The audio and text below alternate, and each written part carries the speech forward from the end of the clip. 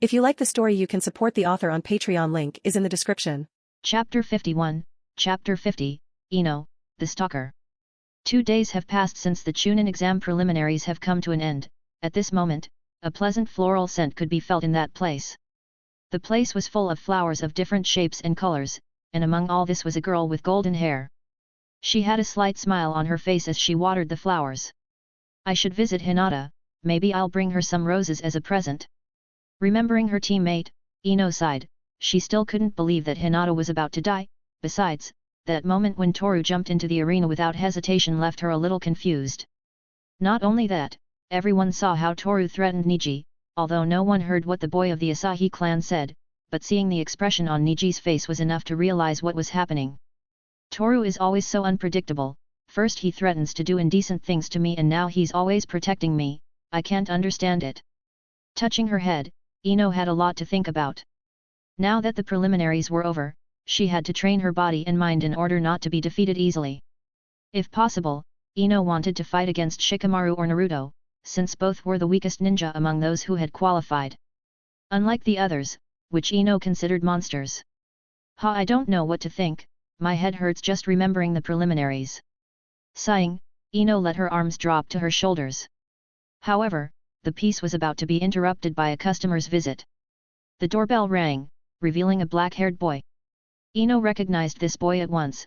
She knew him so well that she had to hide behind the counter so as not to be seen. Why is he here? Screaming inside her own mind, Ino was in internal chaos. After seeing everything that happened in the preliminaries, she couldn't look him in the face, not after seeing him with Hinata in the hospital. This was something she wanted to forget, since when she went to visit Hinata, Toru was there. He was sitting next to her with an emotionless expression. However, his look said the opposite. Hello. Toru's voice was heard, but no one answered the call. After all, this is a flower shop. The boy was a little confused. They had left the store open with no one to look after it, something he had never seen in all these years, though after a few seconds, a woman with brown hair tied up in a green bow appeared. She had brown eyes and was wearing the typical clothes of a housewife.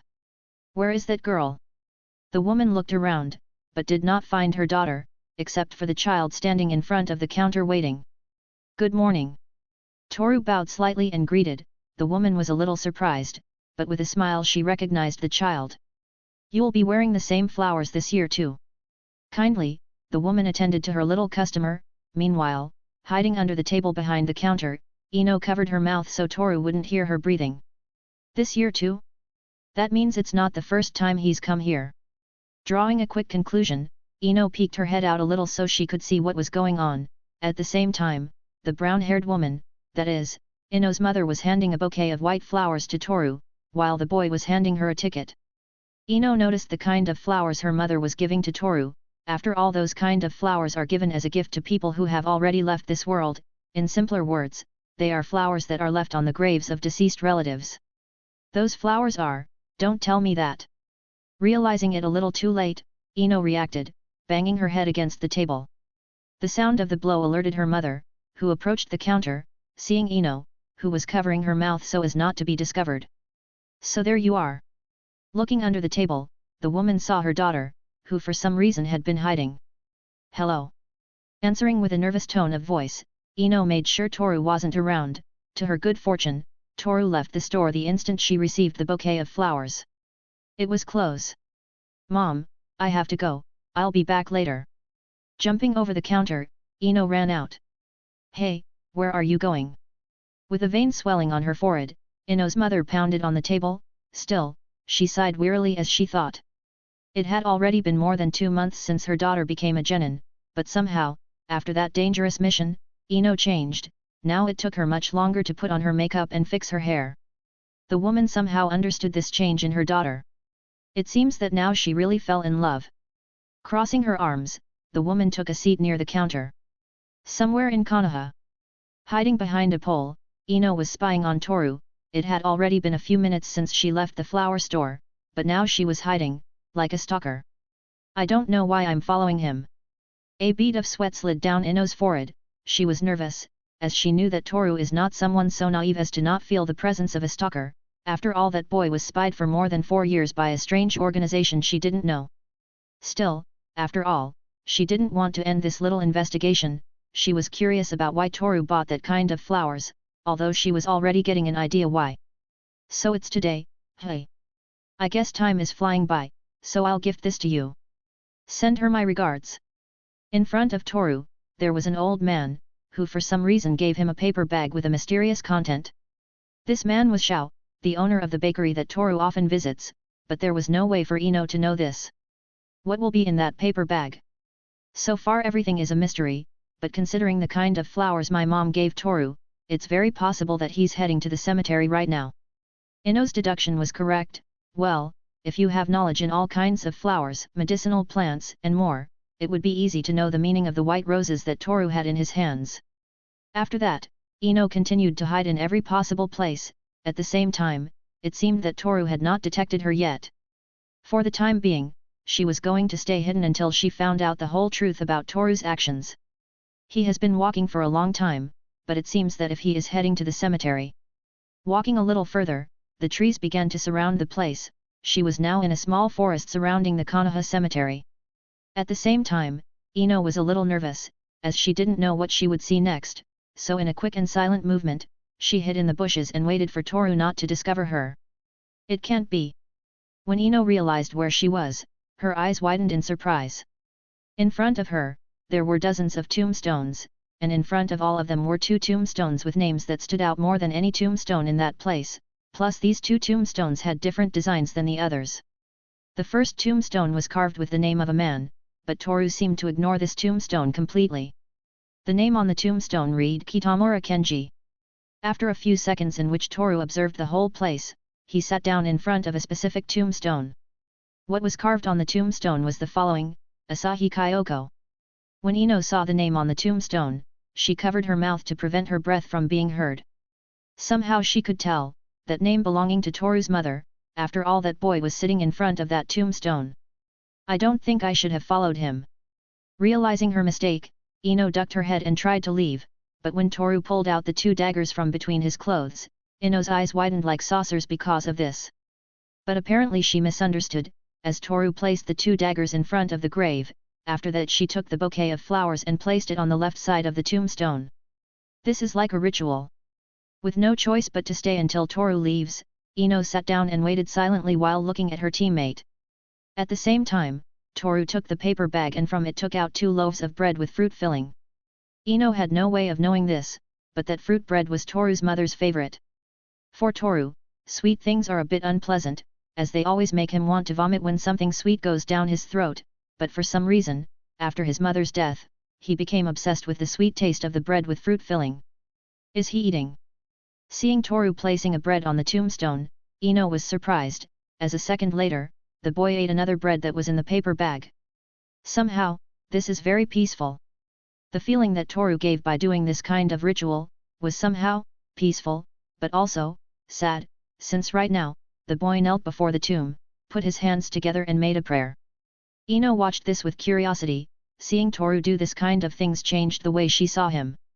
To her, Toru was just a quiet boy who hid his wild and controlling nature, but she was wrong, because in front of her, there was the real Toru.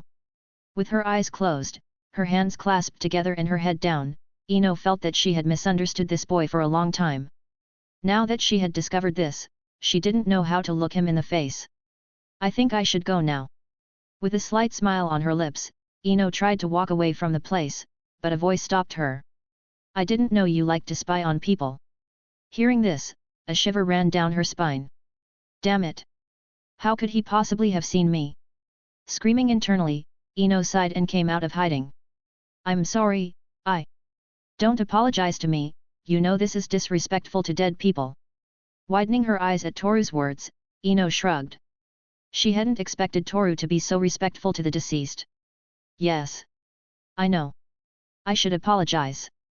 Moving closer to Toru, Ino took doing by his side, clasped her hands together and closed her eyes. Mrs. Toru's mom, I apologize for interrupting your son. You know, Toru is always planning mysterious and shady things, but today I could see something different from him.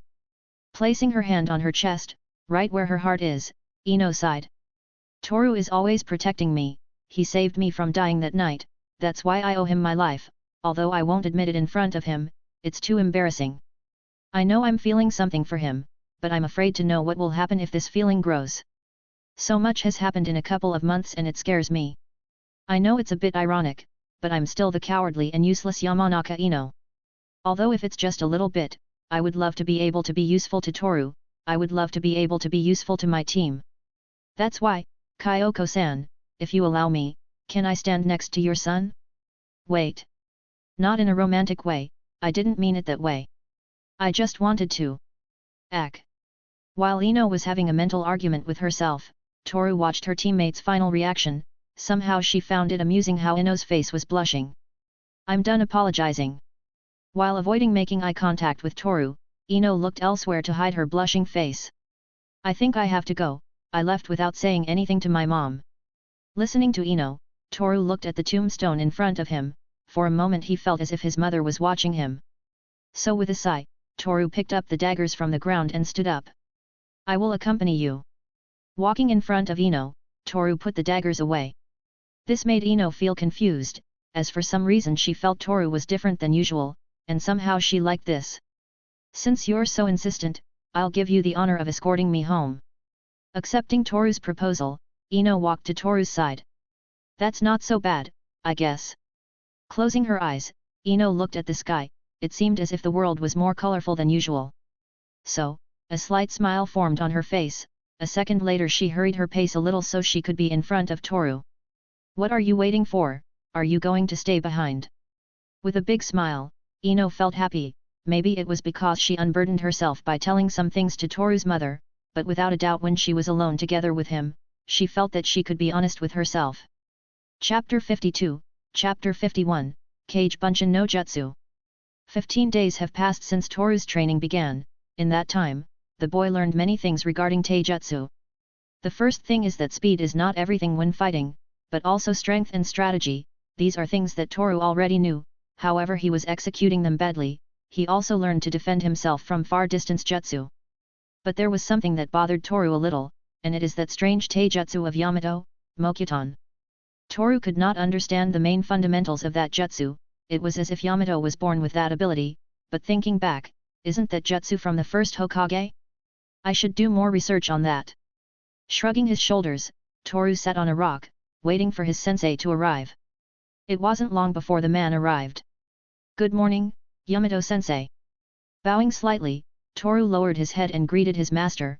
Yamato did the same. Good morning, looks like Hanabi won't be coming. Sighing in relief, Yamato put his hands together and from the ground roots came out and formed a chair. He was a bit stressed after all, having Hanabi interrupting training was a bit overwhelming, so he came up with the wonderful idea of having that girl train alongside Toru. Surprisingly the method worked. Moreover, Hanabi demonstrated superb skills, easily surpassing Hinata. Now Yamato understood his student a little. A girl who underestimates her own abilities can't get very far. Even worse, she was defeated by someone of her own blood, so it must be difficult for her. Let's not waste time, let's start with the next phase of this training. Ninjutsu, right? Exactly. Crossing his arms, Yamato began to mentalize this training. There were different types of jutsu he could teach his student, but most had to do with his own jutsu, namely Mokuton. The truth is that this phase was not very well thought out. In fact, Yamato thought that he could not teach him any ninjutsu, but an idea came to his mind. Sensei. Realizing the situation Yamato was in, Toru bowed his head slightly in confusion. Since he was going to train his ninjutsu, Toru wanted to ask him to teach him how to create shadow clones, i.e. Kage Bunshin no Jutsu. When Toru saw Naruto use that jutsu, he was quite surprised. Since a jutsu like that expended large amounts of chakra, this left him a lot to think about, but a second later he came to the quick conclusion that Naruto could use Kage Bunshin no Jutsu many times due to the Kyuubi's chakra lodged in his body. Sorry, I was thinking about some things. I understand. Closing his eyes, Toru sighed. He was supposed to train and learn ninjutsu in this phase, however, he didn't want to show his ninjutsu unless necessary. Moreover, Toru wanted to use ninjutsu in case he faced Gaara in the last exam. But what Yamato said next was something that made Toru feel a little relieved. The first ninjutsu I will teach you will be Kage Bunshin no Jutsu. Hearing his teacher's words, Toru felt that was very timely of him. It even made him want to laugh. Learning this jutsu will make things a lot easier, so Toru stood to gain a lot from learning this jutsu. In order for you to learn this jutsu, you must know the basics of ninjutsu, starting with Bunshin no Jutsu. This jutsu creates intangible copies of the user's body, that is, the copies are just specters of the ninja's body. Unlike the Kage Bunshin no Jutsu, which creates solid copies of the user's body, but that's not all, this jutsu allows the copies to think for themselves, and when they disappear, all the information collected by the clones goes directly to the user's mind. This is a jounin level jutsu, so it will always be difficult to learn. Nodding, Toru understood everything. Shadow clones are not just simple copies of the user, they are solid clones capable of physically attacking.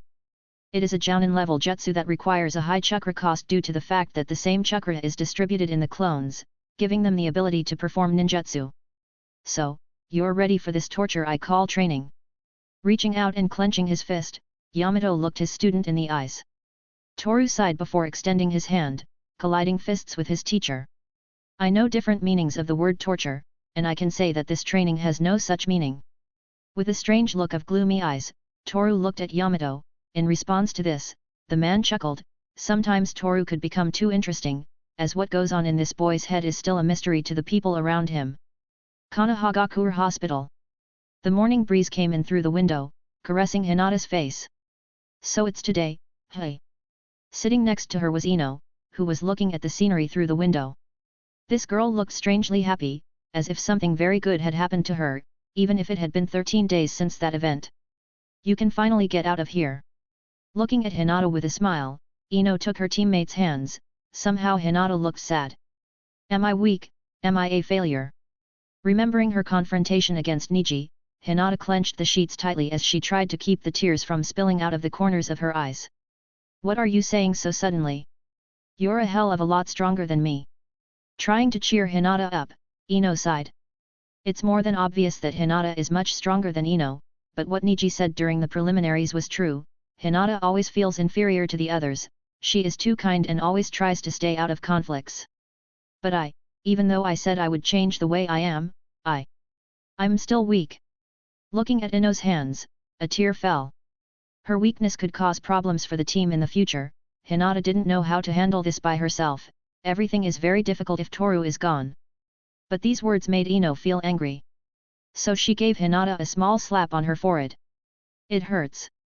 I'm sorry, did I hit you too hard? Hinata touched her forehead in pain. Ino hadn't hit her that hard, but because most of her chakra ducts were still clogged, her body was more sensitive to pain. Hinata, listen well because I'm only going to say it once. When Hinata heard Ino, she couldn't help but be curious. Hinata is like a white rose in winter. A rose. Hearing Hinata's question, Ino looked at the sky through the window, stretched out her hand as if reaching for the sun and smiled. No matter how many storms and how much cold you go through, you can always bloom when summer comes. That's why Hinata is like a white rose that has yet to bloom. After listening to Ino, Hinata somehow felt relieved. These words have saved her from this abyss full of darkness, just like Toru's words. That's why you shouldn't hurry, sooner or later, Hinata will bloom as a beautiful white rose. Smiling, Hinata realized many things. Her teammates are always looking out for her, especially Toru, who didn't hesitate to throw himself into the battle arena to prevent Niji from hitting his teammate. She had been thinking about things for too long, she always does, that's why she always ends up having thoughts about her own personal shortcomings. Sorry for the interruption. Entering the place, a beautiful sky blue-haired nurse approached the two girls as she apologized by bowing her head slightly. The hospital has given confirmation that Hyuga patient Hinata can now return home. Mind you, she must not make any sudden movements, as doing so may damage the chakra ducts that were clogged during her battle. At first glance, the nurse looked a bit clumsy, as everything she said was being read from a small sheet of paper in her hand. She also had her glasses misplaced, in addition to having dark circles under her eyes and her hair developed. That's good, then we can go now, Hinata. Holding out her hand, Ino looked at Hinata, who reached out her hand, intertwining her fingers with Ino's. Yes, friend. With a small smile, Hinata's face was a little flushed. This seemed very cute to Ino, so much so that it even made her want to hug her. Of course, Hinata. Although I thought we were already friends from before, didn't you think so? Hey. Until now, Hinata thought that Ino didn't consider her friend, but with this she felt embarrassed, since in this team, the only person she could call a friend was Toru, although she didn't know how Toru looked at her either. In a forest on the outskirts of Konoha. Ha! Ha! Breathing heavily, beads of sweat ran down Toru's face. It had been a few hours since the training to learn the Kage Bunshin no Jutsu began, but so far, there had been no progress, the jutsu always failed, leaving sad and depressing deformed clones in sight. This is more than I can bear, each clone takes a great deal of my chakra. I've already created 40 clones, but they all failed, they don't give the result I want. How did Naruto learn Kage Bunshin? Up to this point, Toru couldn't understand how Naruto managed to learn such a complicated jutsu. Although there was no way for Toru to know, but Naruto stole a scroll full of forbidden jutsu, from which he learned Kage Bunshin. If you continue this way, you won't be able to create the clones. You must make sure you are doing the hand positions properly. You must also calculate the amount of chakra you give each clone, it's not as easy as Naruto makes it look. Yamato was right, learning this jutsu without the help of the scroll was torture. Naruto was lucky enough to have the scroll in his hands, which made it easy for him to learn the jutsu in a single night, but with Toru it was different, as Yamato only taught him the manual seals that had to be used in order to innovate a clone. Ha! Ha! I don't think I can finish the jutsu today, it's too much, my chakra is depleting too fast. Squinting, Yamato understood that this jutsu required a large amount of chakra, but he never thought that Toru would advance so fast with only 40 clones. The first clone was a chibi version of Toru. The second was a more similar clone, but it was missing one arm and both legs. The jutsu invocation continued until it reached clone number 40, this clone was very similar to Toru, but somehow it was missing both eyes. How about trying to shorten the hand seals? As if these words were a salvation, Toru crossed his fingers forming a cross, stared straight ahead and then Kage Bunshin no Jutsu. As he said these words, a large cloud of smoke appeared. When the smoke dissipated, an identical copy of Toru could be seen. Seeing the original Toru, the clone raised his thumb in victory. We made it! Looking at Yamato, the clone, and Toru spoke in unison. Yamato got up from his seat right away to make sure there was no jutsu failure. To his surprise, the jutsu was successfully executed. It was amazing to see the perfect clone in front of his eyes. Then the problem was in the hand positions. I think I made a mistake when I taught him the seals. I won't say I was wrong, my image as a sensei would be ruined. Shrugging his shoulders, Yamato accepted his own mistake. He had taught the wrong seals to his student, that was a shame for a jounin, but everyone can make mistakes, so he decided to keep this as a secret to take to his grave. After that, the clone disappeared in a cloud of smoke, at the same time Toru fell to the ground. Sensei, I ran out of chakra. With an emotionless face, Toru looked up at the sky. The sun had already passed its highest point, which meant that it was already past 1 p.m. Then get some rest, we'll resume training when you regain some chakra. After saying that, Yamato returned to his wooden seat and observed Toru. That kid has a great future ahead of him. He is talented, strong, and above all, too smart. You want to go get something to eat, I'll pay. Rising once again, Yamato approached Toru, who responded with a slight nod of his head. Ninjutsu training has only just begun. Chapter 53, Capitulo 52, Kukiyos no Jutsu. In front of him, two identical copies stood. They all looked into each other's eyes for a few moments until the body of each flashed, disappearing into thin air. Asterisk clang. The metallic sound echoed in the forest. The two clones had attacked Toru. They have almost the same strength and speed.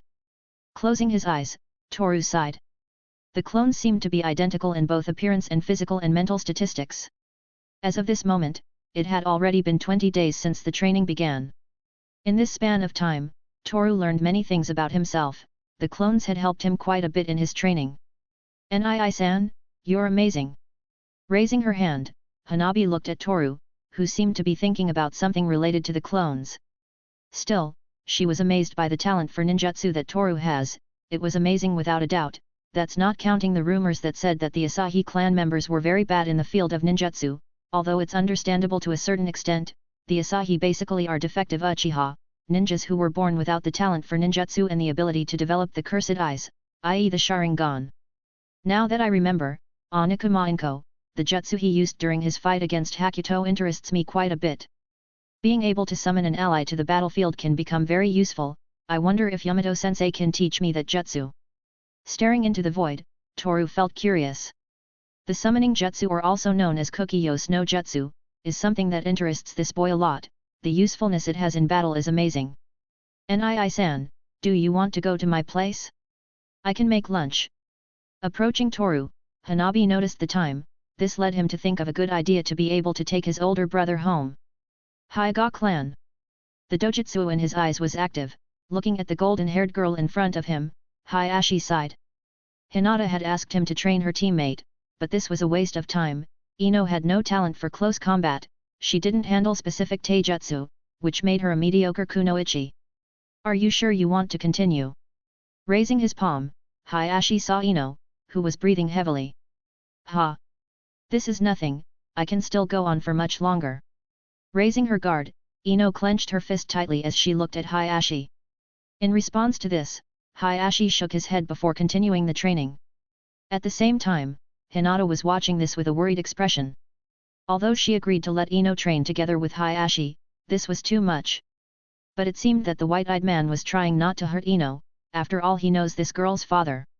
If Hiashi were to hurt Ino, the next day a man would be knocking on her door with a kunao in his hand. The position of your hands is wrong, keep your back straight, don't leave any opening, otherwise the enemy can give you a critical hit at any time. As a kunoichi of this village, you must have the necessary strength and mental ability, otherwise you will only be a burden to your team. Crossing his arms, Hiashi knew that Ino is only a rookie, but it had to be made clear the mistakes this girl is making. Uncorrected mistakes can turn into problems down the road, so it was logical to try to fix them so she wouldn't die at the hands of a random ninja. After that, Ino launched an attack, but Hiashi is a jounin. For a genin to hit her would be an accomplishment that not many would achieve. So, using the palms of his hands, Hiashi parried Ino's punch, followed by a small blow to the back of her head, causing Ino's body to weaken and then fall to the ground. Squinting his eyes, Hiashi watched as Ino got up from the ground. Somehow he managed to see some bravery in this girl. Unlike Hinata, Ino is a much more outgoing girl, unafraid to speak her mind, even if that's the only thing that characterizes her. Since she's not very good at the art of taijutsu. Ino is giving her best effort, it's amazing. But I'm a rose that doesn't bloom yet, hey. With a slight smile, Hinata was finally understanding that there was no need to force things, it was simply to let herself go with the moment. At some point, the beautiful and strong white rose will bloom and show the world her beauty and strength. Oni-san, Ota-sama. Ino-san. Appearing behind the door was Hanabi, who curiously watched the small group of people.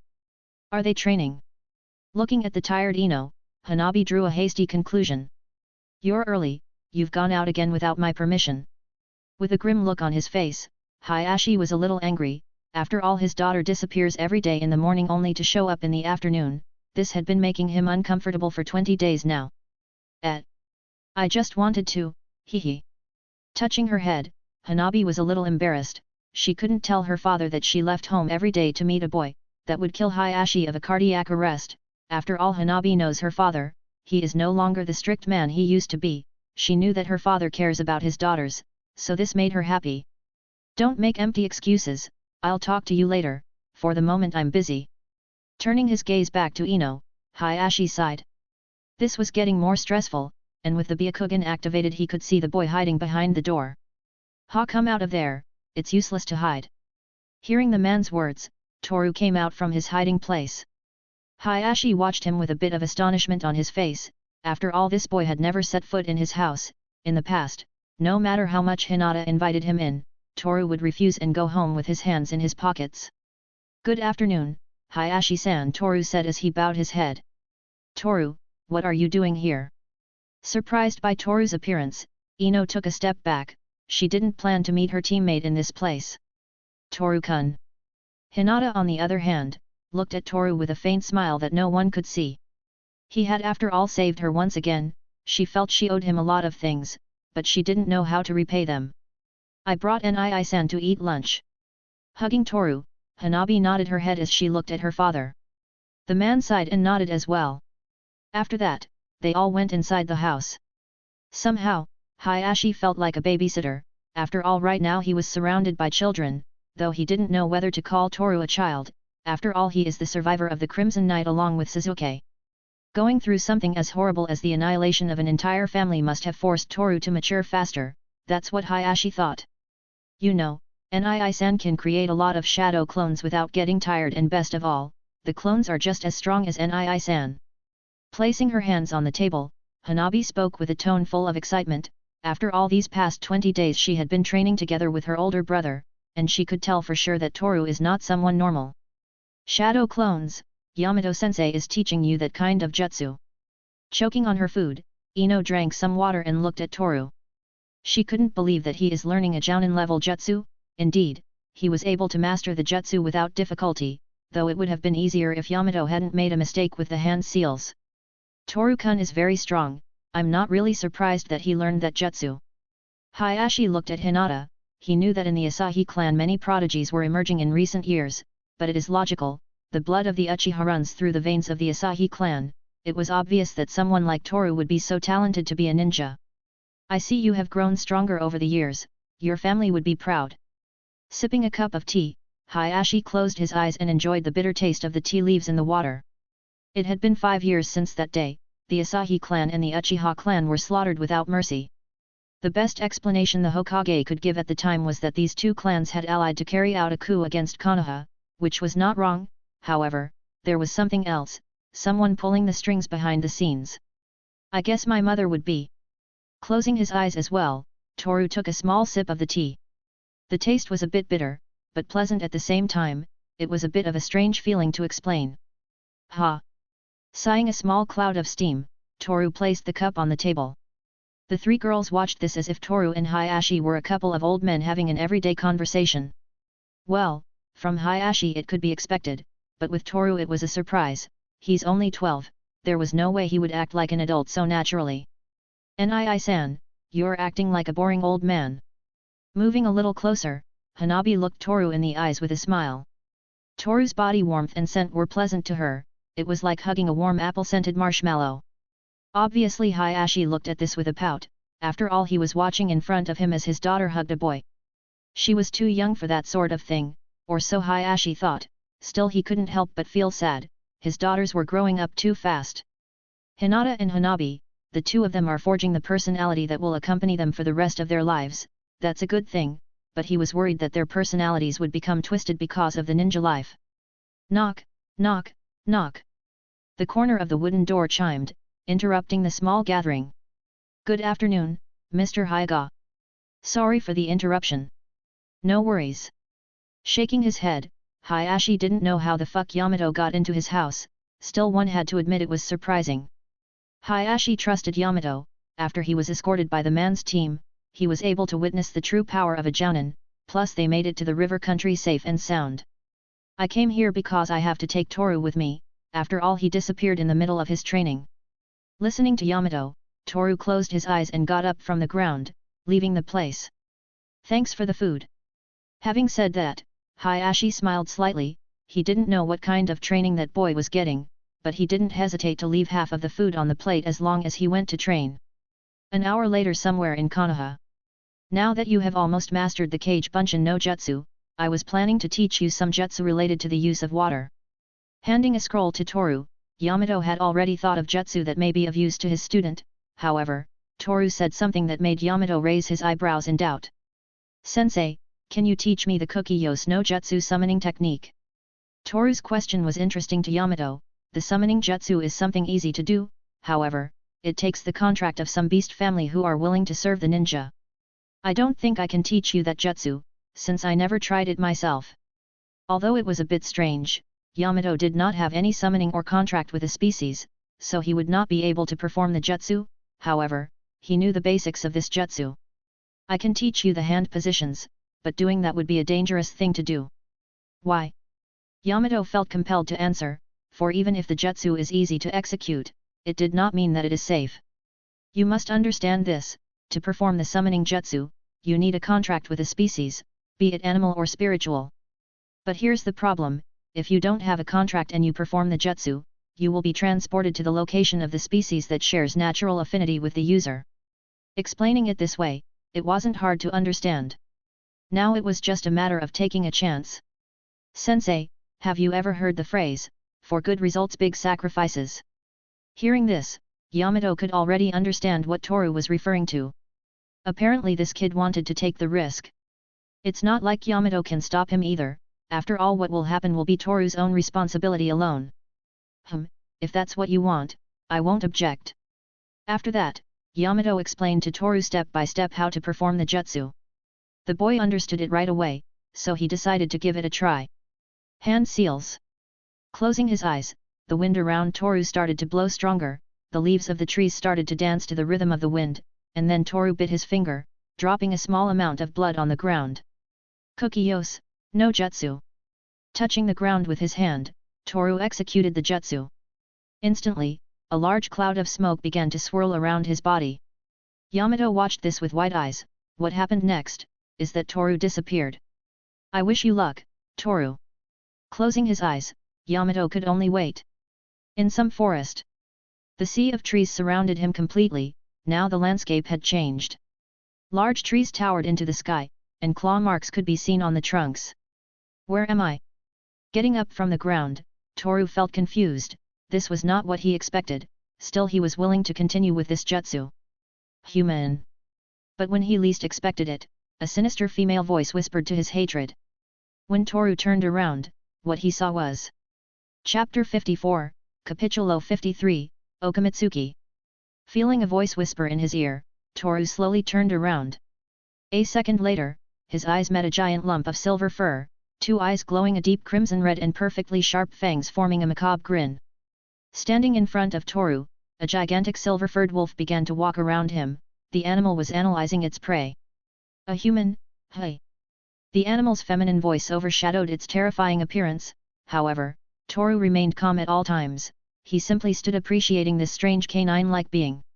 While it is true that Kukiyos no Jutsu without a contract takes you to the place where the species with the most natural affinity is, the compatibility must be great.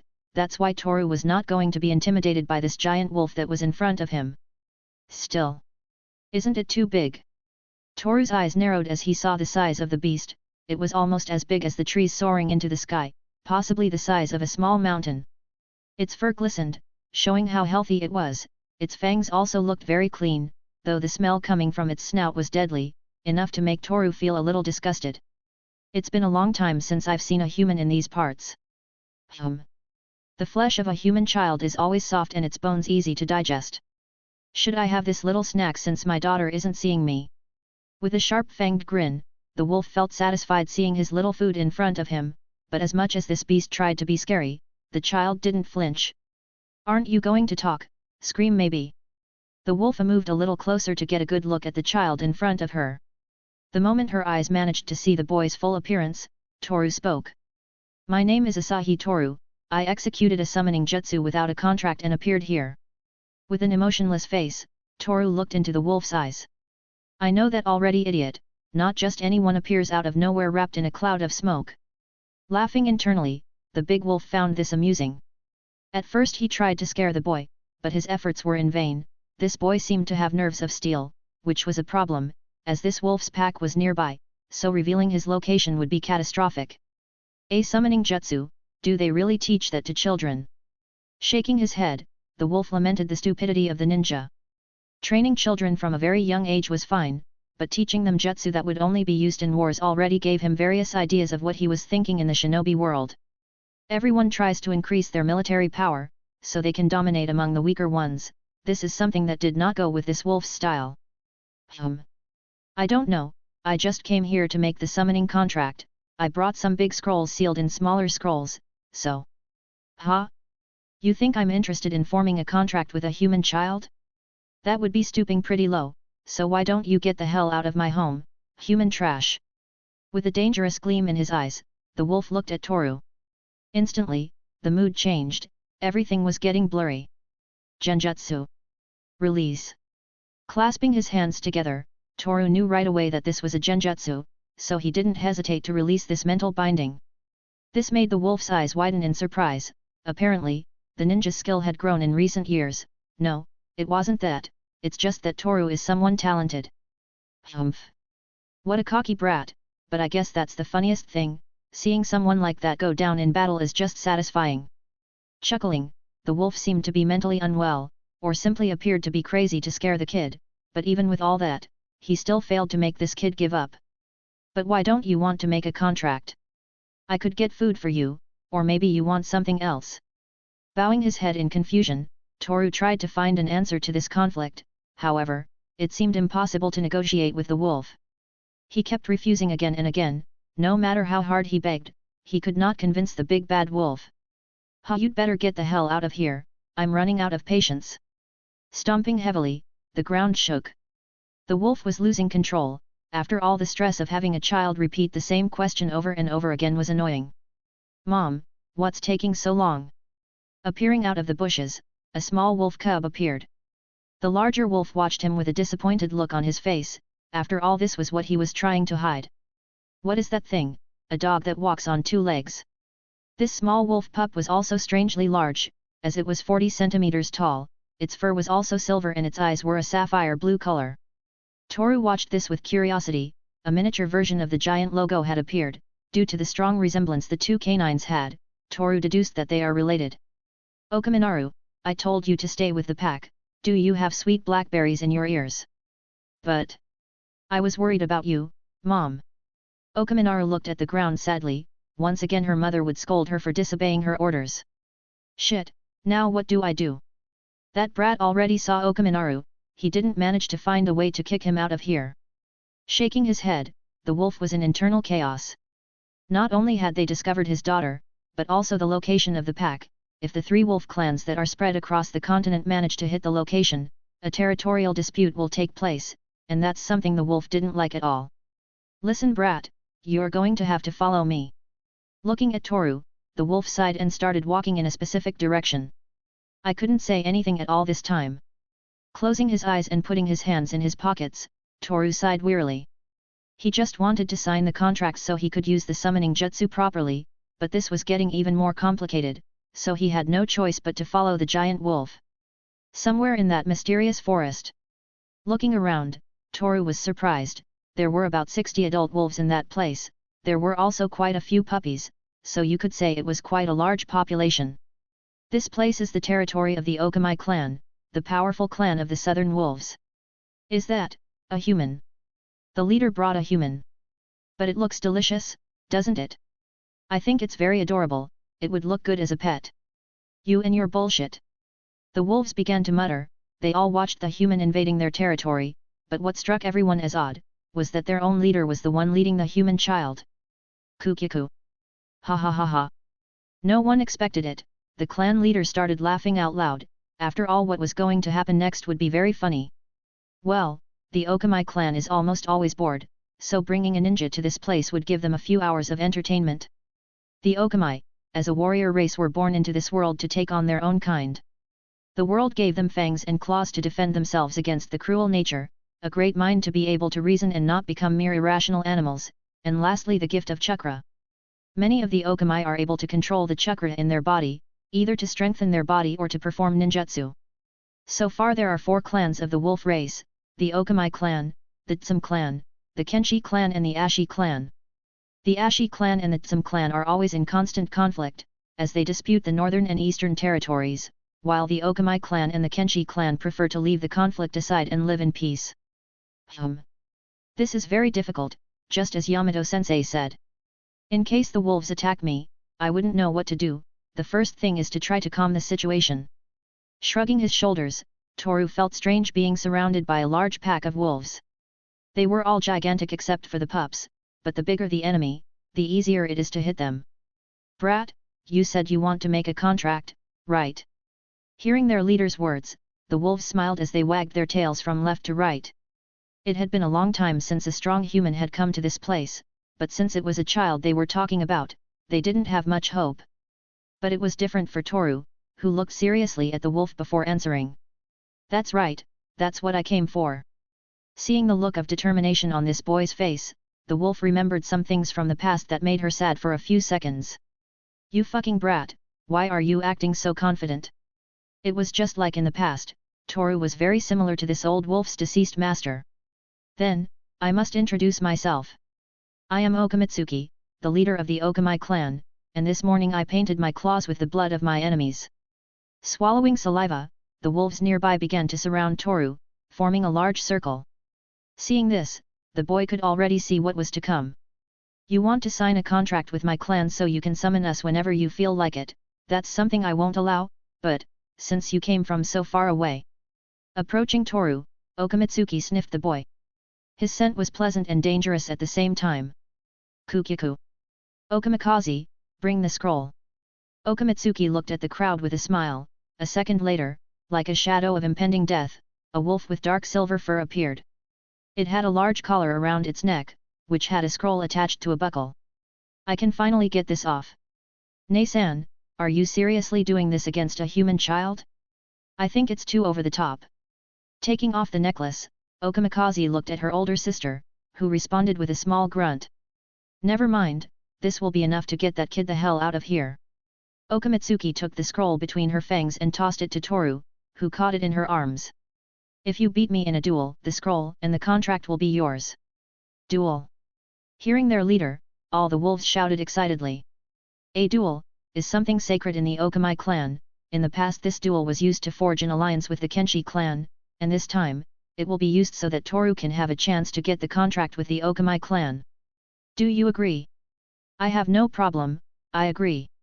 Tucking his hands into his pockets, Toru looked up so he could meet Okamitsuki's eyes. In Konoha. While Toru was about to start a duel to the death, Yamato was relaxing lying on a wooden bed in the open air. It had only been a few minutes, so there was no need to go after Toru yet. Although right now Yamato was wondering what kind of summoning his student would be able to achieve. Sensei? Where is Toru? Interrupting Yamato's moment of peace, 3 girls appeared. Those girls were Hinata, Hanabi and Ino. Nii-san, where are you? Hanabi wasted no time and started looking for her older brother, but she couldn't manage to find him anywhere. She also couldn't smell that apple smell Toru has. This was all strange, and then there was Yamato resting on a wooden bed. Toru is trained right now, we have to wait for him. Crossing his arms, Yamato felt a little guilty. These girls came the purpose of meeting Toru, but that boy right now was surrounded by carnivorous creatures. Okami clan. Looking into each other's eyes, Toru held the daggers tightly. He wasn't sure if he could give Okamitsuki a scratch, but he still had to try, if only to get the contract. The target is big, maybe 100 meters tall. Its legs are big enough to crush me, so I have to be careful. Not even 5 seconds had passed, but Toru's mind was already forming strategies that would allow him victory. Well. Okamitsuki Okasan, human, begin. Stepping back, Okaminaru kicked off this fight. But just at that moment, Toru shot out against a tree, the thump of the boy's small body impacting against the wood echoed in the forest. At the same time, a large amount of blood came out of Toru's mouth, to finally fall face first to the ground. Toru had not managed to see it. No, he could see it, it was just that he could not defend himself against an attack of that magnitude. I can't move my body, the blood is coming out, my vision becomes blurry and it hurts a lot. And also, I feel very cold. The symptoms of death begin to torment Toru's body. It was only a matter of time, for death to claim the soul of this unfortunate child. Chapter 55, Chapter 54, Shigen. The fight had barely begun, but Toru was already lying on the ground with blood coming out of his mouth. Although he could see Okamitsuki's attack, he was not strong enough to block it, much less dodge it. On the other hand, all the wolves shook their heads. They were a little disappointed, but what could you expect from a 12-year-old boy? Okamitsuki thought the same thing. Just a small blow with his right paw made Toru shoot against the tree. Moreover, the boy was lucky to get out alive from a blow like that. Aira, where did the confidence you had a while ago go, you damn brat? Stomping heavily, the ground shook at the same time Okamitsuki's eyes shone brightly. There was no need to use genjutsu or ninjutsu on this kid, it wasn't worth it, he was too fragile to be able to withstand an electric strike or fire breath. But this was interesting, something that made Okamitsuki smirk. Toru was getting up from the ground. I don't have any damaged organs, my bones are still intact, it seems that I couldn't move my body due to the shock I received from being hit with such a bestial force. Wiping his clothes, Toru sighed, he had been scared for nothing. Still, the strength of this giant wolf was to be reckoned with.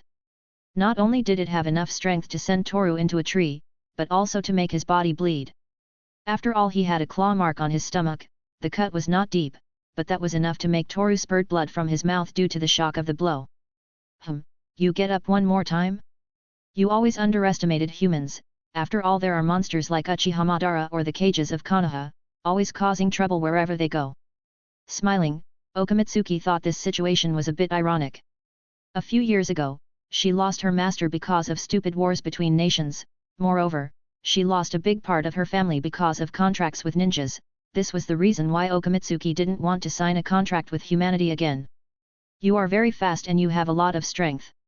You could have killed me. Ha! That was the plan, but your body turned out to be tougher than I expected. Were you beaten all your life? You're not wrong, my stamina is due to my father's training/torture. But still, it's hard for me to move because of the beating. Sorrowing seriously, Toru had no choice but to take off the training weights he had been carrying since he began his training. These weights made Toru unable to use his normal speed. What are you doing? Maybe he's looking for his ninja weapons. I think he's giving up. All the wolves watched as Toru sat on the ground while removing the bandages from his arms and legs. They didn't quite understand it as they are unfamiliar with human training methods, but right now Toru was taking a huge weight off his shoulders. Okamitsuki, on the other hand, tilted his head curiously as he watched the human remove the weights from his arms and ankles. I see what you're trying to do. Shaking his head, Okamitsuki could understand what Toru was doing. Not only does he have strength, but also a great mind that equals that of humans, that is to say, he is not a simple animal that follows his instincts, such as the Okami clan, who, even though they are designed for war, stay away from conflicts and prefer to live in peace with their families. I'm done, we can resume our duel. Putting the weights aside, Toru was now ready to fight. In response to this, Okamitsuki looked at the boy and prepared to attack. But what she never expected was to see the boy disappear in front of her. All the Okami looked for the boy with their eyes, but it was too late. Toru was on top of Okamitsuki, aiming his daggers at the spine. Danzo Gyakuzatsu, Shinosepun Dancing Massacre, Kiss of Death. Swooping down, Toru was about to bury his daggers in Okamitsuki's back, but just before he got there, he felt as if death was watching him in the dark. The only thing he knew afterwards, was that a wolf claw hit him so hard that his body left a crater on the ground. At this moment, blood began to flow from the wounds, some of his bones were broken, but due to the adrenaline of the moment, he felt no pain at all. This child is not normal, but I can't say it's surprising either. Now he just has to wait for his death in agony. That's the law of nature, that's how the world handles things. Looking at the child lying on the ground, Okamitsuki sighed. She thought this duel would last longer, but in the end it turned out to be disappointing, because not only did she defeat the child with one blow, but right now that child was going to die in front of her eyes. Mom. Looking at Toru, Okaminaru felt a bit guilty. At first she thought that watching her mother fight would be fun, but now she thought quite the opposite. The smell of blood in the place reached the noses of all the wolves. An exquisite scent of death made everyone feel hungry, but Okamitsuki looked at everyone with anger on her face, calming down the situation right away. Not to brag, but she thought she was the best leader that had ever existed in this clan. Blood, blood, blood, everything is dark. Toru's body trembled. She never thought that this would be the place where she would die. Somehow he felt that life didn't make much sense if there was no fixed goal, but why am I thinking about them? Memories with the Hyuga sisters and Ino came to Toru's mind. They always said that when a person's death comes, they see their whole life flash before their eyes, but for Toru it was different, as she was only seeing small moments with her teammates. Moments that somehow caused him sadness. What is this place? Realizing that the place where he was had changed, Toru felt strange. He remembered this place, after all the ground full of blood and the black sky with a large red sphere floating on the horizon, was something he had already seen in his meat. But even though he had appeared in this place, he could not move. It was as if he was floating in a big sea of blood. His body felt light, but somehow it hurt too much. Then, out of the darkness, a large shadow with large feathered wings appeared behind Toru. Little by little, in a delicate way, the shadow caressed Toru's body with its thin, skeletal hands. His chest, his back, his abdomen, the shadow caressed Toru's body until it reached his face. At the same time, strange whispers were heard in the place, whispers that were unintelligible to Toru. However, the shadow wanted the boy to hear it, wanted him to feel how its fingers touched his eyes. Ak. Ugh. As if two large needles were piercing his eyes, Toru let out a moan of pain. Blood began to flow out of his eyes like tears, but this was not enough, the shadow wanted more, this made it dig its nails even deeper until it reached Toru's brain. Slowly and delicately, the shadow felt inside Toru's head. After a few seconds, it used the same delicacy to pull its fingers out of the boy's eyes. Hugging him tightly with its thin arms and wrapping its wings around his body, the shadow placed a small kiss on Toru's forehead. This was the darkness of blood that was in that place, it was the darkness that lurked in Toru's soul, a darkness so deep and dark that no one could find an end to it. "Arise, my son." With a faint gentle smile, the shadow whispered a few last words in Toru's ear. And as if the shadow's wishes were orders, Toru rose. Okamitsuki watched this with astonished eyes. This boy had stood up after all the damage he received, but there was something strange about him. He was staggering from side to side, as if he couldn't stand up. Well, that's obvious, after all the blow he received from Okamitsuki left Toru's body like a piece of shit. This is quite surprising to me, I've never seen such a foolish human before. Shaking his head, Okamitsuki sighed and looked at Toru.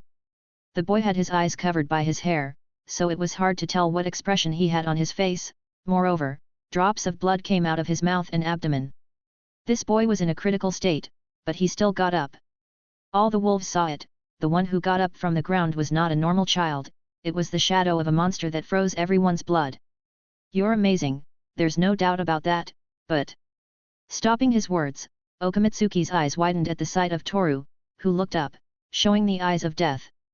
The pupil now had the shape of a black X that stretched all the way to the corners of the iris, which shone in an intense silver color, at the same time, the edges of the cornea just around the iris glowed blue like the sky. In addition, a tear of blood ran down one of Toru's cheeks. The boy couldn't even understand what was happening, because now his way of seeing things had changed. Everything is strange. They looked around, Toru realized that everything he saw had strange golden lines covering the surface of existence. Every living thing, the wolves, the trees, the air itself, everything had strange golden lines surrounding it. "My eyes, they hurt, but, it is as if this pain relaxes my body." Looking up at the sky, Toru let out a long sigh. He was in the middle of a duel, there was no time to rest, he had to get that contract no matter what, this was his desire, it was something he would not allow himself to lose. It didn't matter if his visual ability had changed, he would somehow use it to defeat Okamitsuki. So in one swift movement, Toru's body flashed, disappearing in plain sight, and reappearing in front of Okamitsuki. The Okami clan leader was surprised, this boy seemed to want to attack a specific point, but she was not going to let him, this was a duel to the death, they both knew it, so no one should hold back. "That kid's eyes, he's not an Uchiha, not a Hyuga either, what are you, brat?" Smiling with excitement, Okamitsuki ducked his head and stretched his front paws. Boom. Okamitsuki's monstrous strength echoed with Toru's daggers, his fangs clashing with the metal over and over again. The only thing the wolves of the Okami clan could see at that moment was a small shadow moving back and forth at high speed and their leader smiling with excitement at such a special opponent as Toru. In Konoha, sitting waiting for her older brother to appear, Hanabi was getting worried. According to what Yamato had told them, Toru disappeared more than 5 hours ago, so being worried was the most normal thing in the world. Hinata and Ino shared this thought. Yamato on the other hand, was feeling a little worried, he had sent his student alone against who knows who. But they are sure that somehow, Toru was going to be okay. How strange, I think the ground is shaking. Looking around, Hanabi could detect strange resonances in the ground, so without a second thought she activated her Byakugan, but not what she saw froze her blood. Ah! A giant dog. Hiding behind Yamato, Hanabi had seen a large shadow in the shape of a dog. At the same time, the vibrations on the ground were starting to get stronger. What's going on? Touching her chest hard, Hinata got up from the wooden chair and approached Hanabi to ask what was going on, but when she arrived, from among the trees, a gigantic canine figure appeared. Yamato opened his eyes in surprise at what he was seeing. In front of him, a giant silver-furred wolf was holding something between its fangs. The wolf did not seem to have hostile intentions, but it had some cuts on its body, something that was clearly caused in a fight. Oblivious to everyone's stares, the wolf slowly approached. When it was closer, everyone could see what the wolf had in between its fangs, it was Toru, whose sweater was attached to one of the fangs, preventing it from falling to the ground. So these are the ones, hey. Shaking his head, the wolf laid Toru down on the ground gently, as this boy was completely shattered. Use medical ninjutsu on him, he'll be better tomorrow morning.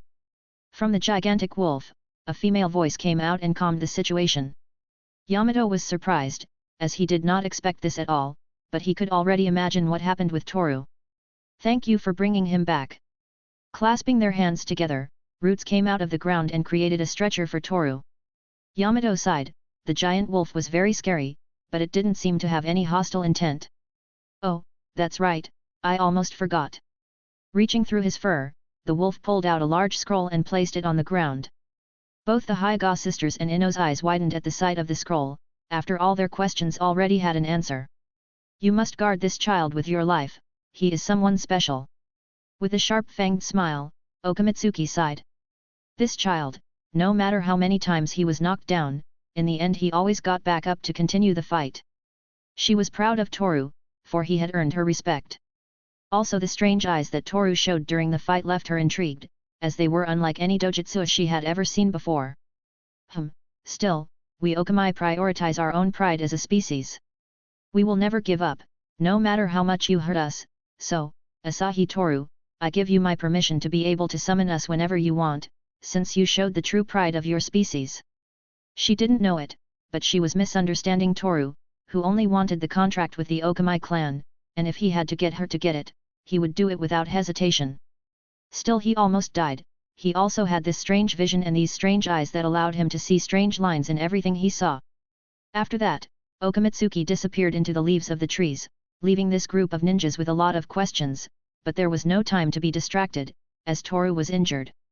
At Toru's house at night, he had a lot of bandages all over his body. The beating he had received was bestial, he couldn't believe he had come out of it alive. The last thing Toru remembered was the most intense fight he had ever had so far. When he woke up, Hanabi and Hinata were by his side. Ino was also there but a bit away from the group. When they realized he had woken up, like a nuclear bomb, the questions dropped. He had a broken arm, how did you fix it? Remembering that he had been bitten on the arm, Toru sighed. These wolves had a lot of secrets, and then there was that large scroll in the corner of the room. On the inside of the paper, was Toru's signature written in blood. That meant the contract was carried out, but he didn't remember it as he was unconscious when Okaminaru took him by the hand to sign the paper. These eyes. Looking in the mirror, Toru saw the strange eyes that allowed him to see the golden lines. During the fight, he remembered that these eyes showed lines appearing everywhere. Lines of death. Blinking again and again, the eyes glowed. Indeed, they were very beautiful in some way or another. Besides, these lines seemed to show the weak points of anything. Sharingan. Byakugan. Trying to think of a name for these eyes, Toru touched his lower lip and looked at his eyes. Shigan eyes of death. The perfect name for these eyes had been born. Who knew that in the future these very eyes would cause an uproar throughout Konoha? Somewhere, sitting on a large chair, as if it were a throne, a man with half of his face and his right arm bandaged was reviewing some sheets of paper. At first glance you could tell that this man was an old man. Well, it was obvious just by looking at him. He continued reading for a few seconds until a ninja with a boar mask appeared in front of him, and then, the ninja pronounced that name. Danzo-sama, we have information about Asahi Toru and Uchiha Suzuki. Alright, what's it about? Chapter 56, Chapter 54.5, The Boys. Due to the fight against Okamitsuki, Yamato forced Toru to take a break until the chunin exam finals begin. Keeping his body healthy until that time is the top priority. After all, this boy had already trained enough. Only 3 days left until the third exam of the chunin selection exams start. Why did I have to come to this place? Sighing tiredly, Toru felt the stress of the past few days building up on his back, making his body heavy, and forcing his brain to give up on any physical activity, but all his decisions so far had led him to this place. Hot springs. With a smile, Yamato took a deep breath as he looked at the hot springs complex in front of him. For a man like Yamato, hot springs are the fountain of youth, or something like that, as they relax the body and take the worries away from the mind, giving way to inner peace. However, there were not only Yamato and Toru, but also Hinata, Hanabi and Ino, who also went of their own free will, unlike Toru, who was forcibly brought there by Yamato. When was the last time I came to this place? With a smile on her face, Ino was happy to be here, as she always tries to achieve the ultimate beauty, and being in a hot spring resort was certainly something to get excited about. When talking about skincare and treatment, women are the ones who know the most about this kind of things, that's why Ino was happy to be at this hot spring resort. Looks like Nii-san doesn't look excited. I think. Toru-kun always if he looks like that. Looking at the only person in front of them, the Hyuga sisters could see Toru's expressionless face, although he always has that dead fish expression, today the aura of depression surrounded Toru's body. That doesn't matter, we have to go inside at once. Taking Hinata and Hanabi's hand, Ino hurried into the compound. We should go in too. Putting his hands in his pockets, Yamato passed through the door, arriving inside the hot spring complex. On the other hand, Toru stood in front of the complex without saying anything. I've never come to this kind of place. Following Yamato's footsteps, Toru sighed. He was tired of so many difficult experiences, so, accepting that he was in this place, he decided that he would give these hot springs that Ino talked so much about on the way here a chance. Upon arrival, Toru could quickly notice that the place was clean, and somehow had a salty smell due to the hot water from the baths. This was strange for him, it was his first experience in a place like this, but he wasn't nervous at all, just curious.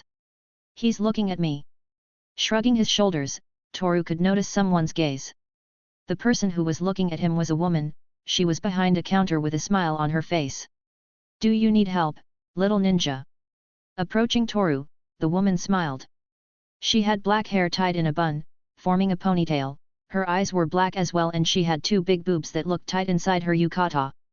After listening to the woman, Toru shook his head, he was sure he wouldn't need help with this kind of thing. No need. Closing his eyes, Toru simply continued on his way after receiving the room key. The trip wasn't that long as Yamato was in front of the room's door.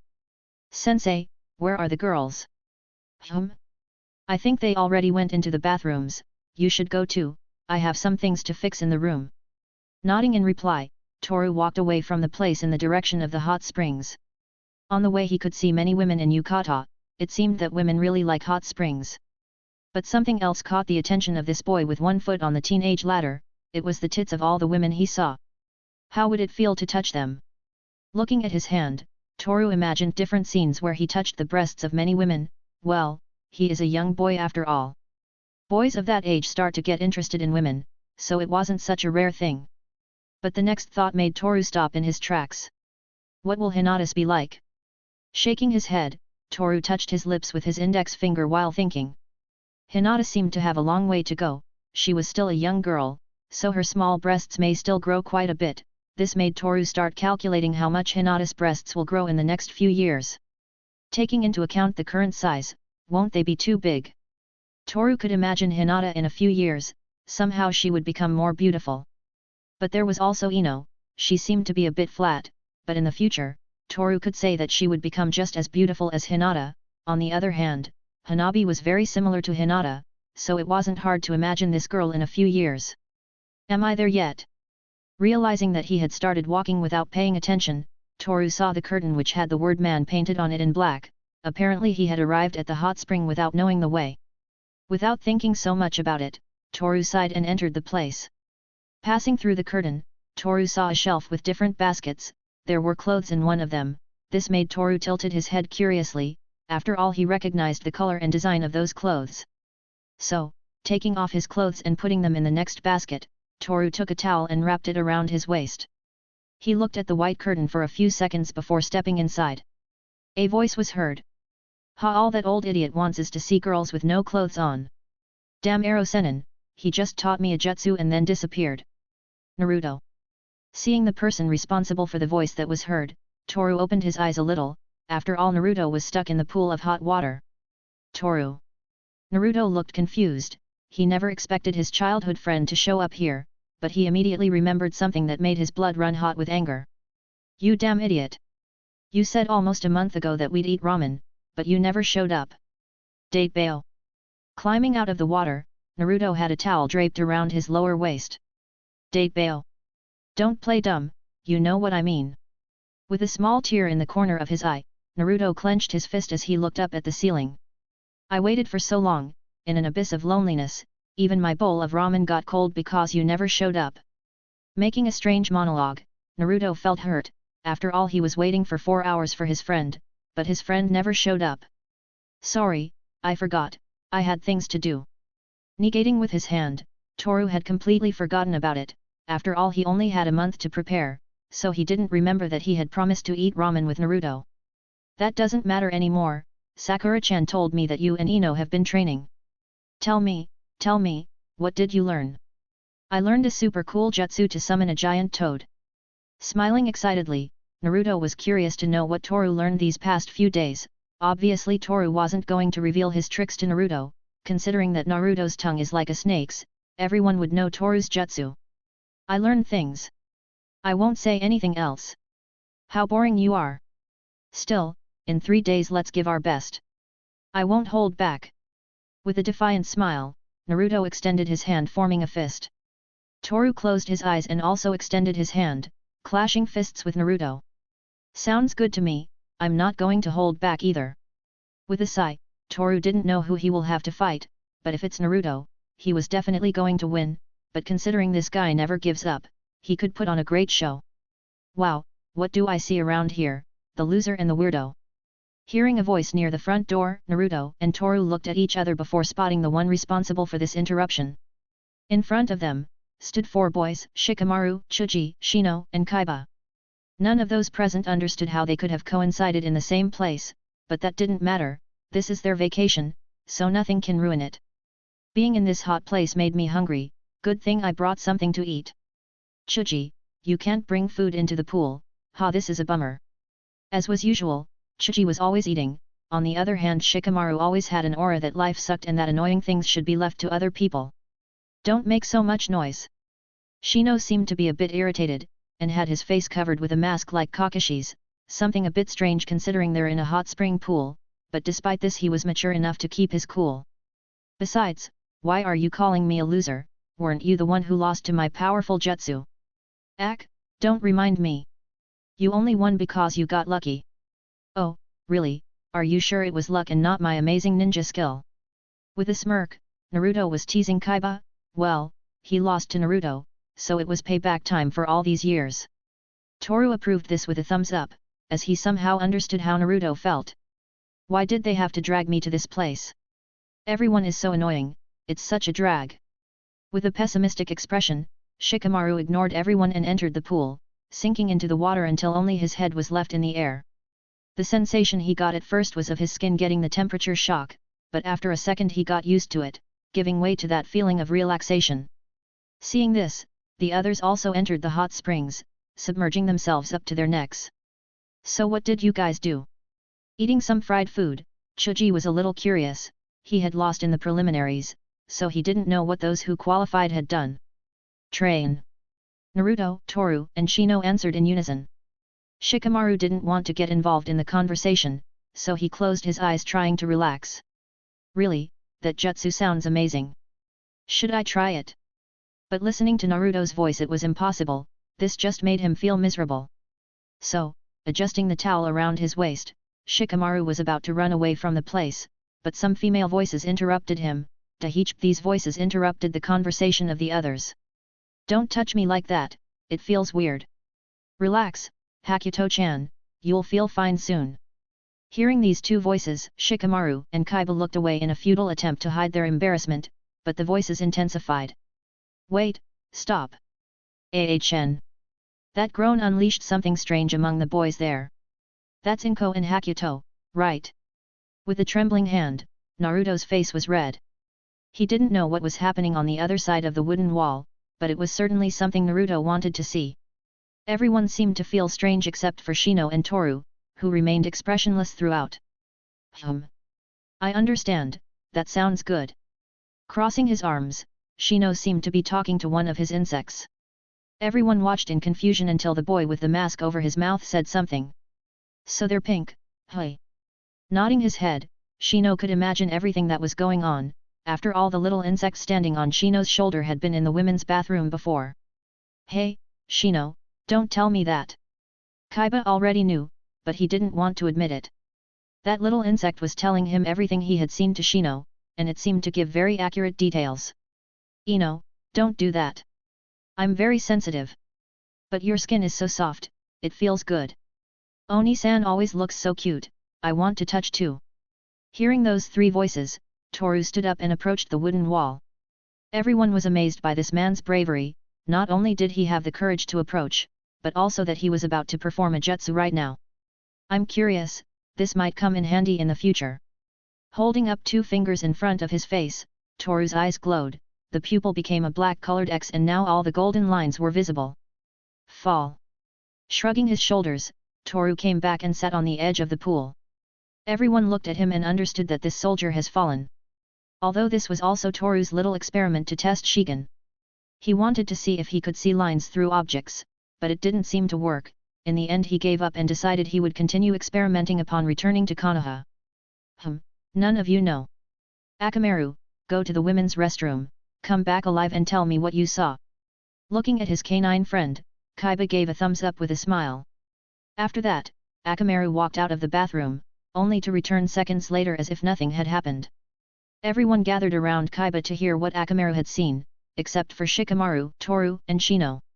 Chuji on the other hand was just eating quietly. That's good, were you able to see that too? You surprise me, buddy. With a small laugh, Kaiba was satisfied with what he heard.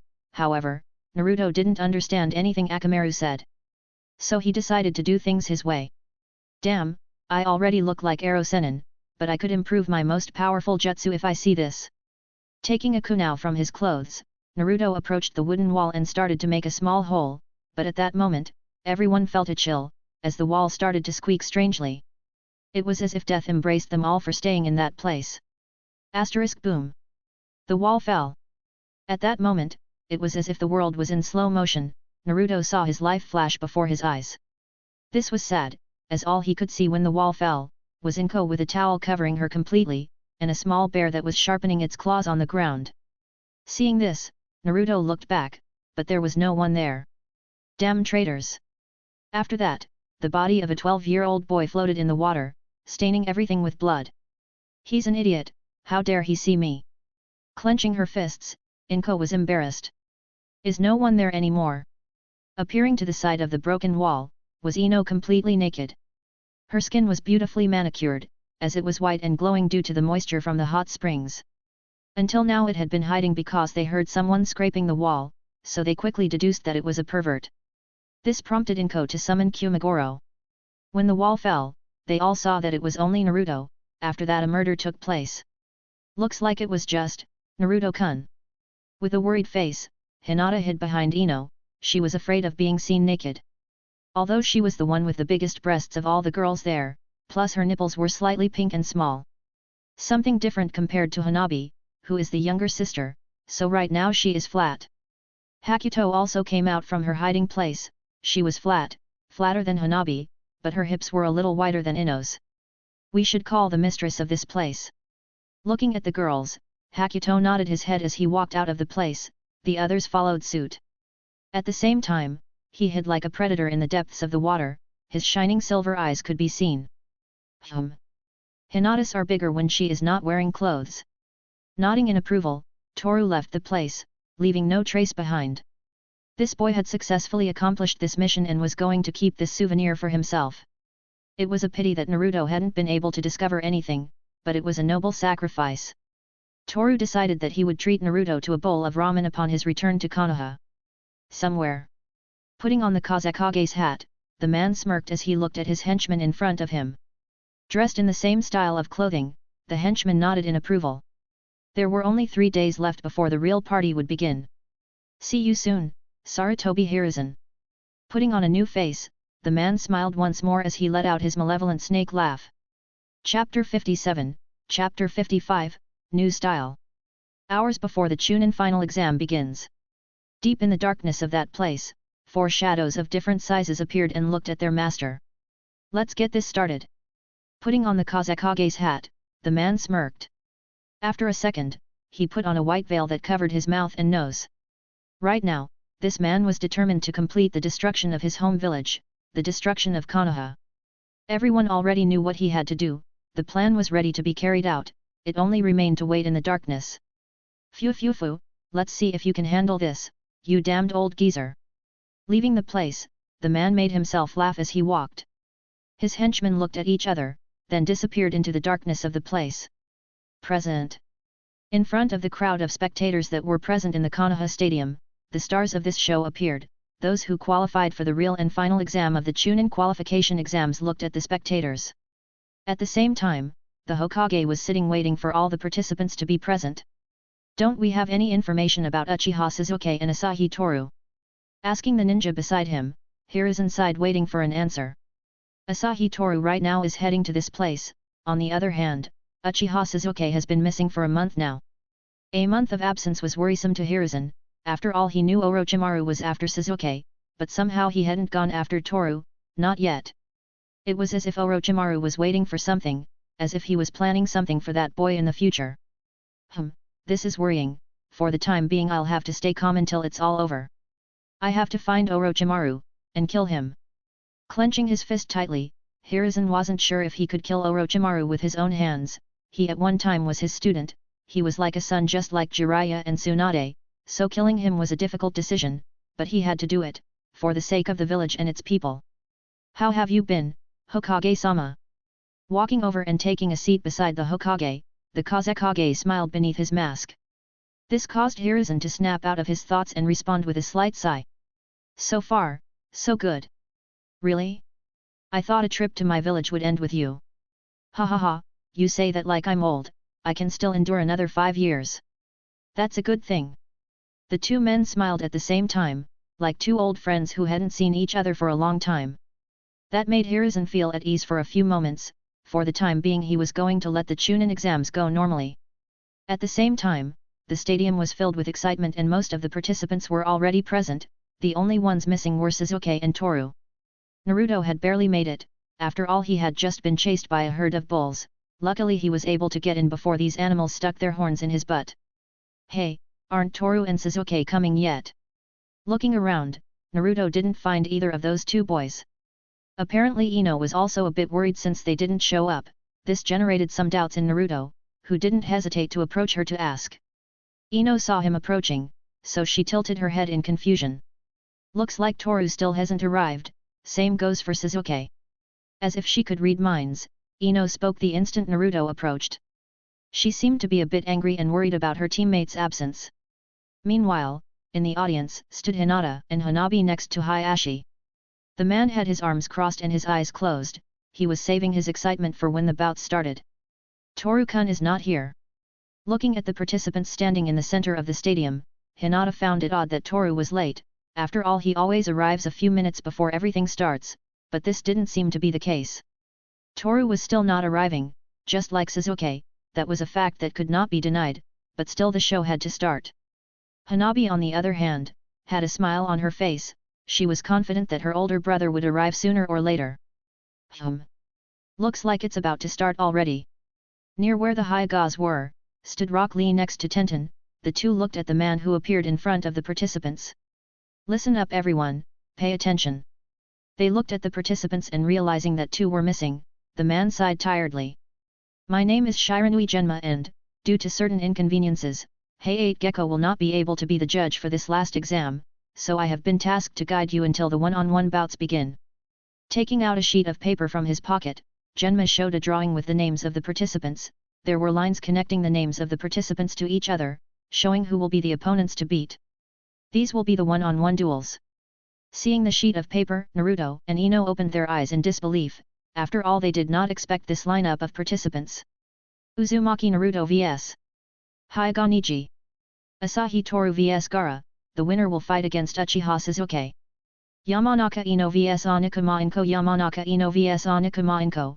Winner will fight Uchiha Sasuke. Kankuro vs Abarame Shino. The winner will fight against Uchiha Sasuke. Nara Shikamaru vs. Temari. Nara Shikamaru vs. Squinting his eyes, Gaara looked at the name of his opponent.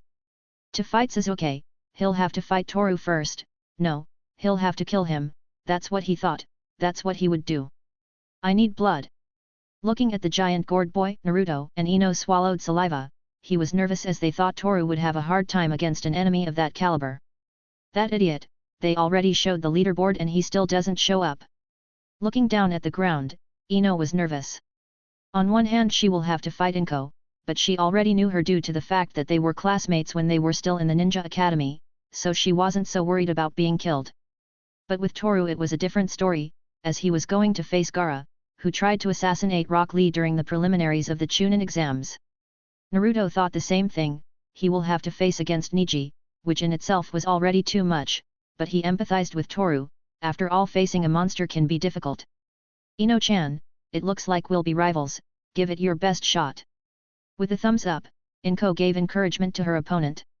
She knew she was going to win, but it wouldn't be easy, she still wanted Ino to give her best effort, as she wasn't going to hold back either. Same here. Nodding her head, Ino now had confidence in herself, after all her two friends were watching her, so she wasn't going to lose so easily, mind you. This is a bummer, I'll have to fight a woman. Dude, I don't hit women. Touching his head tiredly, Shikamaru was pessimistic as usual. Although he knew better than to underestimate the enemy, this was going to get annoying for him. Well, that's it, now only the first ones to fight will stay in. Noticing something strange at the entrance of the stadium, Genma pulled a kunao from his clothes as he watched a mysterious figure enter the place. The expression on his face became serious, this is something that the participants and the audience could see, so they also looked in the same direction as Genma. Of course, the Hokage and the Kazekage were no exception, after all human beings are curious by nature. Are you serious? Dropping her arms over her shoulders, Ino recognized the person who had just entered the stadium. At the same time, Naruto smiled with excitement to see him arrive at the worst time. But Gaara's reaction was different, for upon seeing him he frowned and clenched his fist tightly as he tried to control the demon hiding inside him. After all, the demon was jumping with excitement at the sight of fresh meat in front of him, the excitement of seeing Asahi Toru. Although there was something different, that is something everyone saw immediately. Although the audience was unaware of this boy who had just entered the stadium. A boy with long black hair that covered his face a little, silver eyes like shining pearls and a cute childish face, except that this face showed no emotion whatsoever. The boy had a black cloak that covered him from the neck down, around his neck could be seen a large red scarf with torn ends and a large scroll tied behind his back with a strap. Under the cloak, Toru was wearing long pants that reached a little above his ankles, his legs were covered by black bandages and like any good ninja, he was wearing the typical blue sandals of Konoha. He was also wearing a black t-shirt with short sleeves that reached a little above his elbows, his arms were also covered by bandages, only these were of a white color, but in addition to all this, there were strange rectangular machines tied to his wrists, but no one could see them since the coat covered this. So he already arrived, now only Sasuke was missing. Looking intently at Toru, the Hokage smiled, he was eager to see the true potential of that boy, after all Asahi Toru is the last survivor of the clan that has the blood of the Uchiha running through his veins. Nii-san is already here.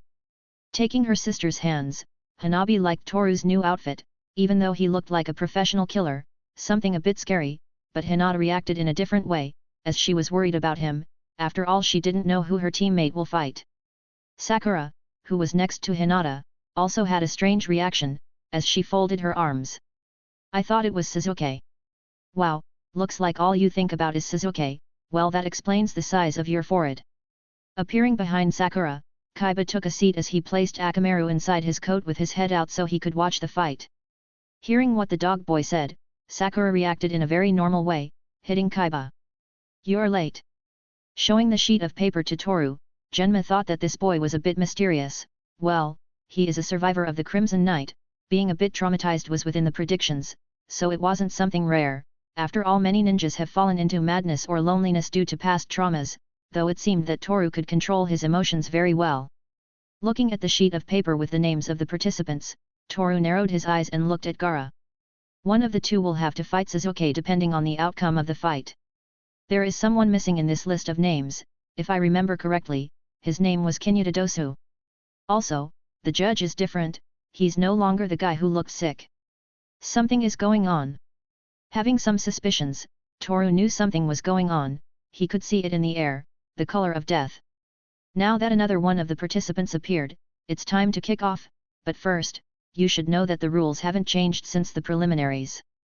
The fight ends when one of the participants dies or I said the fight is over.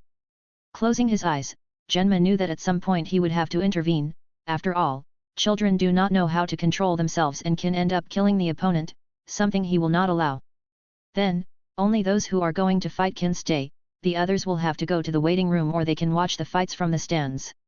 Ignoring Genma's words, Toru put his hands in his pockets and went up to the stands with Ino. "You're late." Without looking away from the front, Ino was a little angry, though even she didn't know the reason for that. "Yet. I had things to prepare." Taking a seat, Toru closed his eyes and remembered the preparations he had to make before coming. A few minutes ago at Toru's house. Sitting on his bed, making sure his secret weapon was working properly, Toru was almost ready for the final exams, but there was something that bothered him, and that was that he was naked, only a small towel covered him. After all, he had bought more comfortable clothes for the fight. "The bandages, even though I managed to remove most of the scars from my arms, I still have to use these bandages so that the remaining ones don't show." Tying the bandages around his arms, Toru felt nostalgic. After all, the scars he had on his body were caused by his own scientific research, and also by his father's beatings. Continuing with the bandaging, Toru covered his legs with black bandages. After that, he put on the pants and the sweatshirt, both were black, this to make it easier to work at night, making him able to camouflage himself in the dark. Finally, the sandals and the forehead protector with the emblem of Konoha carved on the plate, which he tied to his left arm. Ready. Everything was ready. Now Toru would only have to carry the scroll where he kept something special to be able to use it during the fight, but something made him stare at the closet, that closet full of objects that reminded him of some things from the past. "The only thing I took out of this place were my mother's daggers." Opening the closet, Toru found a large trunk where he kept the few things he was able to salvage from his old home before moving. As he had said before, from that trunk he took the daggers he now uses as weaponry. Toru didn't know what his mother did for a living. After all, she didn't talk much about her past. No, she never talked about her past, that's why there were some things that Toru found strange. Squinting, Toru opened the trunk and saw something he forgot was there. It was an old cloak made of black cloth. Even though it was a bit worn, it looked good, plus it didn't have any damage, so he could wear it whenever he wanted. "I'll use it." Taking the cloak from the trunk, Toru put on the cloak. Besides that, he took the opportunity to put on the scarf as well, which was a bit torn at the ends due to his fight against Okamitsuki. "Well, it's time to go, I'm running late." Putting something strange on his wrists and putting on the claw-shaped earring, Toru held the scroll with a strap tying it to his back. After that, he locked the door to the house and made his way to Konoha Stadium. In the present. Preparing things? Don't you have a better excuse to justify being late? You're not one to criticize people's unpunctuality. Besides, are you that worried about what I do? Looking at Ino with expressionlessness on his face, Toru chose the right words. Remembering for a few seconds that day Toru arrived in a critical state in the fangs of a giant wolf, Ino felt something inside her chest tighten. That's right. Why am I so worried about what Toru is doing? Placing a hand on her left breast, she felt her heartbeat. She felt as if her heart was going to burst out of her chest because of how fast it was beating. If she had told Toru, he surely would have said she was going to have a cardiac arrest or something. Anyway, stop worrying about me and worry about yourself. What? Who said I worry about you? With her face as red as a tomato, Ino held Toru by the cape, but when she realized that their faces were too close, she let go and sat back down. You fool!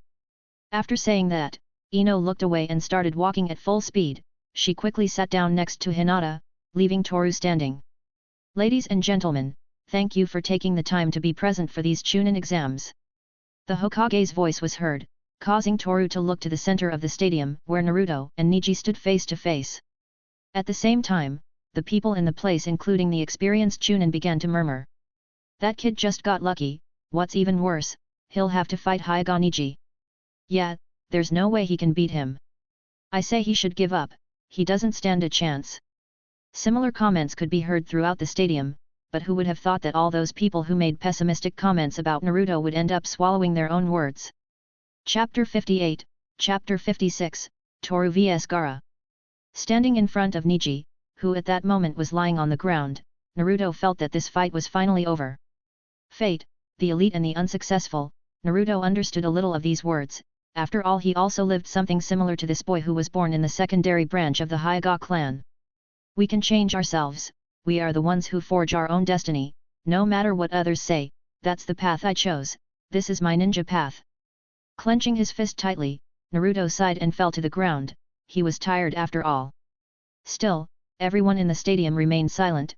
They could not believe that Uzumaki Naruto had defeated Hyuga Niji in such a strange way, but this victory was completely legal, since it was Naruto himself who used his wits to defeat his opponent, so no one could say anything against it. The only thing they could do was to swallow their own words and remain silent. Alright, it looks like the winner is Uzumaki Naruto.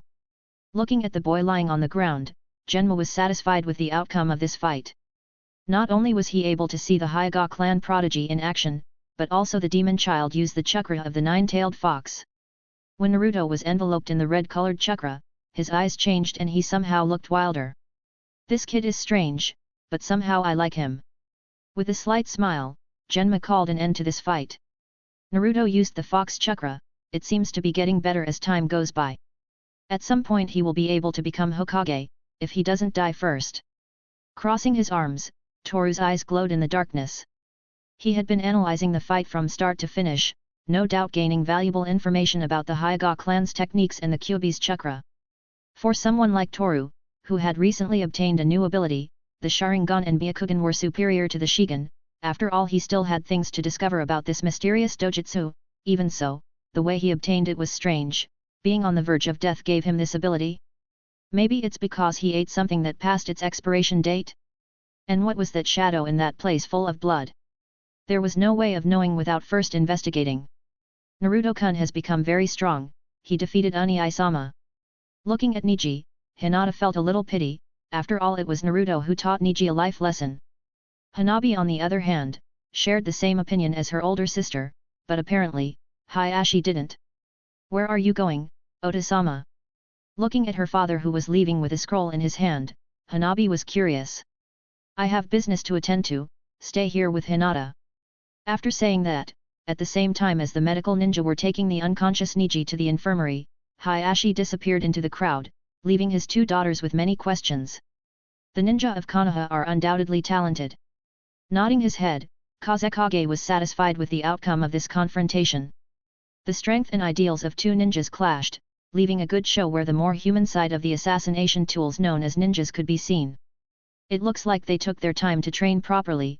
I guess it's due to the determination of these kids to better themselves every day. With a few words, Hiruzen took a puff of smoke from his pipe and, sighing, let the smoke out in the form of a small cloud that relaxed his lungs. Kazekage looked at him for a few seconds before narrowing his eyes. Everything was going according to Hiruzen's plan, but something was missing, and that something was Sasuke. Looks like the boy from the Uchiha clan won't be coming. Smiling under the veil, the man looked forward to watching Sasuke's fight against the winner of the second bout. It didn't matter much which of the two won the bout, the Kazekage wanted to see Sasuke's true strength. But, he also wanted to see something else. The participants of the second fight were Asahi, Toru and Gaara. This was something important, because no matter which of the two would take the victory, he wanted to see Toru use all his power against his enemy, and that was something that was going to happen very soon. After all, his opponent is the very demon of the arena, the Jinchuriki of the one-tailed beast. You shouldn't be impatient, by now the Uchiha clan boy should be on his way, so don't rush things. Closing his eyes and exhaling a small cloud of smoke, Hiruzen didn't know what to do. Sasuke didn't show up, and that's a problem. With Orochimaru on the loose out there, both Toru's life and Sasuke's life will be in danger. Hiruzen wasn't entirely sure, but he didn't know how Orochimaru managed to find out that the Asahi clan carries the blood of the Uchiha clan in their veins. Why else would Orochimaru be so interested in Asahi Toru? Hiruzen thought that Orochimaru perhaps wanted Toru because of his bloodline, or possibly because he wanted to force him to awaken a Sharingan, something that for someone from the Asahi clan is impossible due to certain circumstances in the past. At the end of it all, Orochimaru's intentions are still a mystery, but this left Hiruzen with many doubts. What do you want to do, Orochimaru? Staring at the battlefield, Hiruzen saw that the second fight was about to begin. This also attracted the attention of the Kazekage, who made himself comfortable in his seat to enjoy this fight. Waiting room. Passing through the waiting room, Toru was approaching the door that led him straight to the battlefield. All his equipment was already ready. For the moment he was thinking about some strategies and arranging strategies he had already thought of before. It's about to start, Gaara. He has a shield and sand armor that protect him from any blow. This will force me to use ninjutsu, but the first thing is to measure the opponent's strength and mental stability, so I will start with basic taijutsu. This will also help me to measure the range of the sand, it will be easier because the battlefield is big. Looking at the ground with his hair combing his face, Toru was already thinking about how to start the fight. One of the things he won't use is the Kuki-Yos no Jutsu, as it expends a large amount of chakra, and wasting chakra in a fight against an enemy like Gaara was a stupid decision. Nii-san, why did you disappear without saying anything? Walking through the door of the waiting room, the Hyuga sisters and Ino appeared. Because it's already my turn. Closing his eyes, Toru adjusted the strap holding the large scroll behind his back. Ino saw this and was curious, since, ever since Toru arrived she has been holding that scroll on her back. Anyway, the scroll on your back. It's something I'm going to use during the fight, you'll see it when I use it. Hinata and Ino were a little scared. Toru was going to face against Gaara, who can crush his enemies like ants, so they still felt a little distrustful. Toru-kun, be careful and it's nothing. Closing her eyes, Hinata remembered some things from the past. For her, remembering such things was a bad sign, but all she could do was to stay and wait to see the outcome. Asahi Toru, you may advance. Hearing a voice through a speaker that was attached to the ceiling, Toru looked forward and took a deep breath. Good luck, Nii-san. If you die, I'll kill you with my own hands. Raising her hand as she waved goodbye to Toru, Hanabi felt she had to trust. After all, Toru is not someone weak, she could prove that during the month-long training. Okay, here I go. Passing through the door, Toru's eyes tried to get used to the bright sunlight, at the same time the shouts of excitement from the audience echoed throughout Konoha. Murmurs from the audience were soon heard. That boy is from the Asahi clan, isn't he? The one who came in last? Yes, there are rumors that members of the Asahi clan cannot use ninjutsu because of the little talent they have. I have heard that there is now only one member in that clan. Well, I don't think it's that important, besides he's going to fight that kid from the hidden sand village. I don't think he'll last long, someone with no talent for ninjutsu can't be a ninja, right? Different opinions from different people. Human beings will always judge with their eyes and never with their brains. Well, that's something Toru already knew a long time ago. So, without taking much notice of the murmurs from the audience, he walked to the center of the battlefield with his head held high. The wind made his cloak move a little, making a small silver flash visible to everyone. People, seeing this, began to draw their own conclusions. Some just thought they were typical ninja tools that can be found anywhere, others thought Toru was prepared to cheat, and, those who remained, stood quietly watching intently. At the same time, Sakura, Naruto, and Rock Lee had joined the group of Ino and the Hyuga sisters, who returned to the stand as quickly as Toru went out to the battlefield. Bunnies, you're looking good. Holding up a thumbs up, Naruto eyed the big-browed boy curiously. Lee had bandages on most of his body, as well as carrying 2 crutches in his hands due to the weakness of his legs at the moment. Haha, thanks. I've been trying my best, no matter how injured I am, I will always get up and keep going. Looking at Lee with wide eyes, Sakura recalled the preliminaries. Rock Lee had been beaten up by Gaara, so she thought the mushroom hairstyle boy would be depressed, but it was quite the opposite. Indeed, he seemed to be more positive than usual. What are you two talking about? Approaching the group of ninjas that had gathered, Kaiba appeared next to Inko and Shino. The ninja looked at each other before Naruto's voice was heard. I thought you wouldn't come here, you didn't pass the final exam after all. Even if I didn't qualify, I have the right to come and watch my teammates' fights. Looking at Naruto, Kaiba was a bit angry. Ever since he lost the fight against him, Naruto started to tease him about it every time they saw each other, but after thinking about it for a bit, Kaiba felt that he deserved this. After all, he always belittled Naruto.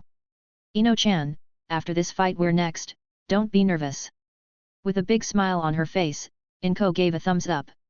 After trying to kill Hakuto, she felt guilty, so in this last month, she asked her father for help so she could control her wild side.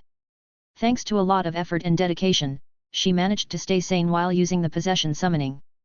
Meanwhile, in a place a little further away, was Shikamaru's team. This is going to be interesting, I was lucky I brought some snacks before we went in. Throwing some food in his mouth, Chuji looked around the battlefield intently. This made Shikamaru sigh tiredly, as Chuji was making too much noise while eating and also because Hakuto was holding onto his arm. Hakuto, let go of me. Oh, sorry. I didn't even notice, I'm so sorry. Letting go of Shikamaru's arm, Hakuto felt embarrassed, as he was inadvertently hugging his teammate's arm. Battlefield.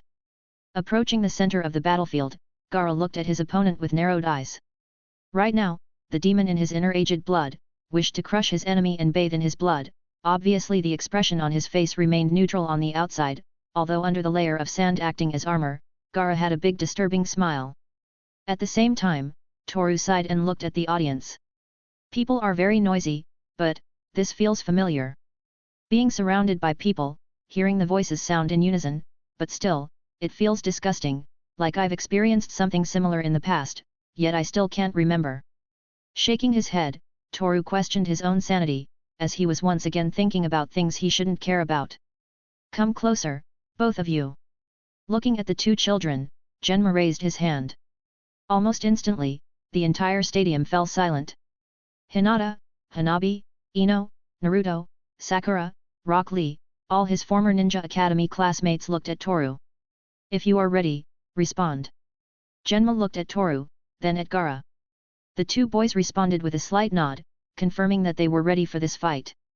Then, let the second fight begin, now. The instant Genma finished speaking, Toru jumped back and pulled out two daggers from his clothes. Like two iron thorns, the daggers reflected the sunlight and could be visible to the audience. With a black hilt, the blade was of a silvery color which shone due to the good maintenance it has had, and it was as if it had thorns on the edges. At the same time that Toru walked away, the cork of Gaara's gourd bottle shot upwards and seconds later fell to the ground, rolling to a stop. Let's begin. Crossing his arms, Gaara allowed sand to pour out of the bottle, which sprayed onto the ground covering his feet a bit. Toru saw this and narrowed his eyes. As I measure the extent of the sand, I mustn't let it catch me. Thinking of that, Toru was the first to attack. Arriving quickly, Toru tried to cut Gaara with one of his daggers, but it didn't work. The sand rose from the ground and protected him. Is that all? Looking Toru in the eyes, Gaara felt disappointed. After all, Toru didn't show the speed from that day in the preliminaries. No. Looking back at him, Toru threw another punch, but the sand did its job and stopped the dagger strike successfully. Toru didn't like this, as the sand managed to catch his arm. What a disappointment! Closing his eyes, Gaara sighed and raised his hand.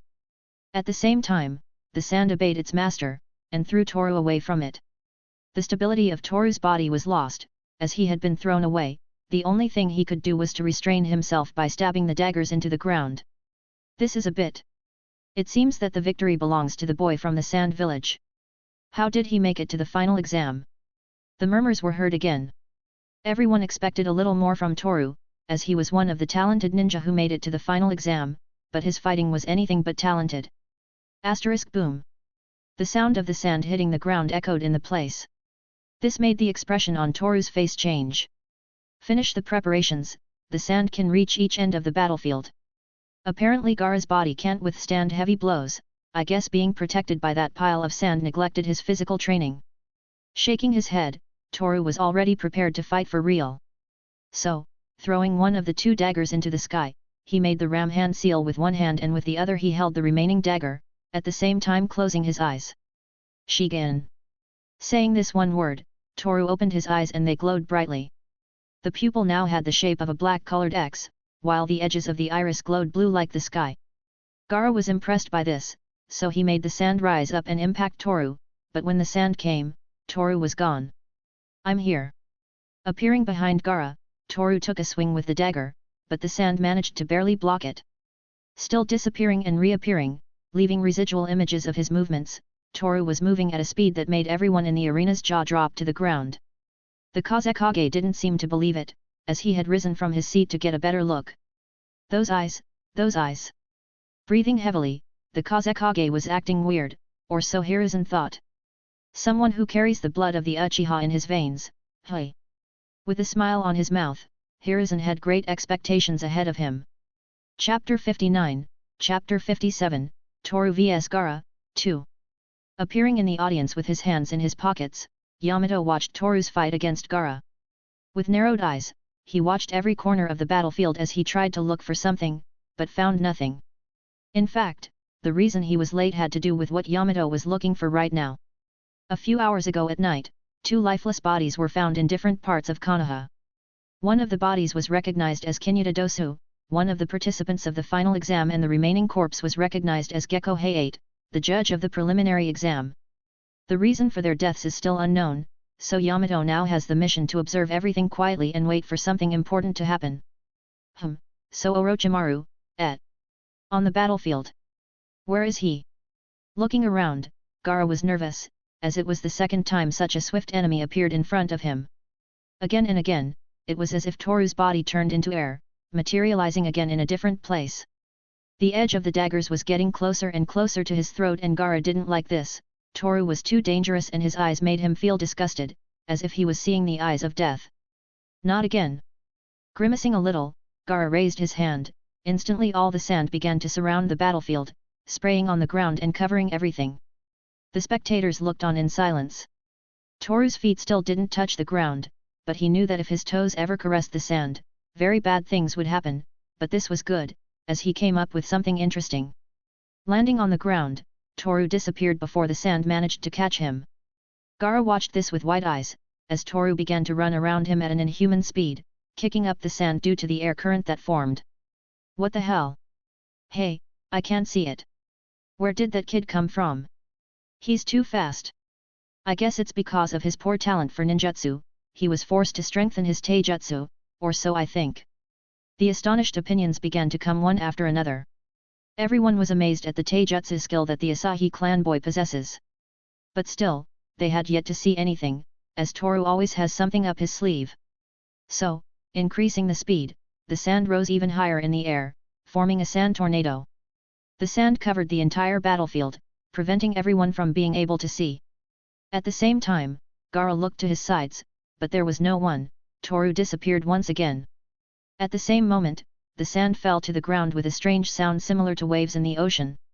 Where is Nii-san? I don't see him. I can't see him either. Searching with their eyes, Hanabi and Hinata couldn't find Toru. Moreover, it's as if the boy's presence had completely disappeared, leaving no trace. No matter how strong I become, there will always be someone stronger. Clenching his fists tightly, Rock Lee felt a little frustrated, since right now someone better than him had appeared. But a second later he looked up at the sky and raised his hand. I have found a new rival. With a defiant smile, Lee's frustration vanished into thin air, giving way once again to inner peace. There he is. With the Byakugan activated, Hanabi could see that Toru was swooping down, holding the daggers tightly and glaring at Gaara. Danzo Gyakuzatsu, Rei Fusudareku Dancing Massacre, Vital Strike. Gaara looked at Toru and had a strange feeling run down his spine. Still, he lowered his gaze and tried to think of something. Boom! A loud boom was heard, followed by a gigantic cloud of dust that made it impossible to see what was happening. Everyone got up from their seats to be able to see something, but it was still impossible, the dust cloud was too big.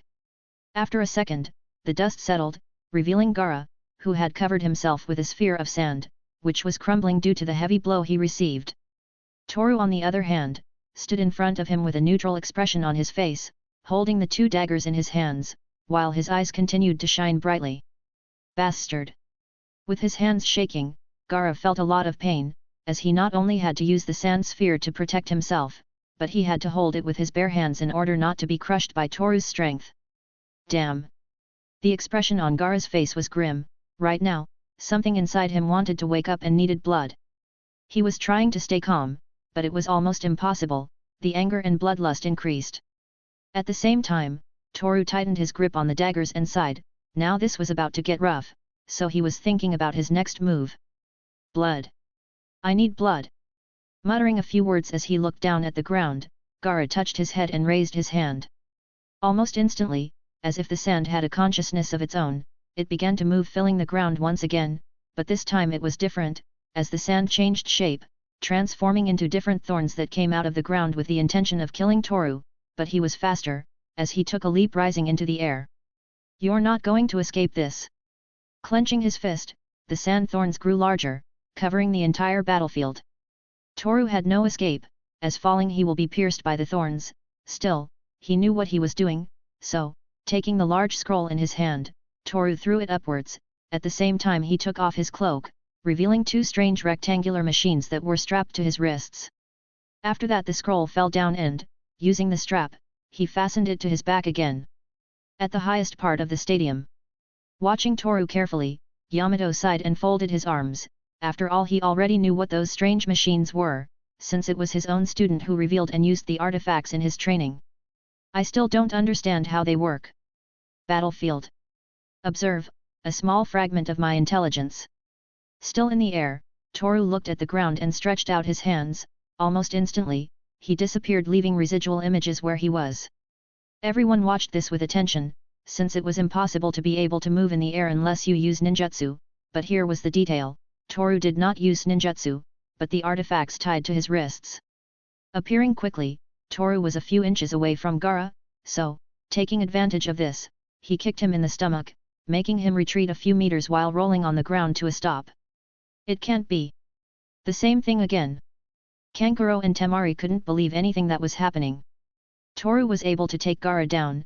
Even Naruto looked at this with a frown on his face, as after seeing the Asahi clan boy in action, he thought he had a long way to go to be able to overcome him. Again, this feeling, I hate it, I hate this. Touching his abdomen, Gaara stood up. The blow he received had hurt, and pain is something this boy doesn't like at all, as the only thing he provoked is uncontrollable anger. As for Toru, strange wires had come out of the devices on his wrists. This helped him to move in the air, clinging to the walls like a hook. The structure of this tool, although it is hard to believe, is simple, but it is still a prototype, so it still has small flaws to be fixed. These devices, as Toru calls them, triggers, have an internal structure made with different gears that facilitate the exit of the cable, which has a small hook at the end to be able to cling to surfaces. The triggers are powered with a chakra battery that Toru himself made from scratch. This battery can store a large amount of chakra, although for the cable to come out at a high speed, a large cost of chakra is needed, so the batteries can last up to 2 hours of continuous use at most. I must kill him. I have to kill him, I need to kill him. Looking at Toru with a grim expression on his face, Gaara couldn't take this anymore. After all, he was being humiliated. Die. Raising his palm, the sand obeyed Gaara's will, turning into a giant hand of sand. The hand moved about the place, with only one goal: to crush Toru. It's the same as with Rock Lee, but this time I can move freely. I haven't used everything I have yet, so I can say that this fight will last a little longer. Adopting his strange fighting stance, Toru prepared for the attack. At the same time, the sand hand closed in at great speed, rising like a great wave of sand, but Toru's eyes glowed and the lines of death showed. In one place, a large golden line shone through all the sand, causing Toru to throw himself against this attack of great magnitude. Taking a 180-degree turn, the dagger cut the golden line. This made the whole sand crumble, leaving the calm sound of waves in the sea. No, no, no, no, no. It's not enough. Touching his head with both hands, the sand began to swirl around Gaara, until at last, 2 large hands of sand formed behind him. Among the audience, this doesn't look good. Gritting her teeth, Ino was nervous. She knew what Gaara is capable of, but she also knew about Toru, so it wouldn't be that big of a problem, but still, to her Toru is a mystery to be discovered. 2 sand hands, hey. Toru is very fast, but I don't think that's any good when something giant is coming at you and you don't have a chance to dodge it. Looking at his little canine friend, Kaiba more or less understood what was going on with Gaara. He looked desperate, as if he had no options. Still, he also understood that the 2 of them are hiding their true power, so he couldn't wait to see who would reveal himself as the most powerful first. Battlefield. I need blood. Walking slowly against Toru, the sandy hands followed Gaara, but this made the Asahi clan boy shake his head. Die. Letting out a shout that echoed throughout the stadium, the 2 sand hands launched themselves at Toru. The latter jumped so that he could dodge them, but the hands split into smaller hands, completely surrounding him. Shit. Toru made a mistake by jumping. Now the hands had him surrounded. He couldn't use the triggers due to the same reason, and he couldn't hit the hundreds of hands that appeared, plus his eyes continued to expend chakra, so this at last started to get problematic. At the same time, the hands held Toru and then Gaara spoke. Give me your blood.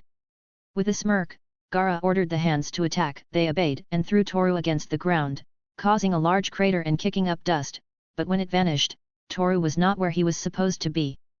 Liberate. Up in the sky, Toru opened the scroll and with one hand made the hand stamp of the ram.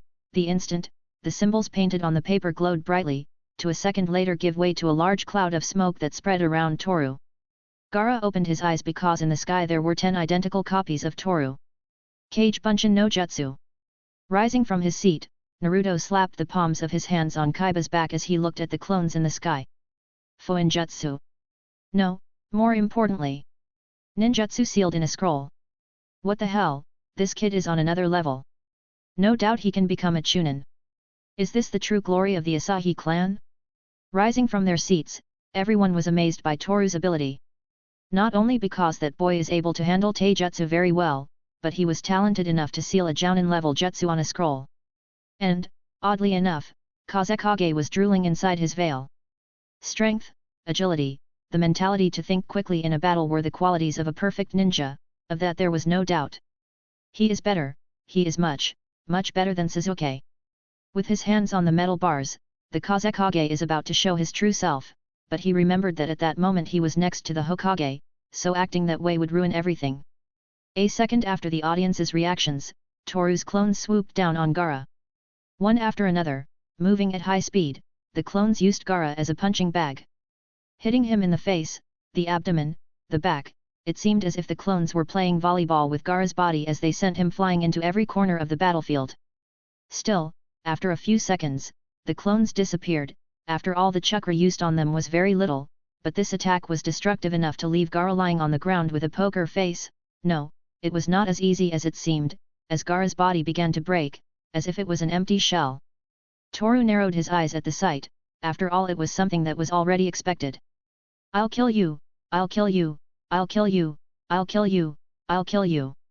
Whispering some words that were unintelligible, the sand began to gather in one place, taking the shape of a human body, until in the end this body turned out to be Gaara, who had a disturbing smile on his mouth as the sand rebuilt his armor. The time has come. Holding the daggers in his hands, Toru adopted his combat stance and then imbue, Shakuton. Saying that, the daggers glowed with a blinding light, while the all-destroying flames burned brightly. Chapter 60, Chapter 58, Tic-Tac, Toru vs Gaara, 3. No one understood what was going on.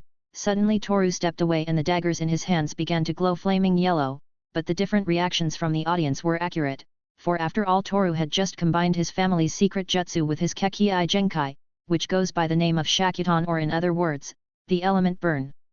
Toru, not only his eyes, but also the knives. Squinting her eyes, Ino didn't know what to think.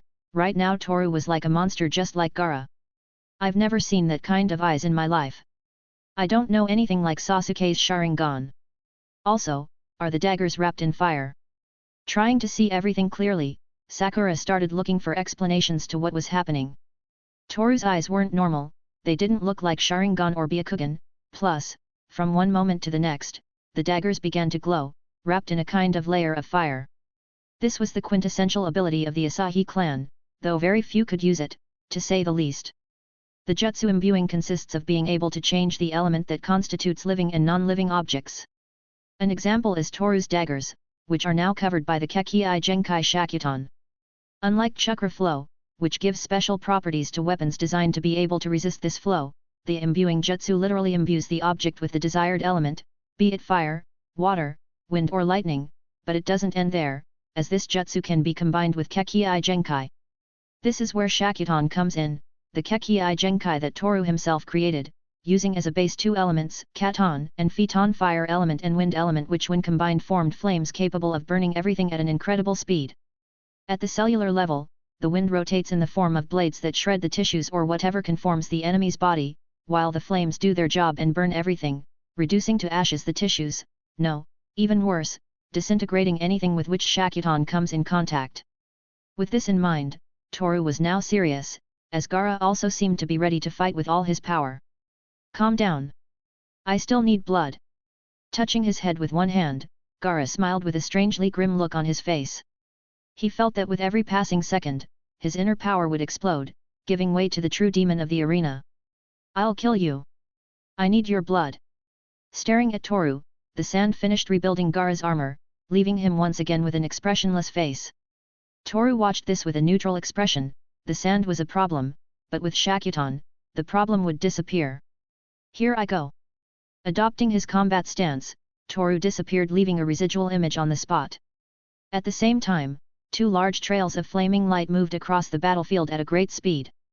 Seeing this, Gaara already knew what he had to do, so raising his hand, the sand moved, rising from the ground in the form of dust. When all the sand finally came up, Gaara clenched his fist, and the sand fell hard towards the ground. It was assumed that Toru would have no escape from an attack of this magnitude, but... Crash. The sound of glass shattering echoed in the place, followed by a large cloud of dust that rose due to the debris from the sand. What was seen next left the entire audience silent. Holding the daggers in his hands, it was as if a small sun was floating around Toru, spinning on its own axis as if it were a star orbiting a higher existence. At the highest part of the stadium, taking a seat with satisfaction on his face, the Kazekage sighed. It was as if he had just had a fit of ecstasy, which caused his breathing to become heavy and his body to begin to perspire. He's perfect, he's the best, he must be mine, Asahi Toru must be mine. Smiling under the veil, the Kazekage was in ecstasy. The strength, agility, chakra control to use ninjutsu were perfect, but most importantly, Toru's eyes that were able to see death in the form of golden lines, although the Kazekage did not know about this.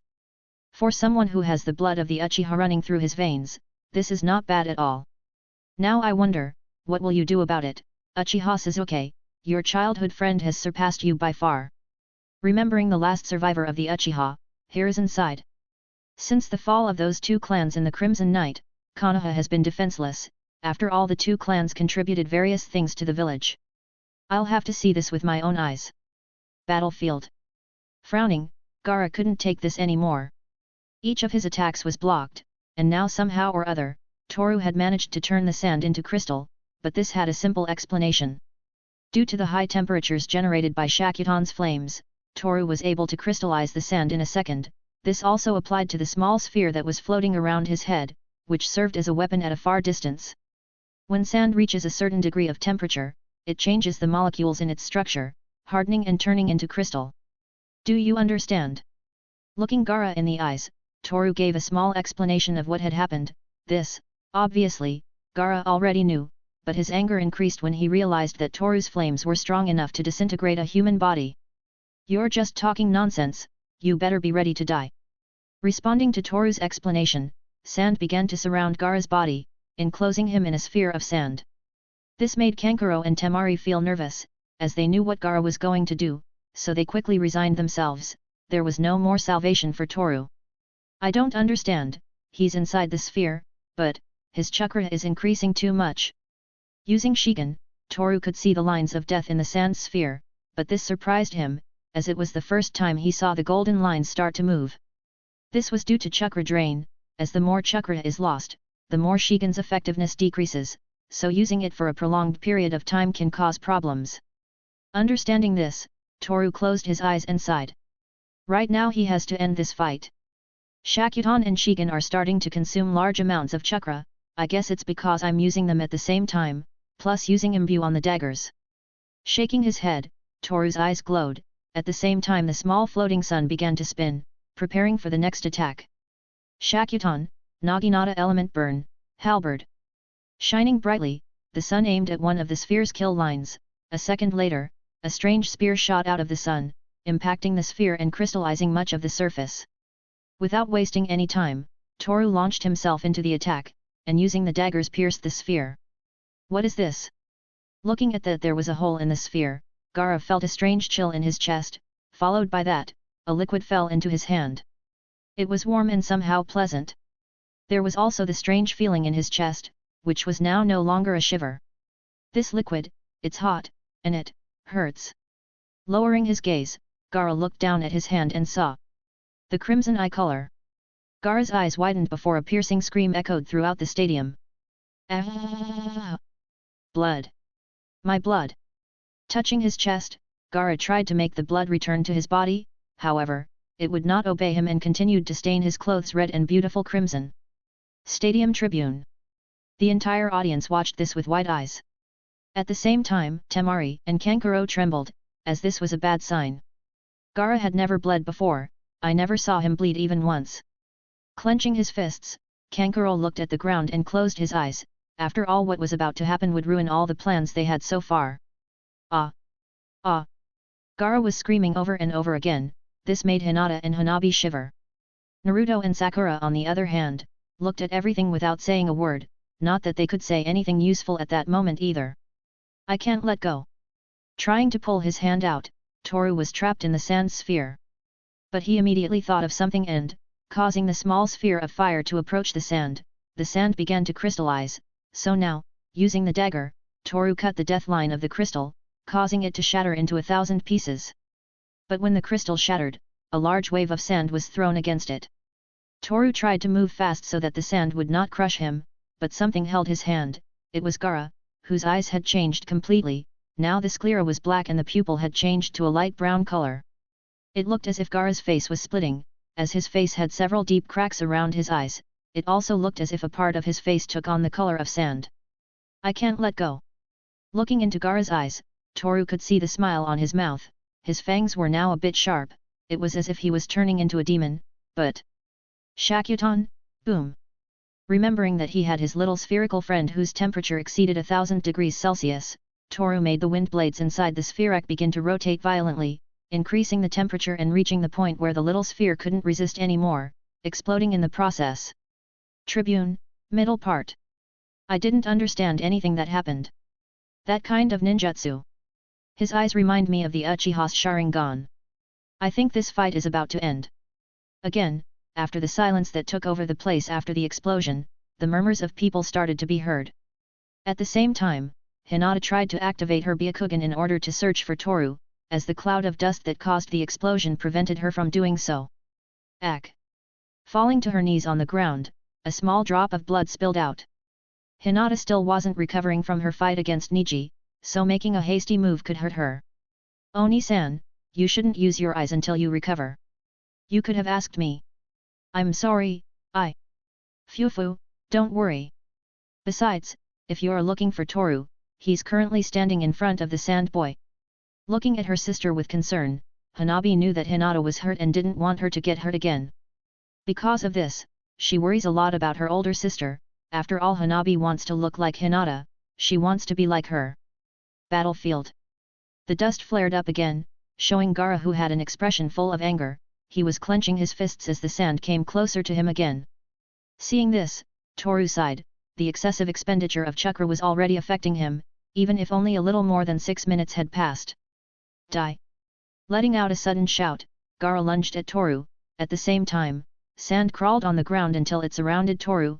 After that, hundreds of hands came out of the ground. Now, Toru's eyes glowed and, disappearing as if his body turned into air, he appeared again in front of Gaara while holding his daggers, but this was not going to be easy, as the sand crawled up Gaara's body until it reached his back, from which 4 arms were formed and joined together with intentions of crushing Toru. Reacting quickly, Toru used the daggers with Shakuton to crystallize the hands and break them, but that was not enough, as more hands came out of the ground, surrounding the place. Asterisk boom. Bam. One after another, the hands crystallized and broke into 1,000 pieces due to the flames of Shakuton enveloping the daggers and the Shigan in Toru's eyes that glowed as he looked at his target. Gaara was apparently enjoying watching Toru struggle to stop the sand hands, but his attempts were futile, as for every hand that was destroyed, 2 more appeared. I must attack the source of the problem. Looking at Gaara, Toru's body flashed and immediately appeared in front of the boy, but... Og! Touching his head in pain, Toru fell to the ground as hands began to wrap around him. Stadium Tribune. What's going on? Squeezing the metal bars tightly, Ino watched as Toru fell to the ground while holding his head. It all seemed strange. Nii-san. Toru-kun. Naruto and Sakura saw the reactions of these 3 girls to what had happened and thought of something, but if they said it out loud, surely Ino would have jumped in to hit them. Battlefield. The moment she approached Gaara, Toru had a strange vision. He saw himself in that place full of blood, with chains that were tied to his arms and legs. Right there, he saw the shadow that pierced his eyes that day, hugging him and whispering in his ear. I thought it would never happen again. Touching his head, Toru remembered the last time he had those strange visions. It had been quite a while since the last one, so he thought that these strange mental blows were over, but he was wrong. He looked up and seeing Gaara, Toru sighed tiredly, but... Cough. A drop of blood fell, dissolving on the ground. Asterisk drip, drip. More blood fell, now it was no longer just a drop, but at that moment his eyes, nose, ears and mouth began to drip an abnormal amount of blood. Then, only then a shiver ran down his spine, reaching his head and holding his head tightly, thousands of images, sounds, sensations, emotions filled Toru's brain, overloading it and making the blood begin to rush out. Tribuna, middle part. What's happening to him? I think this is bad. Maybe he took a hit. The audience was confused, they didn't know what was going on with the Asahi clan boy. Nii-san. What's going on? Looking at her sister and Ino, Hanabi understood that she wasn't the only one who was worried, as just by looking at their faces she understood that they at this moment, were afraid of what was approaching Toru. Battlefield. Walking slowly towards Toru, Gaara smirked, as he had found a good opportunity to get blood. Boom. Forming a large hand of sand, Gaara threw it at Toru, who shot out against the wall delimiting the battlefield. Hinata, Hanabi and Ino's eyes widened as blood splattered on the wall, painting the place crimson red.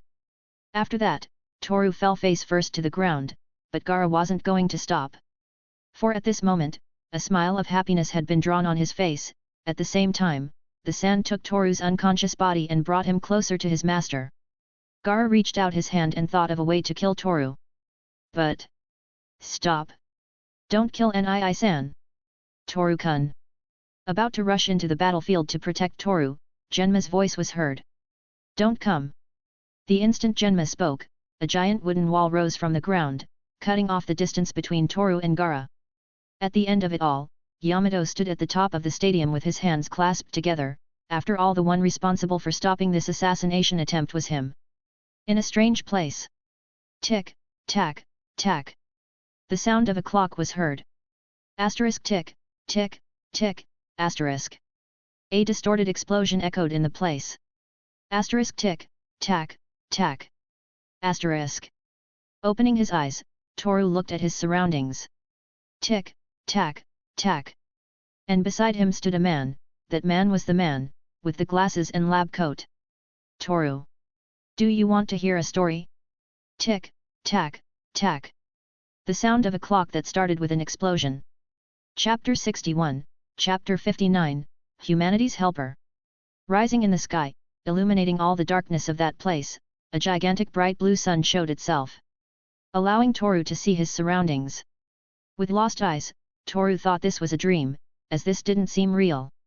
Still, his body ached and some tears of blood came out when his eyes could see the huge blue star rising in the sky. And then... Tick, tack, tack. The symphony of time has begun. The sky was completely dark, being illuminated only by the plasma sphere in the sky. Blood was spreading all over the ground, as if it were a vast ocean of crimson red. At the same time, silence took over the place, listening only to his own breathing. Tick, tack, tack. The chiming of a clock that began with an explosion. In front of him there was a white wall, which had a wall clock that caused that strange sound. Besides, everything seemed to be strangely clean, even if everything was in the middle of a sea of blood. But even if it was strange, the strangest thing there was not that wall, but a man in glasses and lab coat who was looking at the sun with an expressionless face. His hair was brown and his eyes were grey, exactly the same as Toru's. He had strange straight glasses. He had strange rectangular glasses and two large dark circles under his eyes. In addition, his clothes looked a bit disheveled, even though his shoes shined shiny. Her lab coat was long, reaching her ankles. It seemed to be that the man had not seen Toru, but, it was strange to him, that guy in front of him, somehow he knew him, he felt he knew everything about him. Who are you? With an emotionless voice, Toru looked the man in the eyes, but the man didn't answer. Indeed, he didn't seem to have heard him. My head hurts. Shaking his head, Toru felt a little pain. It was then that a voice other than Toru's was heard. Your brain is still not processing all the information completely, every neuron has been overloaded, but there doesn't seem to be any damage. Closing his eyes, the man folded his arms and sighed. It seemed to be that he knew everything that was going on. My brain. I don't know what's going on. Squinting his eyes as he looked at the man, Toru still felt confused.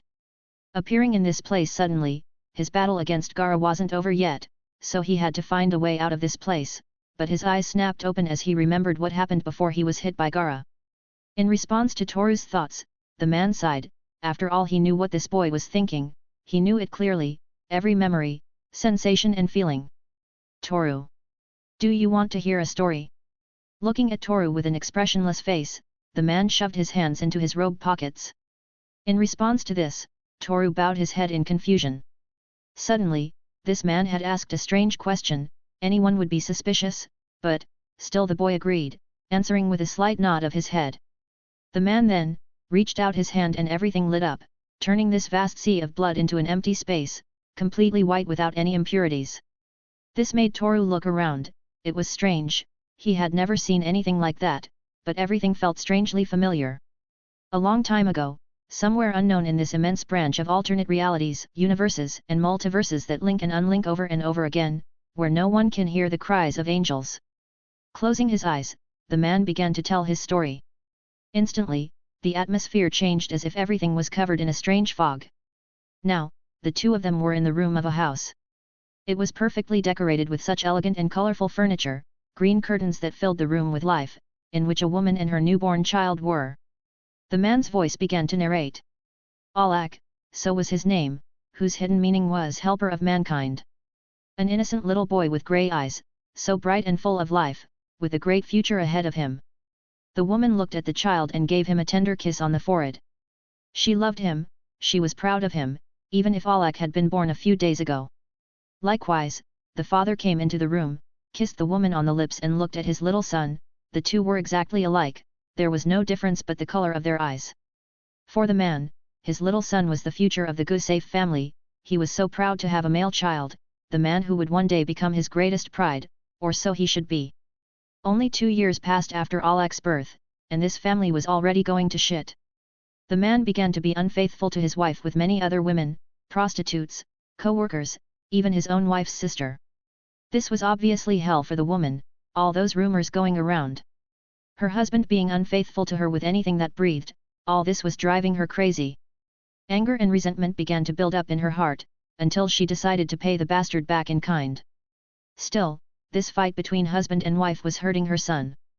The boy, only 2 years old, who showed incredible mental ability, was growing up in a hostile environment, where the wife brought a different man home every day. Bottles of alcohol began to pile up around the place. After all, this was the only thing the woman had to calm her anger.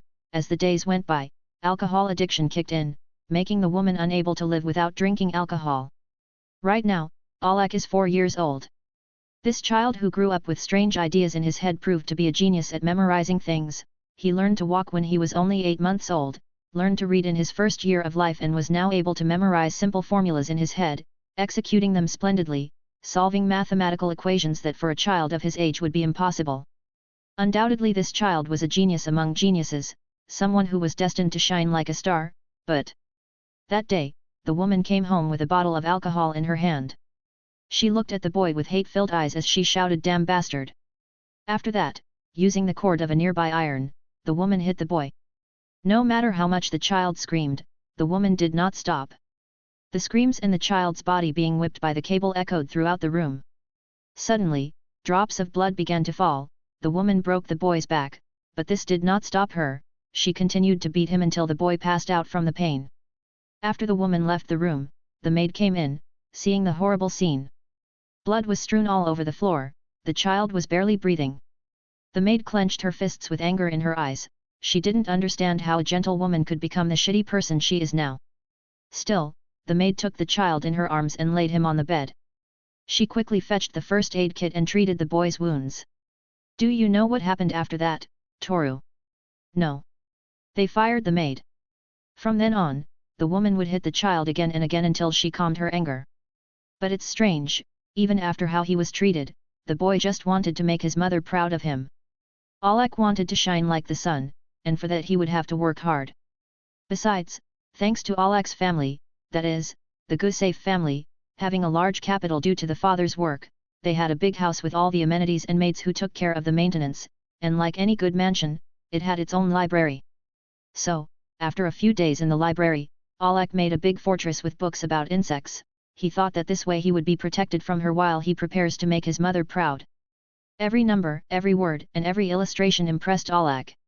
He saw a paradise in books, the paradise of knowledge, and how that child's mind craved knowledge. He read and read for days, he wanted to know everything, he wanted to honor the meaning of his name, but she discovered Alak's paradise and destroyed it with her own hands. Each book was torn to pieces in front of him. After that, he received another torture as usual. But the latter made Alak change. As the years went by, being tortured day after day, Alak lost the ability to show emotions, his heart had hardened, as if it had turned to stone. His mother insulted him and denigrated him in all sorts of ways, as if this boy was just a pet that was there to distress his mistress. The woman believed that, like her husband, her son would become the same type of man. Even looking at his face disgusted her, since both father and son had the same face. In the end, she always told him that he would never achieve anything by reading books and that he should go to work to bring more money to the family. Meanwhile, the father kept doing the same as always. He was a womanizer who lived life having fun and making money. He was never there for his son, and this only made everything worse. Year after year, that boy grew up, his voice changed, his shoulders became a little broader and his face no longer showed the emotion he once had as a child. This boy was now a man. And like a responsible adult, he left the hell he lived in without looking back.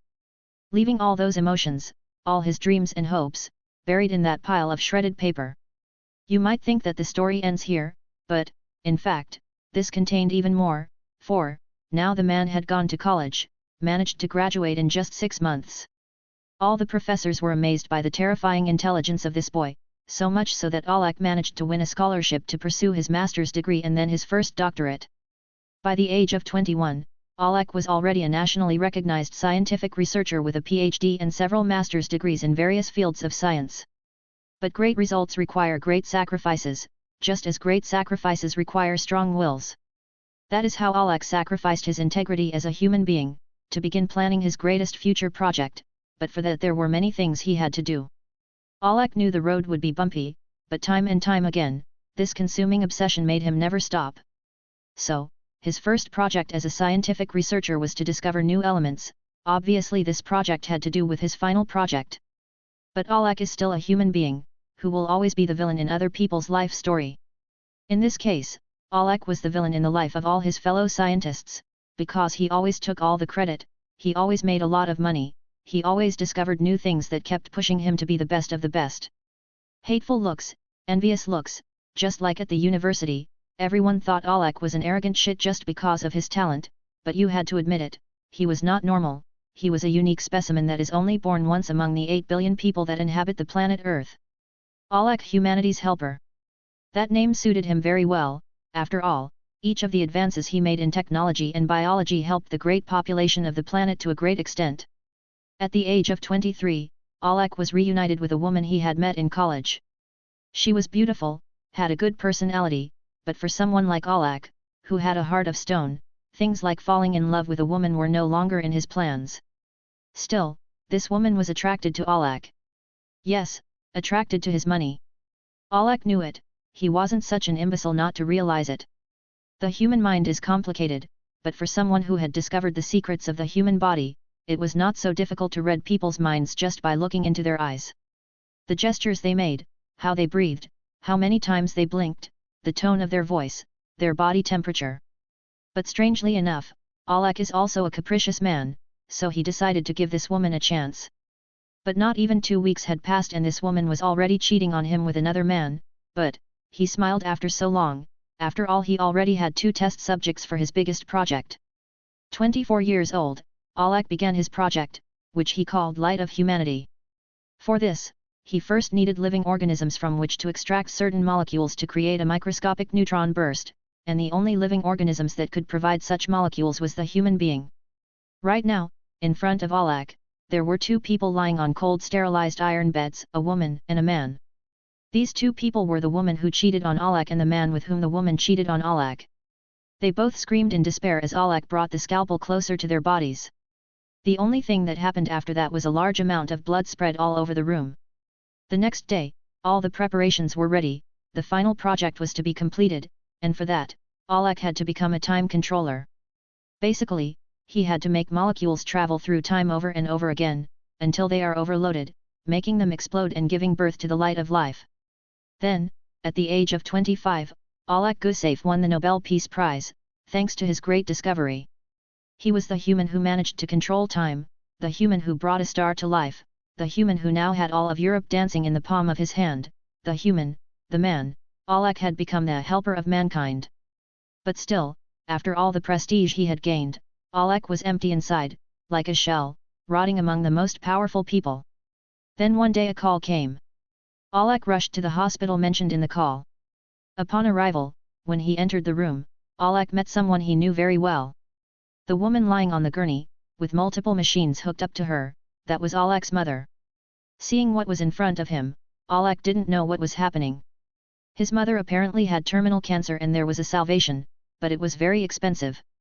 By this time, there were different cures for cancer, each varying in price, but the most expensive of all was the only one that could cure a terminal cancer. At that moment, the mother looked at her son. He had become a man, someone who made the whole world tremble just by hearing his name. She had made many mistakes, and she wanted her son's forgiveness, she wanted to be that child's mother again. But after hearing this, Alak, after so many years, began to laugh out loud. He couldn't believe it, she was still the same old shit, even when she was about to die. When Alak stopped laughing, an expressionless face took possession of him, and then he remembered that his mother liked theater. That's how he began to disconnect the machines one by one, while looking at his mother without changing the dead expression on his face. At the end, when the machine detecting the patient's pulse emitted a long beep, Alak sighed, saying, "The show is over." A son killing his own mother is a sad thing, no matter how you look at it. If the son hated the mother, or if the mother hated the son, it doesn't matter, in the end it's still a sad event. So why did Alak smile as he walked out of the hospital? Well, he had taken a huge burden off his shoulders. This might be a good ending to the story, but there is still more. After all, time is relative, so no matter how long it takes me to tell the story, time is all there is. Alak has turned 27, his big project, a giant artificial sun that powered the energy of all of Europe, was maintained by human bodies. Living organisms, that's what Alak said when he explained it through the internet news, but the truth turned out to be more twisted, since every 10 days, 2 living humans were used to extract the necessary components so that the sun would not die. A cold-hearted Alak felt nothing of killing people to satisfy his obsession to help humanity, but apparently karma is real. 4. Alek Gusev, at the age of 27, was betrayed by one of the scientists in his charge, becoming the man who extinguished his own race. The man stopped narrating. "Now tell me, what did you think of my story?" Looking at Toru with an expressionless face, the man waited patiently. Alek Gusev, is that you?" Opening his eyes at Toru's response, Alek smiled as he adjusted his glasses. "No, I think you missed the point, since the protagonist of that story was you." Hearing Alek's words, Toru fell to the ground while holding his head tightly. Now he understood everything, the reason for those strange memories, the place full of blood, the blue sun, the boy, the woman, everything had an answer with the memories that invaded Toru's mind. "Me reincarnate." Looking at his hands, Toru's eyes shone, showing the Shigan. The restraint of the memories coming into his mind left him confused. "Then who am I?" On one hand, Toru already had a life in this world, he had friends, or so he thought, he had a mother who did love him, but she died killed by Taki. He grew up with Suzuki, his childhood friend, and now it turned out that that was not the first thing he lived. "Toru, now you are Toru, but also Alek Gusev." With a smile, Alek's body changed, now his physical appearance was exactly the same as Toru's. Moving closer, Alek touched Toru's shoulder. "I didn't tell you before, but I am a representation of what you were in the past. I was created by your own mind to make it easier for you to assimilate your memories." The mind of Alek Gusev, the man who extinguished humanity, the man who murdered people for the sake of satisfying his darkest desires. "You are the man with the twisted personality who murdered his own mother and destroyed a solar system." Whispering in his ear, Alek's hand began to disappear into strange glowing particles that were joining Toru's body. "But, you are also Asahi Toru, ninja of Konoha, son of Asahi Kyoko and friend of the boy who carries the 9-tailed fox within him. You have feelings you still don't understand for 3 specific girls. And besides, you are a descendant of one of the most powerful people who ever walked this world. Without a doubt, you will have a better life in this place." Smiling, Alek's body almost disappeared completely, so he took the opportunity to whisper one last thing in Toru's ear. This is Toru's voice, Alek's voice, and also, voice, so, you mustn't rush. Touching his forehead with Toru's, Alak disappeared completely, turning into small glowing particles that joined Toru. At the same time, the whole place was filled with blood again, and the once blue sun had now completely disappeared, leaving darkness in the sky. Then, the whisper that Toru heard when he got Shakuton was heard again. Get up! On the battlefield. Staring at the giant wooden wall, Gaara frowned and clenched his fists. His anger had calmed down a bit after this interruption. That was close. Sighing, Yamato released his hands and the wooden wall disappeared, revealing the unconscious Toru. Hinata, Hanabi and Ino looked at this with worried expressions. Toru wasn't moving, he was completely out of it. Asahi, Toru is unconscious, the winner is Gaara. Looking at the boy lying on the ground, Genma sighed. Toru was supposed to have the upper hand, how could he lose like this? It can't be. What the hell? That boy. He's a fucking monster. Rising from their seats, the audience was speechless. Even after he lost the fight, Toru got up from the floor. Hinata and Hanabi smiled in relief at this, but Ino's eyes widened as she realized what was really going on. A smile. Toru had a smile on his mouth as his eyes glowed brightly with Shigen's light. At the same time, his hands held the daggers, which were imbued with Shakuton. Chapter 62, Chapter 60, Beneath the Veil. Everyone rose from their seats at the sight of Toru, who stood up from the floor. His eyes shone brightly, at the same time his hair covered his face, while the daggers seemed to raise Shakuton's temperature. At the same time, a smile showed on his face. Toru was somehow unaffected by the damage he received from Gaara's blows, still a few drops of blood fell to the ground from his head. Gaara reacted to this with an annoyed expression on his face. He thought he was done with Toru, that all he had to do was to kill him, but apparently the Asahi clan boy was someone who did not give up easily. Appearing in front of Gaara with a smile, Toru's eyes flashed. At the same time the sand rose from the ground to protect his master, but it was in vain. Crystallizing, the sand could not withstand the temperature of the daggers and ended up shattering into crystal form, leaving thousands of fragments. This took Gaara by surprise, who covered his face with his hands and then... boom! Gaara shot out against the concrete wall, leaving a large crater in it and making the whole stadium tremble due to the force of the blow.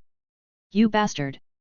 The arena began to quickly rebuild the armor, as the blow from Shakuton's daggers was strong enough to crystallize the arena and destroy it at the same time, as well as sending Gaara flying with such force. The whole audience was surprised, but the battle was already over, the winner had already been decided, and that is something that cannot be changed, but still everyone wanted to see what is about to happen. The same thing was happening with the Hokage and the Kazekage, who watched this with attention until the Jounin stopped the fight. Looks like the Asahi are crazy after all. Shaking his head and with slight smile on his face, Hiruzen remembered some things from the past. Many years ago, before the threat of the nine-tailed fox, the Third Ninja World War was going on. The enemies were powerful, they possessed important information, and there was death everywhere you looked. Among the Konoha ninja of this war, two prodigy ninja rose up, a shinobi and a kunoichi. Hiruzen recalled this with a straight face, as the kunoichi was known among the enemies as the Bloody Thorn, who when it came to killing, was an expert, as she made clean cuts on the enemies' bodies using two daggers shaped like thorns. There was no one who was not afraid of this woman, after all she loved to kill, and sometimes you could see a smile on her face. However, this caused Hiruzen a headache, for, the Bloody Thorn was Toru's mother, and it seemed to be that this child inherited some of his mother's qualities.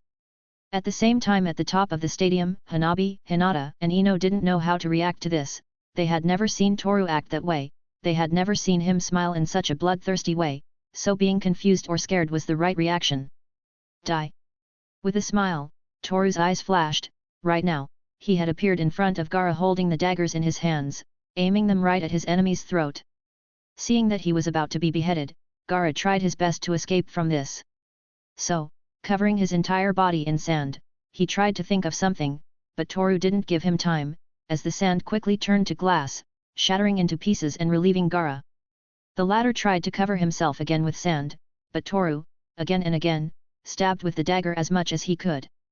The sand would eventually run out, so Gaara would have nothing to protect himself with. He only had one option left, and he was willing to use this option to kill the bastard in front of him, but something strange happened. Roots came out of the ground and wrapped themselves around Toru's torso. Almost instantly, Yamato appeared on the battlefield, staring at his student. With his hands in his pockets, A sigh came out of Yamato's mouth at the sight of Toru. It was as if he had lost the ability to think clearly. Though a second later, he frowned as he saw the roots around Toru begin to break.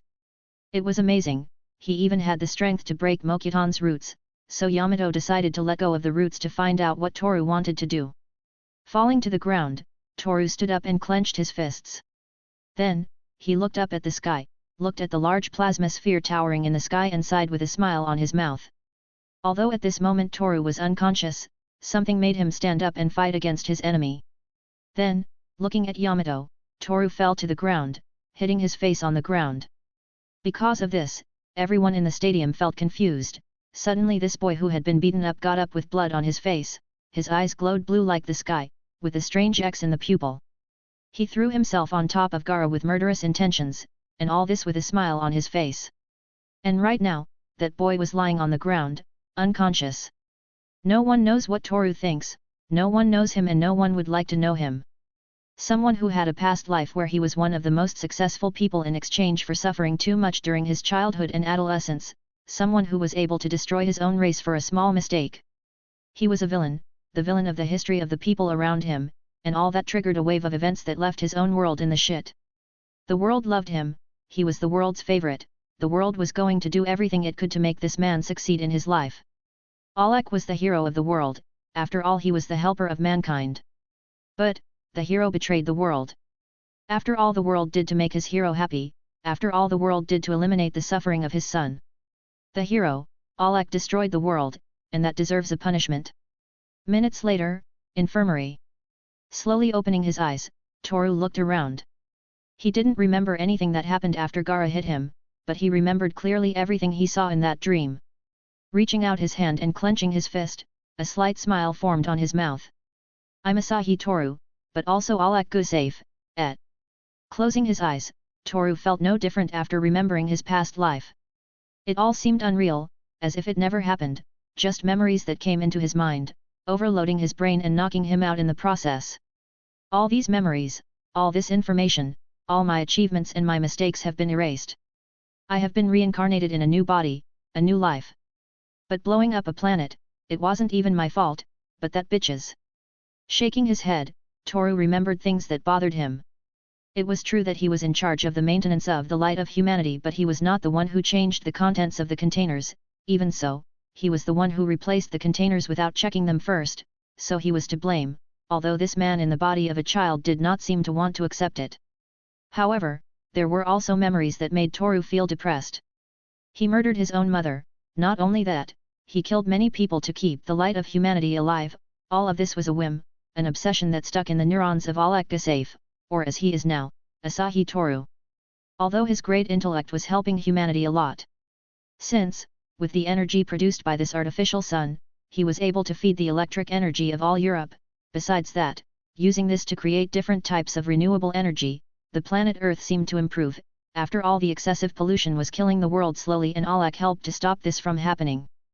The technology of this world prevents me from doing many things. Just creating the triggers cost me a lot of time and effort. I can't imagine creating another light of humanity. With a long sigh, Toru felt disappointed. Now that he had recovered his memories, hundreds of ideas came to his mind to combine his technology with chakra, but here was the problem: the technology of this world is too primitive. Hopefully he could create something like an antimatter rifle, but in a world where ninja techniques dominate, it would be impossible. After all, there were giant wolves capable of resisting Shakuton's daggers and ninjas capable of destroying Konoha with one attack. One problem after another. I must think hard about what I should do. In this world, I don't have a reason to live or to die, so I must find my own inspiration, something to drive me on. Oh! I had forgotten. Touching his head, Toru had so far realized that his feelings were different from his past life. He realized that his heart belonged to someone. Nii-san. Toru-kun. Hearing these two voices, Toru closed his eyes and sighed. Somehow he felt happy to hear them. Hello. Sitting on the stretcher, Toru looked at the two girls who entered the room. Toru's eyes widened a little. Admittedly he had noticed them before, but these two girls were beautiful. Their white eyes and pale skin were something that very few girls had. Nii-san. Rushing to where Toru was, Hanabi threw herself on top of him and hugged him with all her might. I told you if you died I was going to kill you, did you forget? Pouting, Hanabi increased the strength in her arms, making Toru feel a little overwhelmed by this girl's strength. I'm alive, so you can't kill me yet. Stroking Hanabi's hair, Toru looked into her eyes. In response to this, Hanabi looked back at him with a flushed face, after all Toru hadn't done this in a long time. On the other hand, Hinata watched this without being able to say anything. She didn't want to interrupt, but Toru was quick and noticed her teammate's look. Feeling better already, Hinata? Ah? Yes. I think in a few weeks I'll be able to use ninjutsu already. I'm glad to hear that. Hinata felt something tighten inside her chest. Toru was different than normal, although she saw him with the same expressionless face, his way of speaking was now more fluent, she felt it was easier to talk to him. Why is Ino hiding behind the door? Sensing a presence hiding behind the door, Toru looked at the entrance of the room, the place where Ino was hiding. She was embarrassed, she didn't know why she had done that. When she saw Toru about to be killed by Gaara, she didn't think twice and tried to throw herself into the battlefield to prevent this, but she was stopped by Genma. After that, Toru attacked Gaara, although he was interrupted by Yamato. I wasn't hiding. Entering the room, Ino's face was flushed. Toru watched this with curiosity. To him, who never approached a woman in his past life or in this life, women are a much bigger mystery than men. Looks like you woke up already. Looking at Toru through the window, Yamato entered the room, which seemed strange to everyone, as there was a door right next to the stretcher, so entering through the window was very random. Yet, I think I hit my head too hard. Realizing that he had bandages on his head, Toru shook his head before seeing that Ino had some bandages on her body. Ino, you lost, didn't you? Closing his eyes, Toru asked his question, which elicited an unexpected reaction from Ino. You think a kunoichi who uses something like genjutsu was going to be able to against someone who has the strength of a bear and the speed of a tiger? Taking a seat, Ino seemed to have admitted defeat. After all, her fight against Inko was the one that followed after Toru's fight against Gaara. I think they've all done very well so far, I'm proud. They've become strong and changed their views on the world, that's a sign that they're growing into good Konoha ninja. Leaning his back against the wall and crossing his arms, it seemed Yamato had a slight smile on his mouth. He believed that his students had a great future ahead of them as the Konoha ninja that they are. We are, strong? Hinata asked. Of course you are, both in mind and body. Besides, Toru, it seems you've already figured out what you're missing between heaven and earth. Hearing this, Toru's eyes widened as he remembered that day with the ANBU ninja before the preliminary exams. I know, I'm missing the two. A slight smile that made everyone in the room feel confused. This is a new Asahi Toru, someone who lived a life before this one, the human being who destroyed a solar system with his creation. Minutes later, walking through the corridors of the waiting room, Team 11 and Hanabi were heading to the stands to witness the last fight of the chunin exams, Sasuke vs. Gaara. It didn't take long for them to arrive. So the team took their seats while Yamato returned to watch. Then, the blades began to dance around the battlefield and instantly, two ninjas appeared, it was Sasuke and Kakashi. At the same time, the Kazekage smirked under the veil, for a moment his eyes changed, looking very much like the eyes of a snake. His plan was about to begin. Battlefield. Face to face.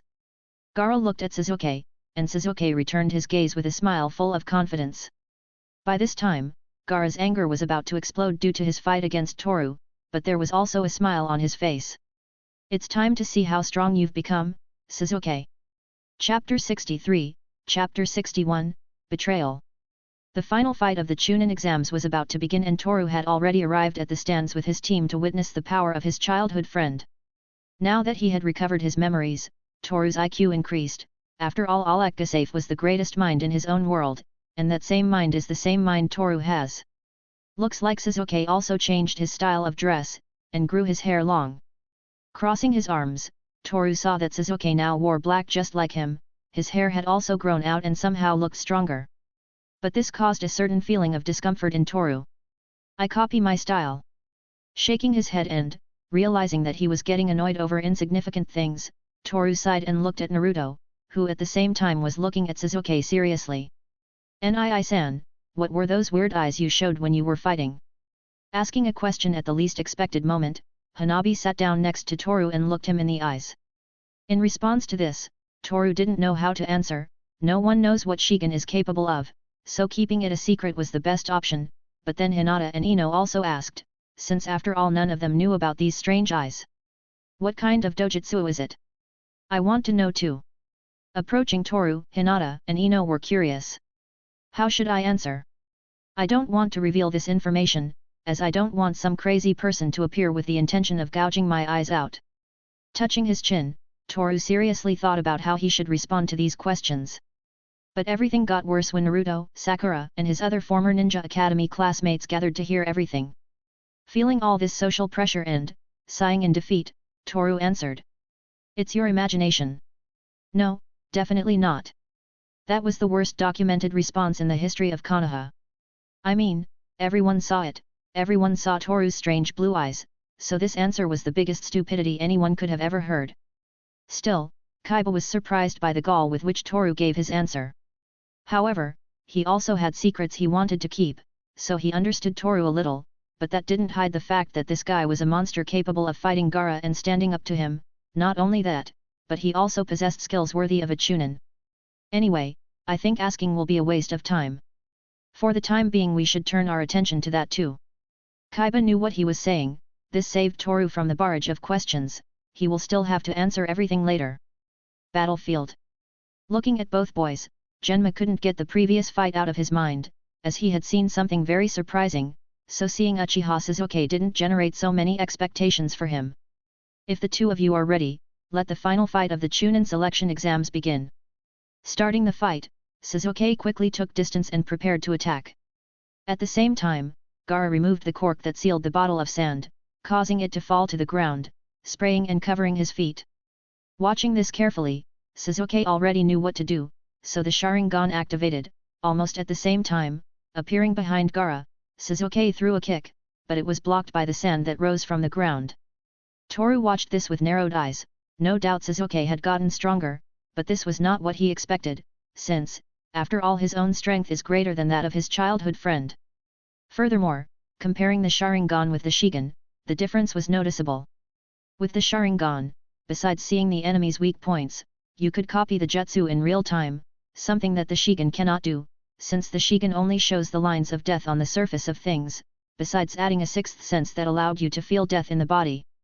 In terms of versatility, the Sharingan far surpasses my Shigen, but when it comes to mass murder, my Shigen is unmatched. I can see the lines of death and cut them to kill instantly, but this works not only with people, but also with objects, such as Gaara's sand, which would break when I cut his lines of death. Shaking his head, Toru tried to find out more about the Shigen, but the fight going on in front of him wouldn't let him. Among the stadium audience, covered by a hooded cloak, this ninja had managed to infiltrate among the ANBU ninja guarding the stadium. Now he was just waiting for the signal to start with everything planned. I could enjoy this tournament a little longer. Adjusting his glasses, the ninja smiled as he watched Gaara's fight against Sasuke. Battlefield. Moving all over the place at an incredible speed, somehow Sasuke was using the same moves as Rock Lee. The agility he showed in combat was spectacular, but still the entire audience felt like they had already seen the same thing during the second fight. But this was somehow less impressive. For starters, everyone started comparing Sasuke to Toru. The boy from the Asahi clan was faster, wasn't he? Yes, he also had a great handle on his ninja weapons. He also had strange eyes. Compared to Asahi Toru, Uchiha Sasuke is no big deal. They all had shared opinions. After all, Toru was someone capable of crystallizing Gaara's sand with his ninjutsu, moving at a speed that human eyes could barely follow and being able to seal ninjutsu on a scroll. All this he did almost at the same time, as well as being the bearer of a mysterious dojutsu.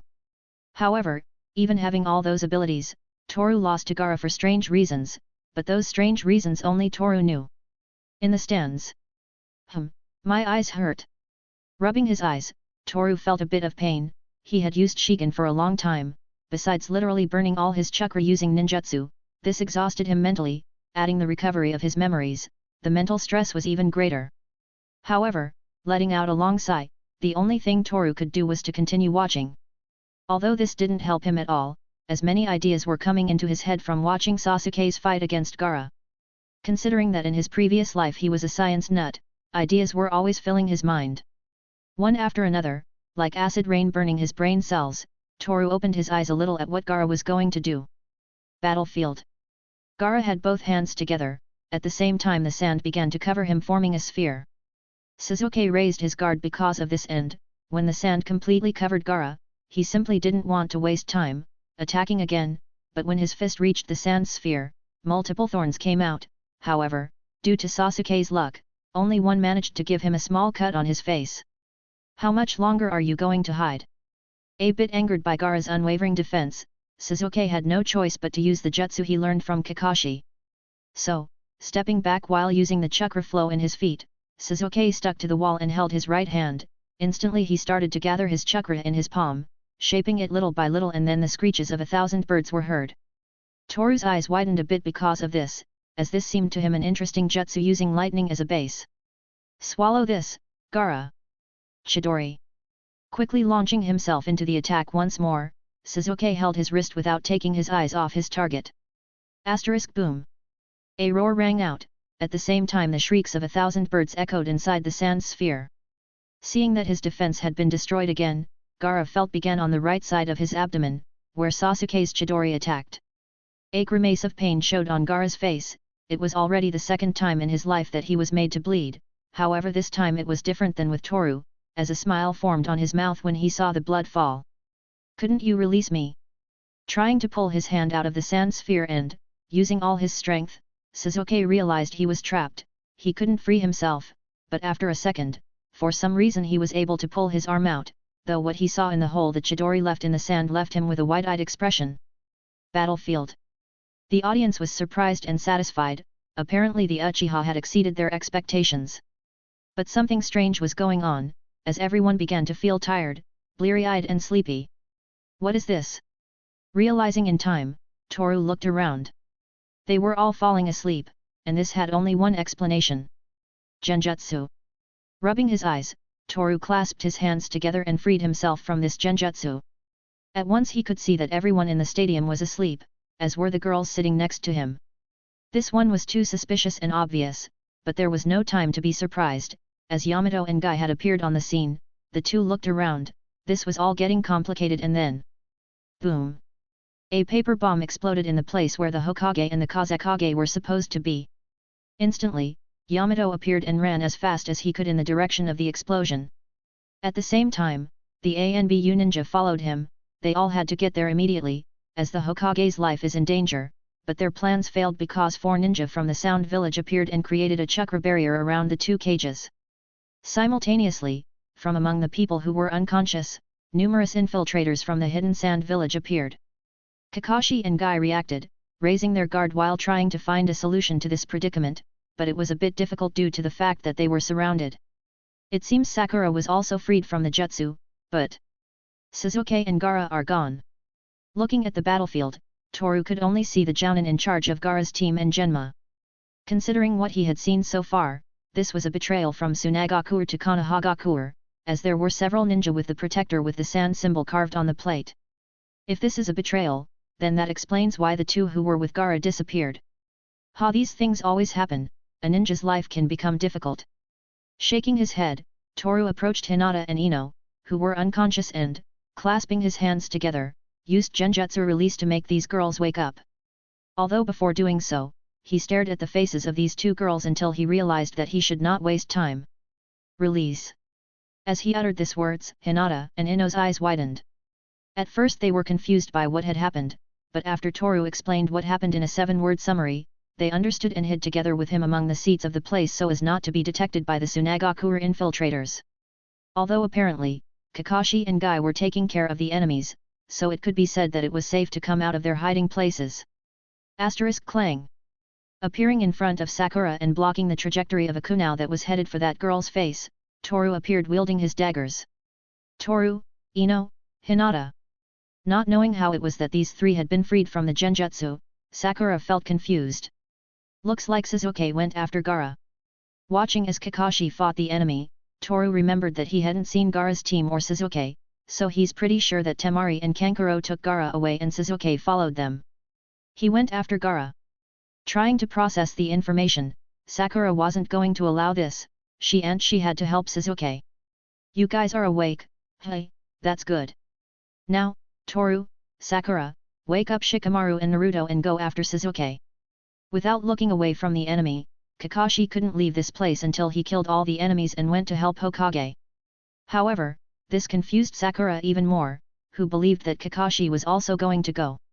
You're not going, sensei. For obvious reasons I won't go, but I have something that will help them. Stopping Akunao, Kakashi touched the ground with his hand. Immediately a circle with different symbols in black ink was formed and then a small dog appeared hidden in a small cloud of smoke. Pakun, guide them until you find Sasuke. Yes, why not?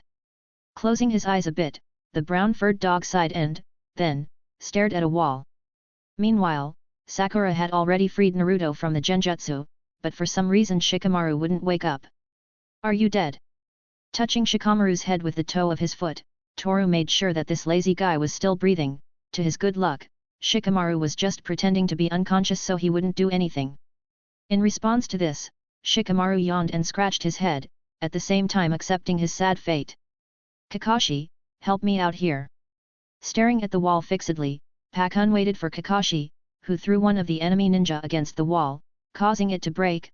Then, looking at the horizon, this canine's nose started to work, detecting the smell of depression coming from Sasuke's body. Found it. Then follow me, you two, Hyuga and Yamanaka. Leaping through the hole in the wall, Pakun set off on his journey on his way to Sasuke. Shikamaru reluctantly followed him. Naruto also jumped through the hole with the thought that he had to find his teammate and Sakura thought the same. They'll come, won't they? Looking at the two girls, Toru was already thinking of a few things for when they find Sasuke, since if they found Sasuke, they found Gaara and his team. Of course. I'm coming too. Then, I'll leave a clone to keep an eye on everything that happens in this place. Nodding, Toru crossed his fingers and a clone appeared. Then, with that done, all that was left was to follow Pakun and company. It's time for my revenge. About the stadium.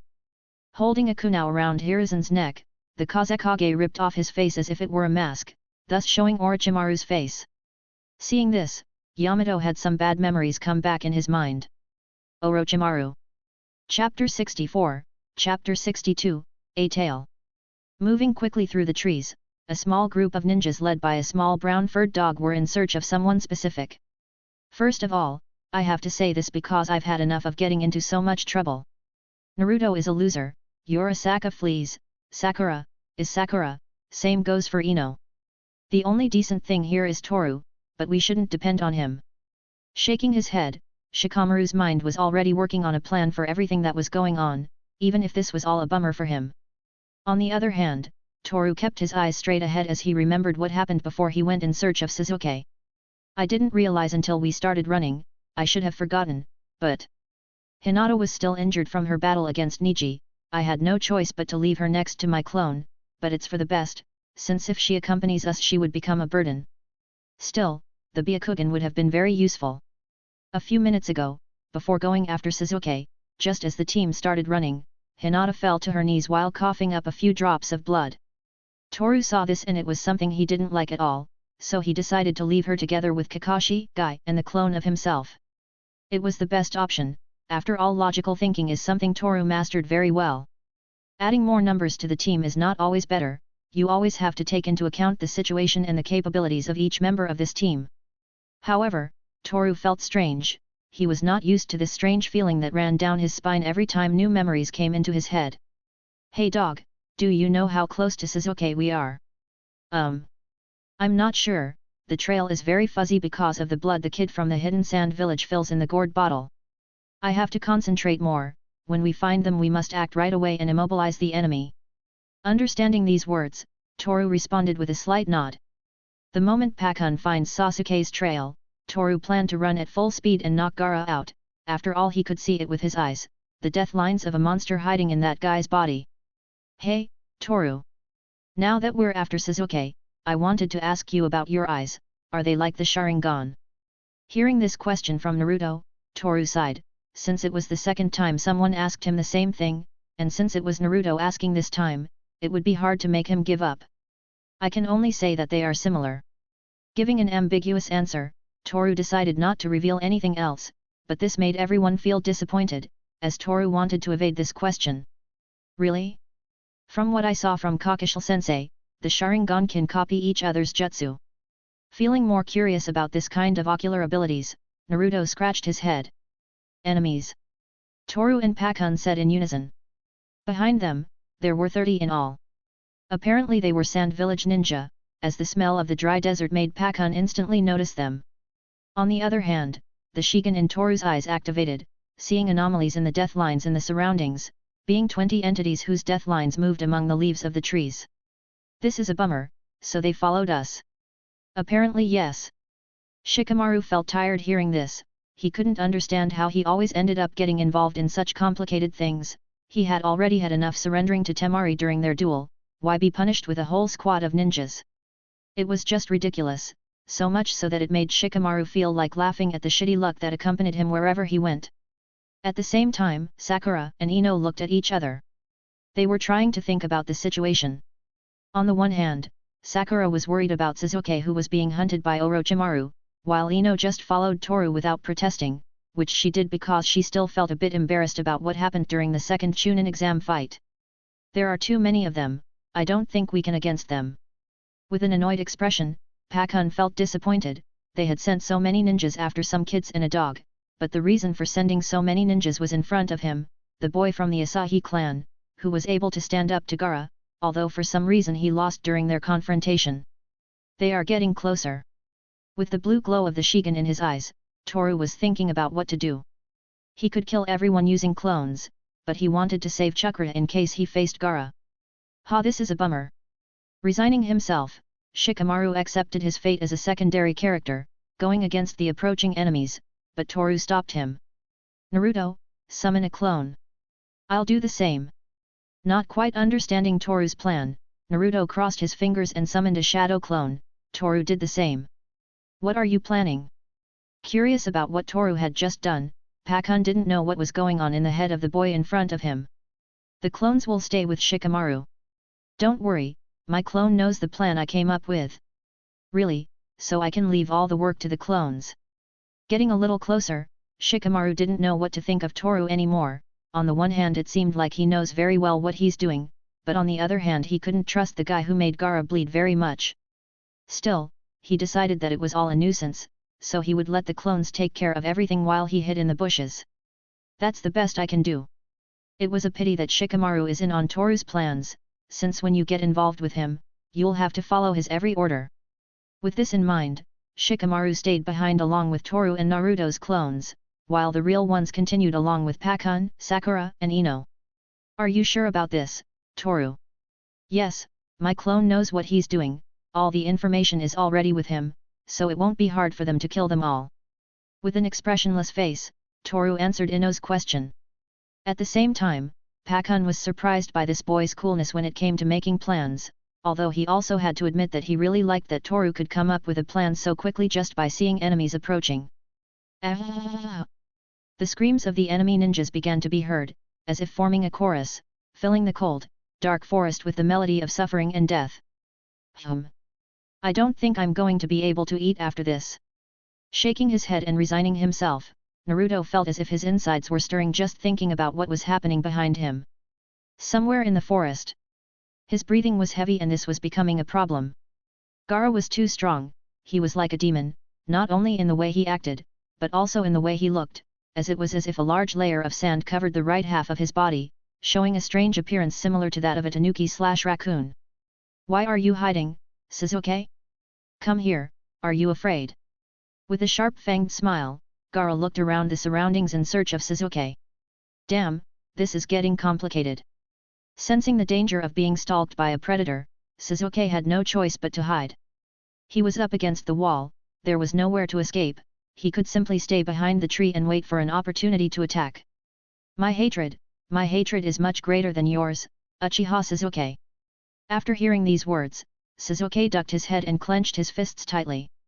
This had somehow hurt his pride and, to allow something like that, was never in his plans. So, holding his right wrist tightly, the screeching of 1,000 birds was heard. Itaka chose me to be the avenger of our family. Toru is an imbecile, they killed his own mother and yet he doesn't want to avenge her death, but I am here, I promised to avenge the death of my clan and Toru's clan. With a pained expression on his face, Sasuke came out of his hiding place, jumping up and aiming the Chidori at Gaara. Ah! As if it was a sharp blade, the Chidori managed to cut Gaara's sandy arm in half and seemed to hurt him quite a bit, but... Kukiku! Ha ha ha ha ha! Slowly, sand began to cover much of Gaara's body, now both of his arms had deformed into strange claws much like a raccoon's. That wasn't enough, you can't beat me, Sasuke. Gaara seemed to increase his power as the seconds passed. This was scaring Sasuke, who didn't know what to do about it. If he was killed in this place, he won't be able to complete his revenge against Itachi, all his efforts so far would go to waste. Even if I run out of chakra, I'm going to kill you. Holding his arm tightly again, Sasuke summoned the Chidori again. The lightning light in his right hand shone brightly as the thousand birds sang the melody of death, but then... Ah!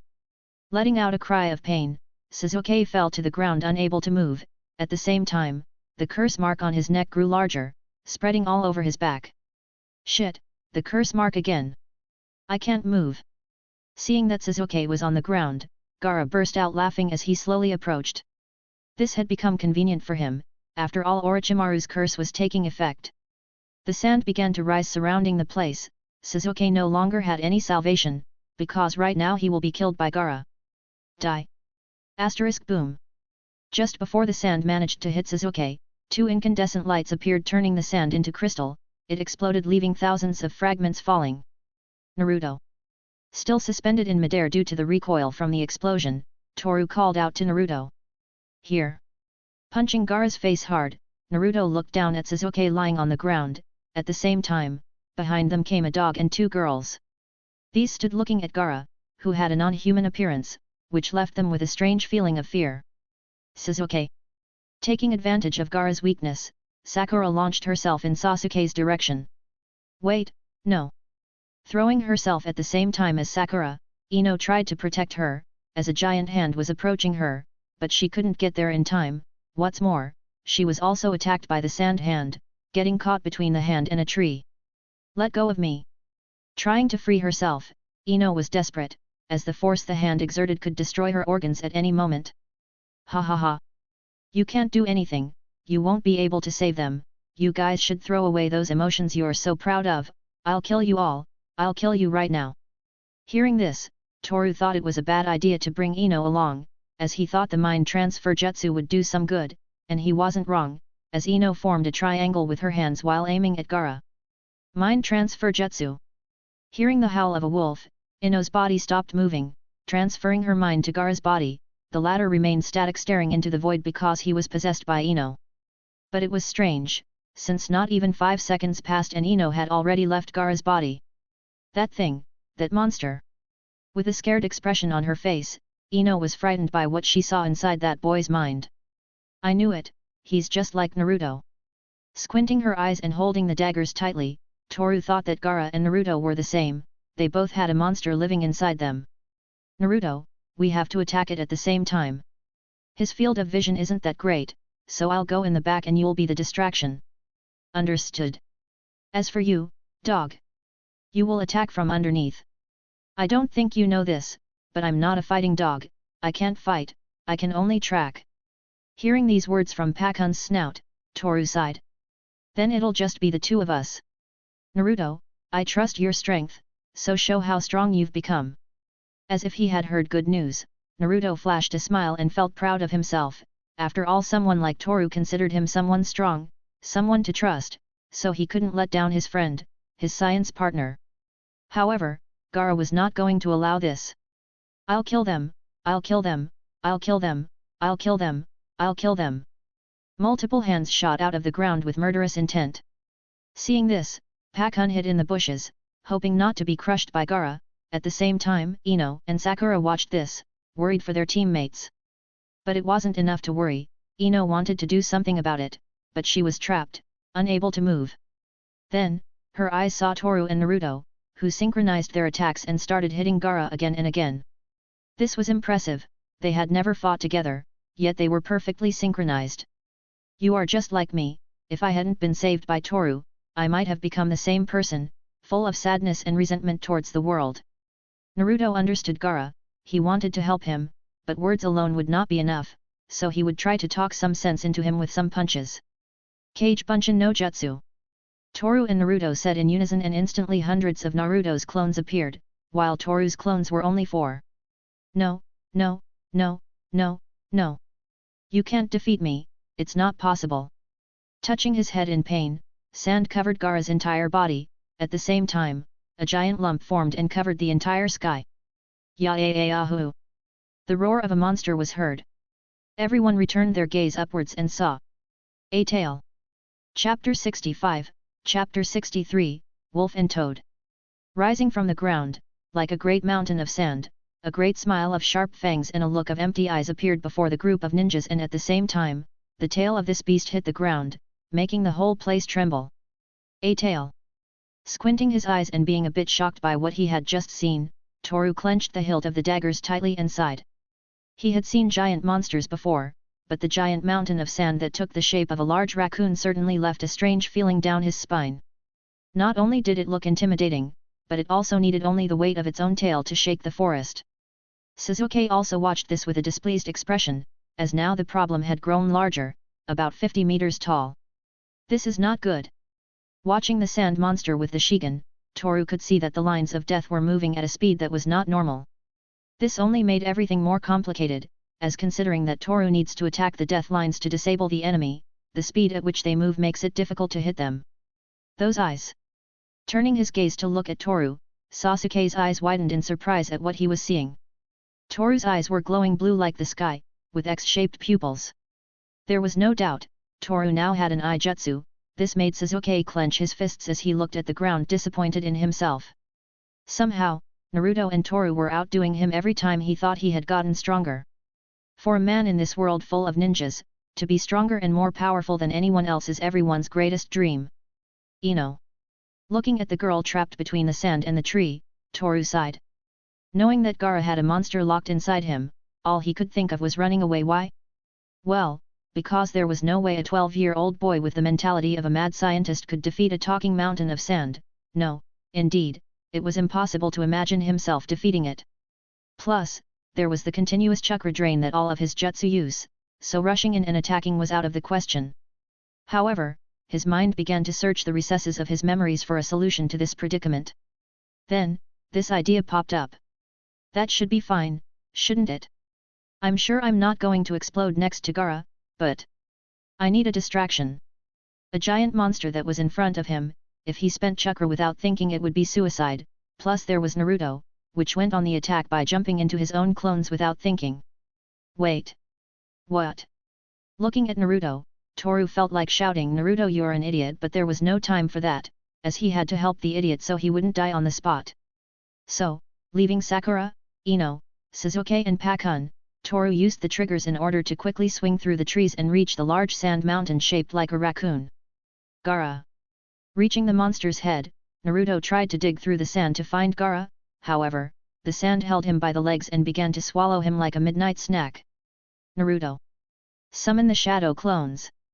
Trying to hurry, Toru had no choice but to ask Naruto for help, who was confused at first, but then realized what Toru wanted to do. Then, putting his fingers together forming a cross, multiple small smoke explosions started to appear among the trees, coming out from among all that Naruto's clones, which jumped as high as they could and quick! One of the clones shouted and, then, Toru's body flashed and the daggers burst into fire. Like a flash of flaming light, Toru moved at superhuman speed as he jumped between the clones in order to mobilize. Each clone Toru used as a platform disappeared enveloped in a cloud of smoke due to the force with which he moved. In the end, he arrived so fast to where Naruto was, that Sasuke clenched his fists in frustration at the sight of his childhood friend's power. Boom! The place where Naruto was being swallowed by the sand exploded, turning a small part of the sand monster's head into glass. The next thing that happened, Naruto jumped and fell into the branches of a tree. At the same time, while Toru was still suspended in the air, he put away the daggers and saw the monster in front of him. Shakuton, Netsuhaize element burn, thermal disintegrator. In less than a second, over 100 hand seals were executed, then, raising his hand towards the sky, a strange fireball appeared on Toru's palm. Almost instantly, this fireball was shot at the sand monster's face. Boom. A huge explosion echoed throughout the forest, generating a large cloud of dust over the monster's face. It didn't work. Clicking his tongue, Toru watched as the monster's face regenerated after the explosion that crystallized a small area between the mouth and eyes. This was already at a higher level of any kind of danger. For a second, Toru thought he should take Ino and get the hell out of that place, since staying with such a monster was certain death, but he still had chakra and ideas going back and forth like bees in a hive. So why not set up a sweet honey trap? Unconsciously, a smile had formed on Toru's mouth, at the same time as his hair covered his eyes. This scene was very much like that of a mad scientist thinking about his next experiment. That's how this boy's mind was now. But seeing this, Naruto felt uncomfortable, as he saw Toru laughing softly while touching his chin with a smile on his mouth. Well, it was already the second time he saw Toru with a facial expression other than the usual poker face, so this made him quite uncomfortable. After all, Toru was laughing in the middle of a battle to the death. Eureka, this is going to do the trick. I may run out of chakra to the point where I can't move, but my life and many others are in danger. So I'll leave it all to chance, because that's how I live my life. Looking around, Toru realized that he was far away from the place where Ino, Sasuke, Sakura, and Pakun are, so carrying out this sweet honey trap was going to be easier. Naruto, when we were at the hot spring resort, you said you learned a super cool jutsu. So, let me ask you a question, is that jutsu, by any chance Kukiyo's no jutsu? Without looking away and keeping his hidden-eyed smile, Toru could already see the outcome of this fight. To him, this was somehow becoming amusing, so much so that he could barely hide his smile.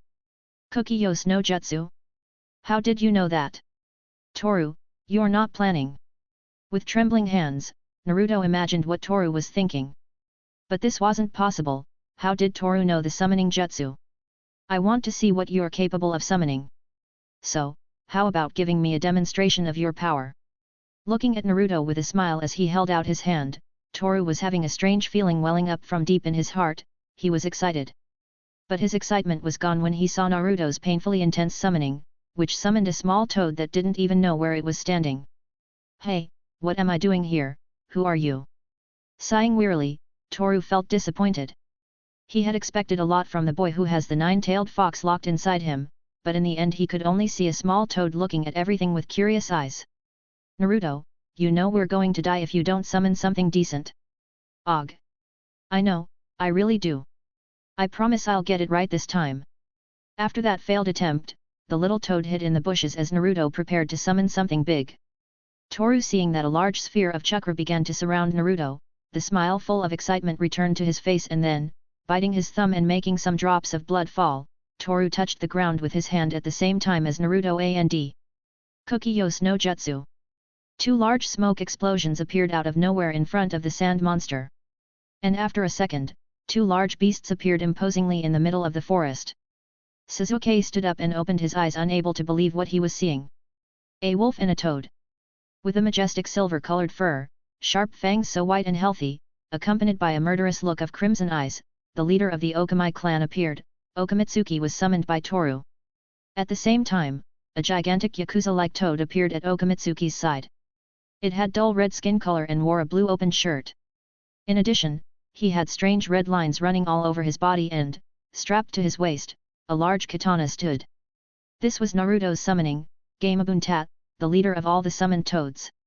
Aira, I see that after a few days you summoned me, don't you think that was too fast, brat? Looking over her own back, Okamitsuki felt a bit indignant due to being summoned in front of a tailed beast. That's Shikaku? I figured this kid would get into trouble, but I think this is a bit too much. Shaking his head, Okamitsuki saw that Toru was staggering. After all, he had just used a large amount of chakra in the summoning, so this caused him unbearable fatigue. Before summoning me you should take into account the amount of chakra you have. If you summon me again in this condition, I will refuse to be summoned again. Ha, this is not the time for this. That guy over there, we have to defeat him. His body is too tough, I couldn't do anything to him with my most powerful jutsu. You call that little ball of fire powerful? You must remember that when you used it against me I barely felt a tickle. Seriously, now you want to use that against a beast with a tail? As if he had heard a good joke, Okamitsuki chuckled. During their duel in Okami village, Toru used everything he had in order to defeat her, but in the end nothing worked, although the daggers did manage to cut her a few times. "Ho, I see something interesting. You must be the leader of the toads, Gamabunta, right?" "Yes, you are." Raising her eyebrows with some hesitation, Gamabunta didn't recognize this giant dog at all, but apparently she did know him. "Okamitsuki, leader of the Okami clan." Closing her eyes, Gamabunta sighed. She knew very little about wolf clans, so she decided not to give the matter any more thought. "Toru, you summoned a giant dog. Amazing." "Ha, it's not a dog as such. How disrespectful, I should rip your face off, you brat." Looking at Naruto, Okamitsuki licked his lips, making the latter feel shivers, but this was no time to introduce himself and make friends, as Gaara appeared among the sand. "Asahi Toru, Uzumaki Naruto." Emerging from between the sand, over the head of the sand tanuki, Gaara grinned mischievously as he looked at the wolf and the toad. Almost instantly, the sand hands came out of the ground, making Okamitsuki and Gamabunta unable to move. "Kukyaku ha ha ha ha ha." Laughing like a madman, Gaara clenched his fist and hands increased their strength in attack but... Boom. The hands were destroyed and Okamitsuki disappeared, reappearing in front of Gaara. "A spoiled brat, that's what I see. In my home we punish spoiled puppies by giving them a bite on their front paws." With a sharp-toothed grin, Okamitsuki felt thrilled at the realization, after all the wolf race was born for war, death ran through their veins and scars and broken bones were their most prized trophies. On the other hand, Gamabunta sighed as he pulled the katana out of the sheath. "Let's get this started. Hold on tight, kid." Leaping forward, Gamabunta raised the katana in an attempt to hurt Gaara, but it was useless. The hands came out of the ground and held his arms. "Damn, I can't let go." Seeing this, Toru looked at Okamitsuki. The two of them are closer to Gaara, so it would be easier for them to attack him, and as if reading his mind, Okamitsuki rammed Gaara, making Gaara fall to the ground. This made the hands let go of Gamabunta. "Now you're talking." Taking another long leap forward, Gamabunta swung the katana and split the shikaku in half. This caused Gaara to let out a cry of pain as he held his head tightly. "No, I'm not going to leave them. Ha ha ha, I'm going to kill them, I'll kill them."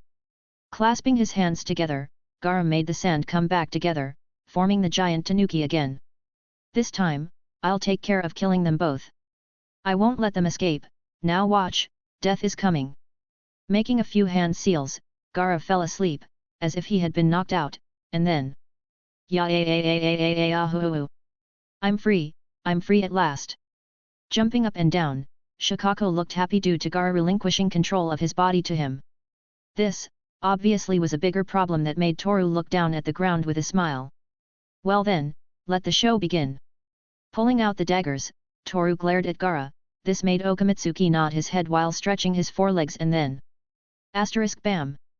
As Okamitsuki held Shikaku by the neck, Toru jumped to kill Gaara, but the hands came out of Shikaku's body and threw him away. Seeing this, Gamabunta asked Naruto for something. After that, Gamabunta ran in Shikaku's direction and then a large cloud of smoke covered his body, transforming into the nine-tailed fox. Taking advantage of the fact that his limbs were now able to catch things in his claws, Gamabunta held Shikaku together with Okamitsuki. "Naruto, wake up Gaara, that will make Shikaku disappear." Hearing this, Naruto jumped from Gamabunta's head to Shikaku's head, and taking advantage of Gaara being unconscious, he threw a punch, but to his bad luck, the hands came out of the ground, throwing everyone backwards. "Ha ha ha, what fun! Now it's my turn." With a smile, Shikaku filled his entire stomach with air. After that, air shot out of his mouth, hitting Okamitsuki and Gamabunta. This made them retreat a lot while destroying much of the terrain. But this was not enough for Shikaku, as he himself went on the attack, opening his mouth to bite the Gamabunta/Kyubi. In response to that, Okamitsuki used its hind legs to kick Shikaku, lifting it into the air. At the same time, Gamabunta jumped up and, using the nine tails as a whip, hit Shikaku to drive him back to the ground, causing a great tremor all over the place. "Naruto! Here I come!" Throwing himself once again, Naruto fell right next to Gaara, but before he punched him, sand hands started to come out from all sides, holding Okamitsuki and Gamabunta again, but that wasn't all, as the hands intended to crush Naruto. Bam! Boom! Bam! Moving through the trees like a fire star, Toru crystallized and destroyed every sand hand that got in his way. All this until he reached Naruto, who was about to meet a sad fate by being crushed by Gaara. However, Toru was faster and destroyed the hands. "Wake him up quick, I'm running out of chakra." Using Shakuton's daggers, Toru destroyed each hand that appeared. At the same time, Naruto charged a punch to Gaara's face, causing Gaara to wake up, turning everything that was into sand. "That was fast, the whiskered brat is strong." Nodding in approval, Okamitsuki was surrounded in a cloud of smoke before disappearing. After all, Toru's chakra wasn't as much as Naruto's. On the other hand, Gamabuntair had already done his job, so he disappeared as well. Because of this, right now Toru, Naruto, and Gaara right now were in free fall. In the end, Naruto and Gaara went to land near where Ino, Sasuke and Sakura were, while Toru fell far away from there. "Ha, that was fun." With a smile, Toru fell to the ground, leaving a crater and running out of air due to falling backwards. With Naruto and Gaara. Apparently, Naruto had just said something to Gaara, something that changed his life. After all, they were the same. Gaara was the representation of what would have happened if Naruto had decided to hold a grudge against the village and the world. But that was settled, there would be no more problems like that in the future, maybe. "Sasuke, where are you going?" Seeing that Sasuke had just run off in some direction, Sakura couldn't help but feel worried. On the other hand, Ino was searching for Toru with her eyes, however, she failed to find him. "Where is he? I don't see him." Looking at her hands, Ino felt something she had never felt before, as she was currently thinking of the worst situations. "I was useless. I was useless for nothing. If something happens to him, if he is hurt, I want to know where he is." Getting up from the ground, Ino began to look for Toru in the bushes. After all, Naruto and Gaara fell from the sky, possibly the same thing happened to Toru.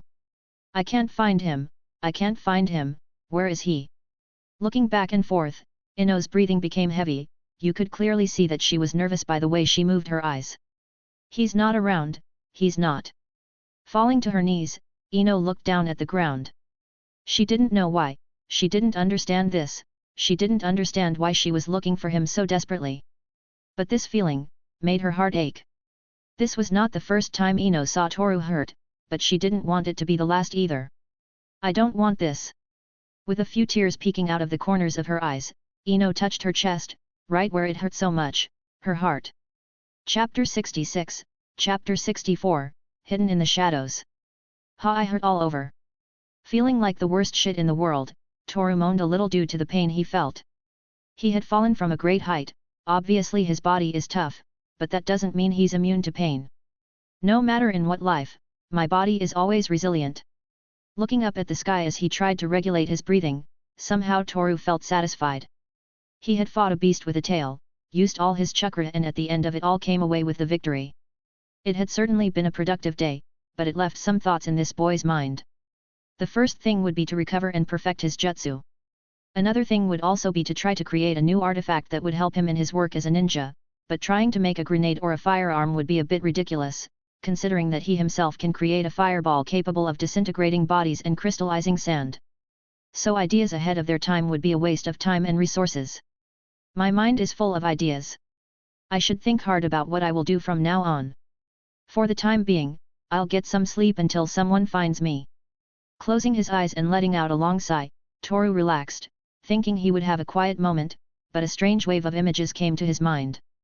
Looks like the second clone already accomplished its mission. He also got to see Asuma-sensei in battle, that's another point in my favor. Nodding his head, Toru analyzed the memories that came to his mind. After all, these memories were those of the clone he left together with Shikamaru. Seeing this, a smile formed on his mouth. The clone showed no mercy to the enemies. Indeed, it could be said that he was merciful in killing them all in a single slash of the daggers. Although in a moment another squad of Sand Village ninjas appeared, they were more than Toru had faced. However, Asuma appeared using a knife. Asuma-sensei used chakra flow on the knife. It seems that he uses phyton as a base to increase the sharpness of the weapon. Touching his chin, Toru tried to look for differences between imbue and chakra flow. Apparently, chakra flow only gives the properties of the element to the weapon. An example would be phyton, which increases the sharpness of the weapon. Another more specific example would be riten, which gives the weapon the property of paralyzing the enemy. As for imbuing, This literally wraps the weapon in the element used, including Kekii Genkai, as well as Toru's Shakuton. This not only gives the properties of the element, but amplifies them to a certain extent. I think imbuing expends more chakra. Shaking his head and crossing his arms while still lying on the ground, Toru reconsidered using Shakuton combined with imbuing, but someone's hurried footsteps made him raise his guard, even if he was lying on the ground. Toru. Looking into his eyes, Sasuke appeared through the leaves of the trees. Somehow, you could see in his eyes that he was uncomfortable, but that didn't matter, as Sasuke approached Toru and held out his hand. Are you just going to lie there all day? Maybe, I can barely move. Sighing, Toru held out his hands and sighed. It was obvious that the chakra drain was too much for a 12-year-old's body, so being tired was normal. However, Sasuke touched his head as he looked around the surroundings. It was exactly the same as in the past. Seriously, you always get everything explored. With a slight smile, Sasuke remembered the past, when the Asahi and Uchiha clan were allies. Those times were very peaceful. Toru repeated his strange experiments every day, most of them ended up exploding, so this made Sasuke shook his head. If you're referring to my experiments, those were just accidents caused by flaws in the internal structures, where? Hey, you know that doesn't interest me. Interrupting Toru, Sasuke felt uncomfortable just listening to him talk. He was always saying nonsense, at least that's how he perceived it. I'm fine with it, it's not like many people like what I like. You're reasonable, but we still have to go, Naruto and Gaara are over there. So get up. I can't, didn't I tell you, I summoned a fucking 40-meter tall wolf. Try summoning something like that without passing out. Sasuke sighed. This was strange, the way Toru expressed himself was different, but he still kept the same poker face as always. He was the same, but someone different at the same time.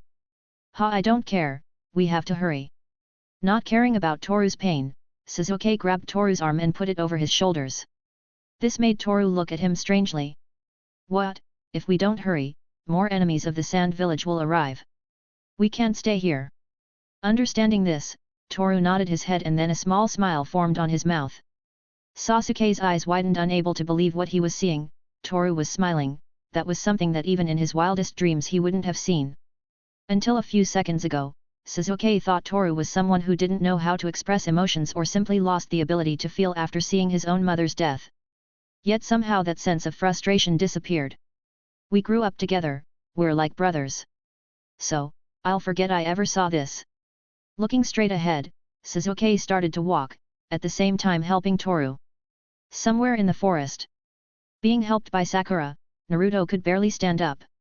He was exhausted, he couldn't move a bit. Still, the Kyuubi's chakra will start to act any moment and heal his wounds, so tomorrow morning he will be completely healed. Where is Toru? Looking at the surroundings, Naruto was thinking about how Toru destroyed every hand of sand that rose from the ground. It was amazing to look at, as Toru was moving so fast that he could barely see his movements. I don't know, but... Looking at Ino, who had a blank look on her face, Sakura had many ideas of what was going on. Just as she worries about Sasuke, Ino worries about Toru, after all the two of them are. Sasuke, Toru. Watching the arrival of these two boys, Naruto stood up full of energy again.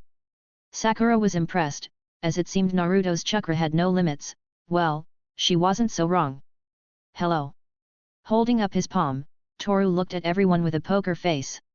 Then, when Toru's voice echoed in the place, Ino's eyes widened in disbelief. She, who was thinking that Toru had already gone to the other world, felt ashamed of herself for thinking something so stupid. It was logical, if Naruto and Gaara were able to survive falling from such a great height, Toru would have too. But at this moment, Ino felt something different than shame. What happened next was something strange. In less than a second, Ino ran up to Toru while raising her fist. Everyone saw what happened. Toru was thrown backwards from a punch by Ino. It hurts. Lying on the ground, Toru looked up at the sky. He had a fist mark on his face due to being punched by Ino, and this obviously left everyone confused, who looked at her without saying anything. Where did you get so much strength, Ino? Sitting on the ground, despite the pain, Toru felt curious about Ino's strength. After all, this was the first time she hit him. In response to this, Ino's face turned so red that it looked as if a small cloud of steam was rising above her head. I You're an idiot. With small tears at the corners of her eyes, Ino left the place without looking back. That was sudden, but Toru saw this reaction as a new expression on her face, with a slight closed-eyed smile. Still, Ino's punch hurt too much. Maybe it was because she was weak since she had used all her chakra, or Ino simply had too much strength. I understand you, buddy. Touching Toru's shoulder, Naruto sympathized, after all he too was taking hits from his teammate. Sasuke on the other hand, looked at this with a raised eyebrow. Time may change people, but I'll stay as I am, I'll make my hatred grow, I'll become strong and kill Itaki. Clenching his fists tightly, Sasuke had an idea of what he had to do to achieve his revenge. But that was great, how you summoned that giant dog. It's not a dog as such, I said it before. Haha, it was a wolf, I know. But there was also that fireball you threw at Gaara. It exploded so much it shook everything. Ah, that, yeah, I guess it somehow didn't work. Shaking his head, Toru no longer knew how to continue this conversation. This made him sigh as he touched his head, but then, opening his eyes unable to believe what had come into his mind, the expression on Toru's face changed slightly. It can't be. What's wrong, Toru? Naruto was confused by the change in Toru's expression. The same happened to Sasuke and Sakura. On the other hand, Pakun came out of the bushes realizing that the place was safe. Everyone looked Toru in the eyes, they didn't understand what was going on with him as he was looking at the ground with a frown. And then, those words that completely changed the fate of Konohagakure came out of Toru's mouth. The Hokage is dead. In the stadium. Eyes wide open, Hinata was in shock. In front of her, the most respected man in the entire village had fallen to the ground, bleeding out from the wounds her own former student inflicted on him. At the same time, Yamato had a stoic expression on his face. He clenched his fists tightly as he searched for a solution to this, but it was too late. Orochimaru. Yamato looked at the man who caused all of this was all that man's fault. Then, with all the memories of the experiments Orochimaru performed on him, Yamato lunged forward as he clasped his hands together, making the wood come out in the form of roots from the ground. However, it was impossible to break through the chakra barrier, there was no way to protect the Hokage. There was nothing he could do about it. Standing in front of the barrier with a frown, Yamato felt useless, as Hiruzen was already dead. After this, the chakra barrier disappeared, then Kabuto emerged from the shadows and took Orochimaru over his shoulder, the 4 Sound Village ninjas did the same, disappearing from the place. But this was not going to end just like that, Yamato would not let that man get away with this. So, creating a dozen wooden clones, Yamato followed them as fast as he could. The ANBU ninjas on the spot followed him. At the same time, Hinata felt weak.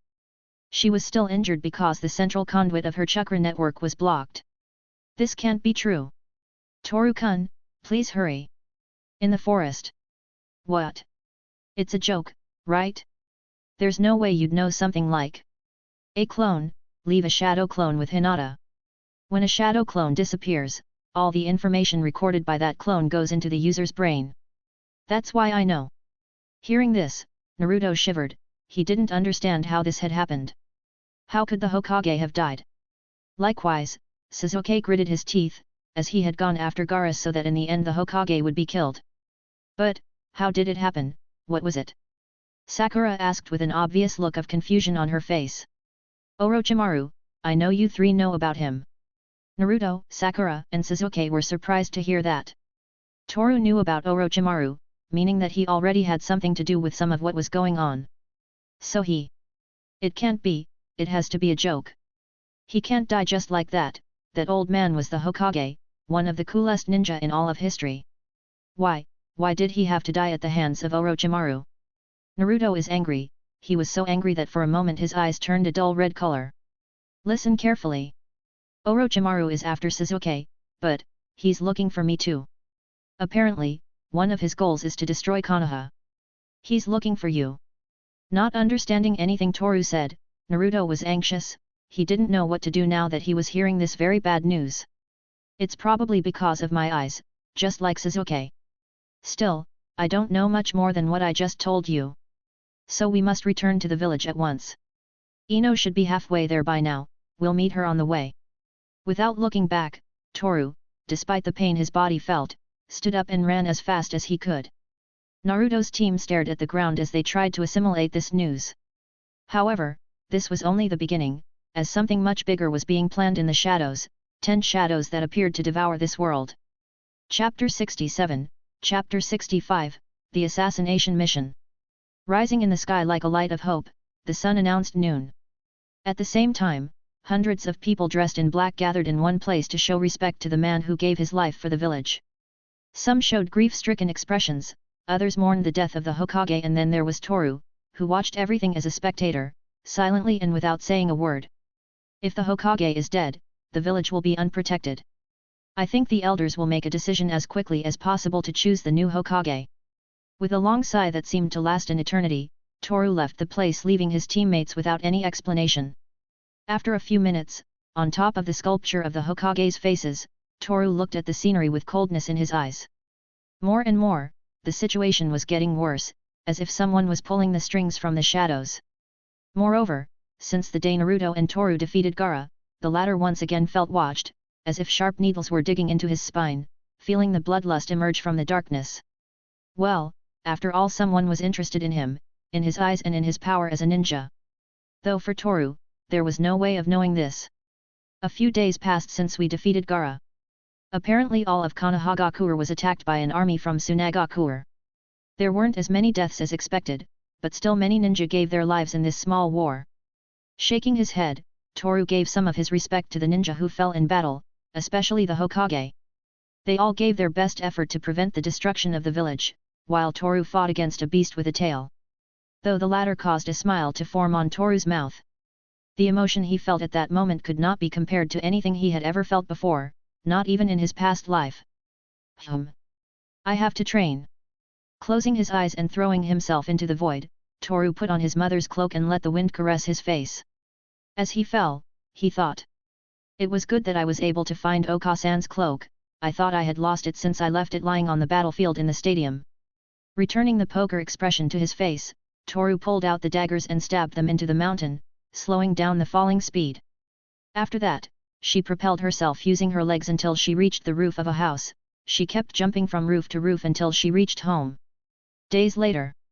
Preparing for the next mission, Toru had no time to waste. Now that Hinata had recovered faster thanks to the medical jutsu handled by the ninja of Konoha's hospital, he could return with his team and complete missions. After all, what this village needs is money for repairs, so sending his ninja on missions was the obvious thing to do. So, putting on his cloak and adjusting the bandages on his arms and legs, Toru opened the door of his house and looked at the sky. His scarf, as always, remained blood red, however the ends were torn due to the fight he had against Okamitsuki. I am ready for this new mission. Time is relative, so if I'm late, I'll just tell everyone that you're very early. Saying this strange sentence, Toru left the door of the house locked and took a leap, climbing onto the roof. What followed from that, was Toru jumping between the roofs of the houses to get there faster. Konoha's commercial area. Staring at the horizon, keeping silent, Yamato continued to remember Hiruzen's death. He was in front of him, but could not help him. Orochimaru. With memories he hadn't expected to return, Yamato felt uneasy. Despite always remaining stoic in any situation, this time he almost lost control of himself. Those ninjas that accompanied him, they were from the Sound Village. Hey! Thinking seriously about the situation, again and again those bitter memories of his childhood came back. The reason why Yamato can use Mokuton, a ninjutsu that was supposed to be from the first Hokage, was because Orochimaru experimented with it, giving him Senju Hashirama's cells and thus unlocking this Kekii Genkai. He is looking for Uchiha Sasuke and Toru. He wants the destruction of Konoha and, for that, he assassinated the Hokage. Big problems were starting to appear. The whole ninja world was about to change completely, and that is something that Yamato could feel. He knew that this was not going to be easy for anyone. Yamato-sensei, good morning. Coming out of nowhere and pulling Yamato out of his world, Toru bowed slightly to greet his master. You're early, as usual. I suppose. Besides, from what I'm seeing, everyone in the village is busy, and now they're sending a large portion of their ninja on missions. Don't you think that's kind of stupid? They're leaving the village unprotected. I don't think so. They are only sending the less experienced ninja, as well as you, Hinata or Ino. On the other hand, the elite ninja and ANBU are being reserved in case of a surprise attack. I guess that's better than I thought. Konoha needs money after all and, for that, they're sending their ninja to get it. Exactly. Nodding his head, Yamato felt a little calmer. Now he had to worry about his students, otherwise his discomfort might cause trouble for the team. Good morning. Good morning, Toru-kun, sensei. Two voices echoed in the place, after all Hinata and Ino had arrived together. With this in mind, Yamato could now begin his report on the mission they were assigned. Well, we're all here now. So I'll start with the information I've been given for this mission. With serious expressions on their faces, Hinata and Ino looked at Yamato, waiting for this important information. This is an assassination mission. Assassination. The serious expression on Ino's face changed the instant she heard the word murder. After all, she doesn't have good memories with that word.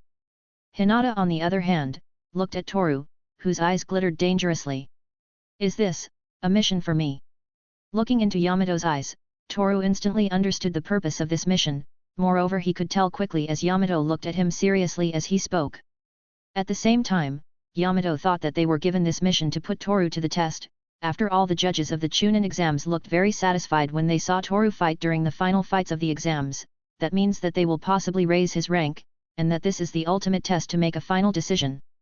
Thinking about this, Toru knew that now that he had exhibited his true power to the world, he would draw more attention and everyone would look at him wherever he went. Now that I realize, everyone is watching. The people around him were staring at him while muttering. This made Toru uncomfortable, as he feels watched, and this reminded him of certain things from his past. But who will we have to kill? Looking at the ground with a worried expression on her face, Hinata didn't know what to do. She was still delicate due to the fact that she was not fully recovered. The medical ninja said that she could now move freely and that she could use ninjutsu. However, she could not overdo it as this could affect her health again. The person we will have to kill is called Kiro. He is the leader of a sect that extorts small towns in order to get large sums of money. For the moment, he is sheltering in a large mansion guarded 24 hours a day. We must be careful because he has wanted criminals all over the continent on his side. You will know why they are wanted criminals everywhere. Hearing this, Toru thought that this mission might be too much for a team of rookie genin, but if this mission is for him, he would have to use all his resources to complete it. This is where Hinata and Ino come in, who will be the cornerstones that will support Toru during this mission. That's called teamwork. That's what a ninja has to know. The mansion is located between the land of the earth and the land of the waterfall. It's near the place where we did the research mission. Looking at the ground, Ino didn't think she would have to go back to that place, but then she remembered that day in that forest, when Toru showed her his hidden side, the darkness of his heart. So when are we leaving? Right now. When Ino asked her question, she looked excited and full of determination, but when Yamato answered, all that excitement vanished. So it will be an assassination mission, hey. Then I'll have to kill a criminal. This is the test they want me to do, right? Then, see how I exceed your expectations. Starting to walk in the direction of the village exit, Toru sighed with a faint smile that no one could see. Minutes later. Looking around, Toru noticed something. There are a lot of families, hey. The expression on his face now was neutral, as if he was never able to show a smile. Every time he saw a happy family on the street, Toru somehow felt pathetic. After all, no matter what life he was in, he always ended up alone, locked up in a laboratory without a mother or father to care about him. Although in this world he had a mother who did love him, but that was short-lived. Is it because I'm in a child's body that I have this kind of depressing thought? Shaking his head, Toru tried to erase these thoughts to nothing. Meanwhile, Ino was looking at Toru from behind.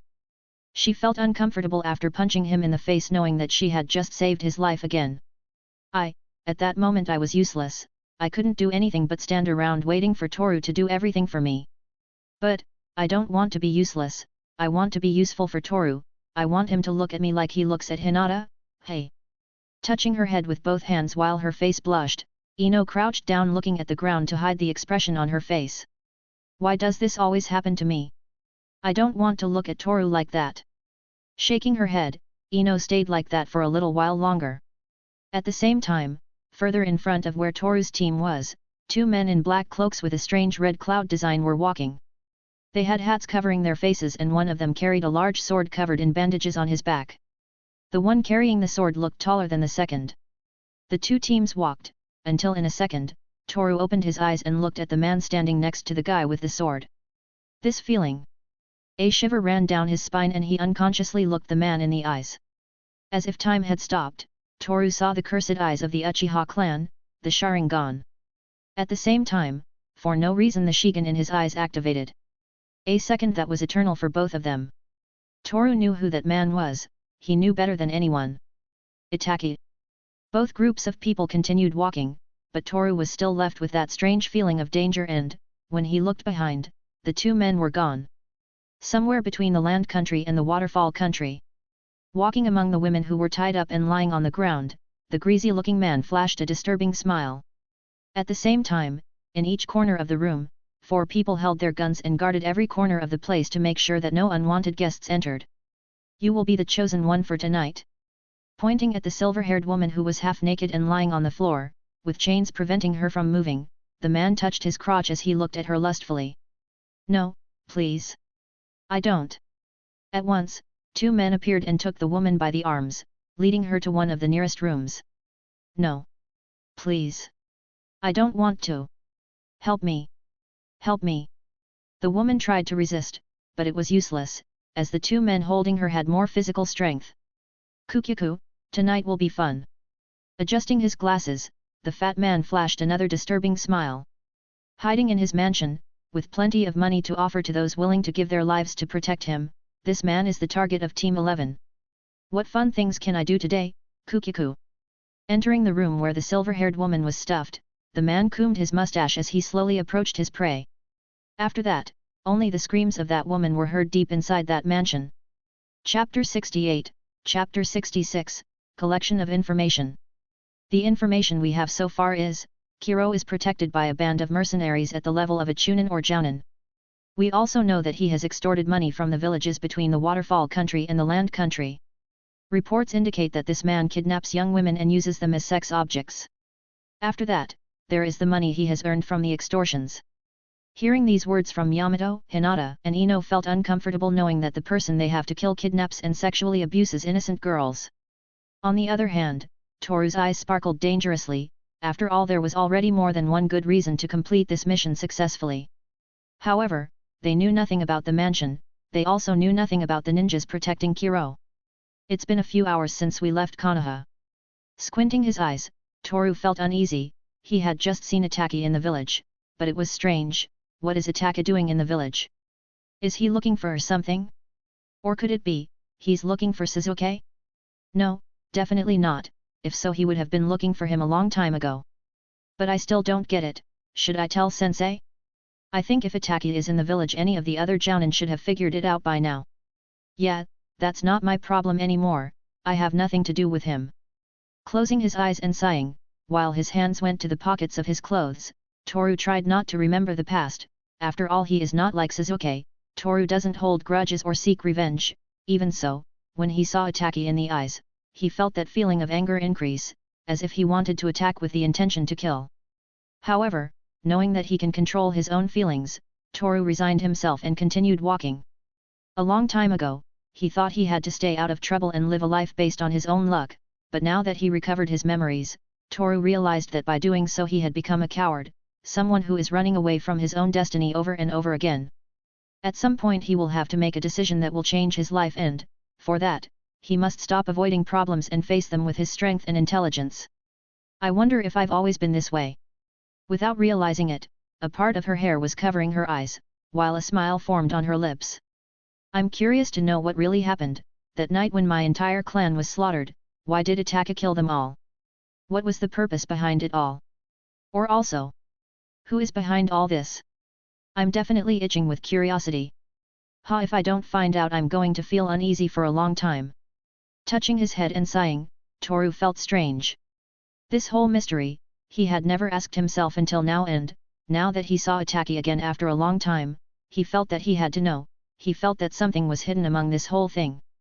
Are you listening, Toru? But still, a voice was heard near Toru's ear. It was Ino, who just like Yamato and Hinata, looked at him confused. After all, Toru had been staring into the void without listening to anything Yamato was saying. Yeah, I think so. Shaking his head, Toru looked over. Everyone looked uncomfortable in some way or another. Well, it was easy to understand. since Toru had had a strange murderous look ever since the team left Konoha, so it wasn't so strange that everyone felt uneasy with the bloodlust that this boy was giving off. On the other hand, Yamato's side.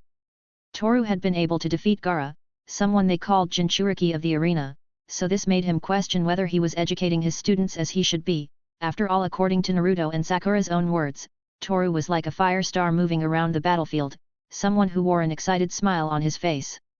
It's hard to imagine.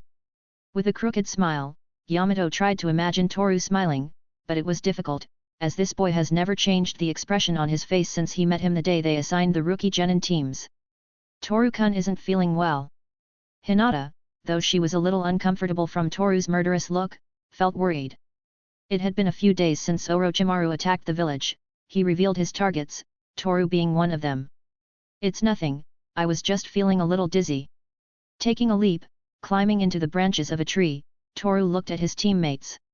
"The first thing we have to do is to collect information from the villages that were extorted and from the relatives of the missing women, so we should move fast.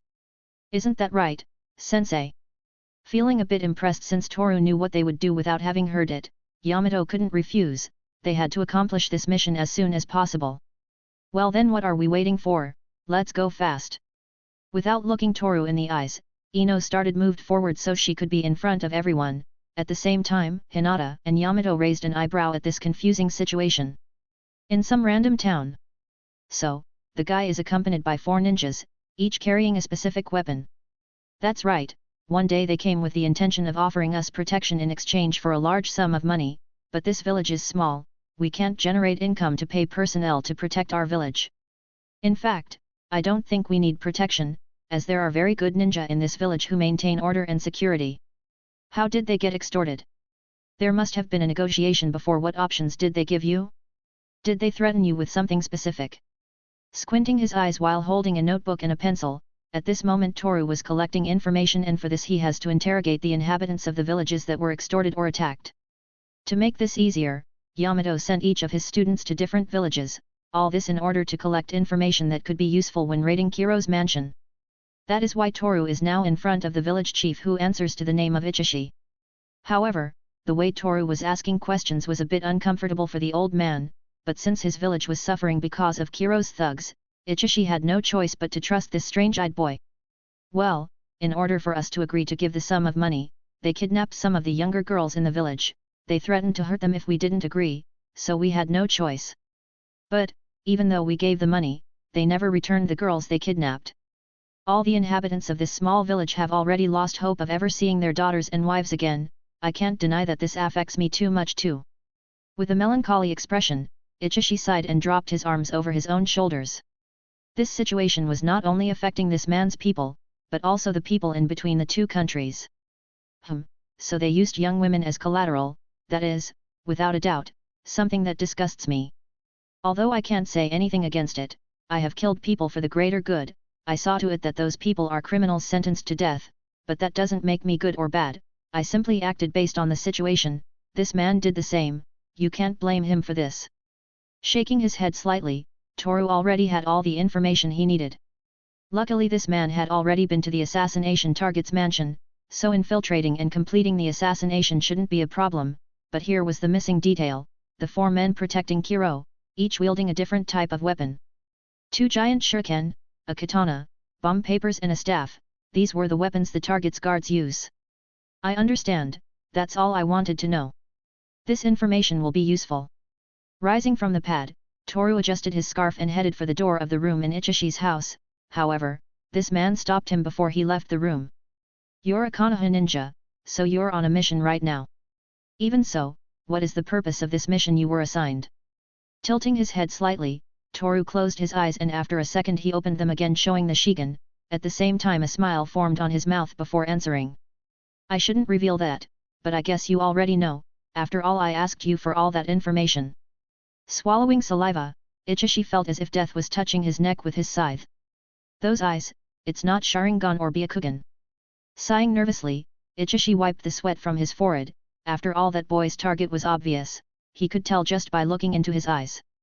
"You're right, I apologize for asking such an irrelevant question. Questions arise out of human curiosity. If you hadn't asked, I would have thought you were a very naive leader, but apparently you are not. Feeling confused by what Toru said, Hiashi decided that he would not ask any more questions and let the ninja do his job. Somewhere else.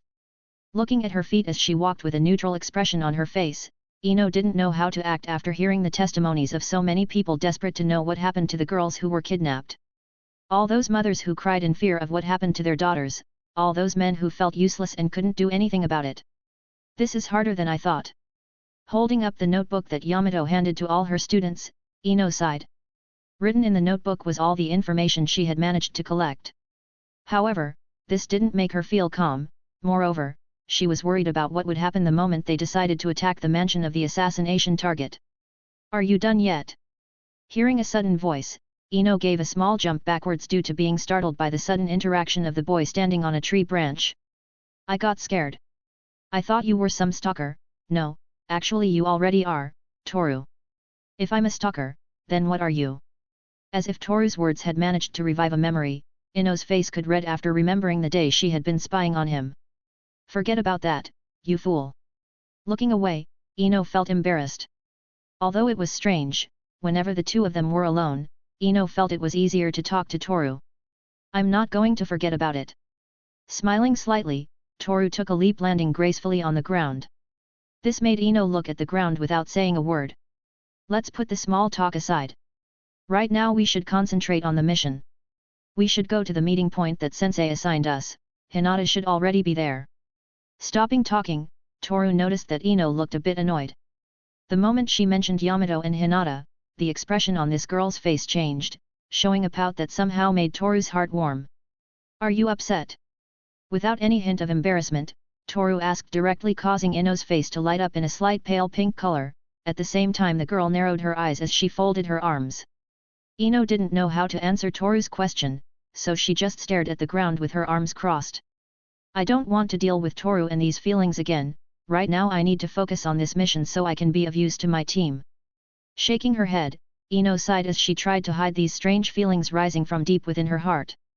Although it was becoming increasingly difficult to disguise her personality, however, she wanted to stop being the pathetic cowardly ninja of the past and become a kunoichi worthy of her title. You seem to be upset, as I can see the change in the skin tone of your cheeks, that means you hate me so much that I make your blood hot with anger. However, Toru's words made this difficult. That's not it, you idiot. Turning suddenly, Ino looked Toru in the eyes. Really? Then I must have been wrong, you possibly have a fever, so you'd better get some rest. No. Shut up for a moment, hearing your voice makes me angry. Ino wanted to stay calm on this mission, she wanted to think things through so she wouldn't become a burden, and then there was Toru, who showed a slight smile on his mouth as this girl scolded him. What a funny reaction. Closing his eyes, Toru sighed, teasing this girl was kind of funny. The expressions on her face, the tone of her voice, the small tears that peeked out of the corners of her eyes as she was angry, no doubt he knew what Ino was feeling. At the same time, Toru could also confirm something that had him uneasy.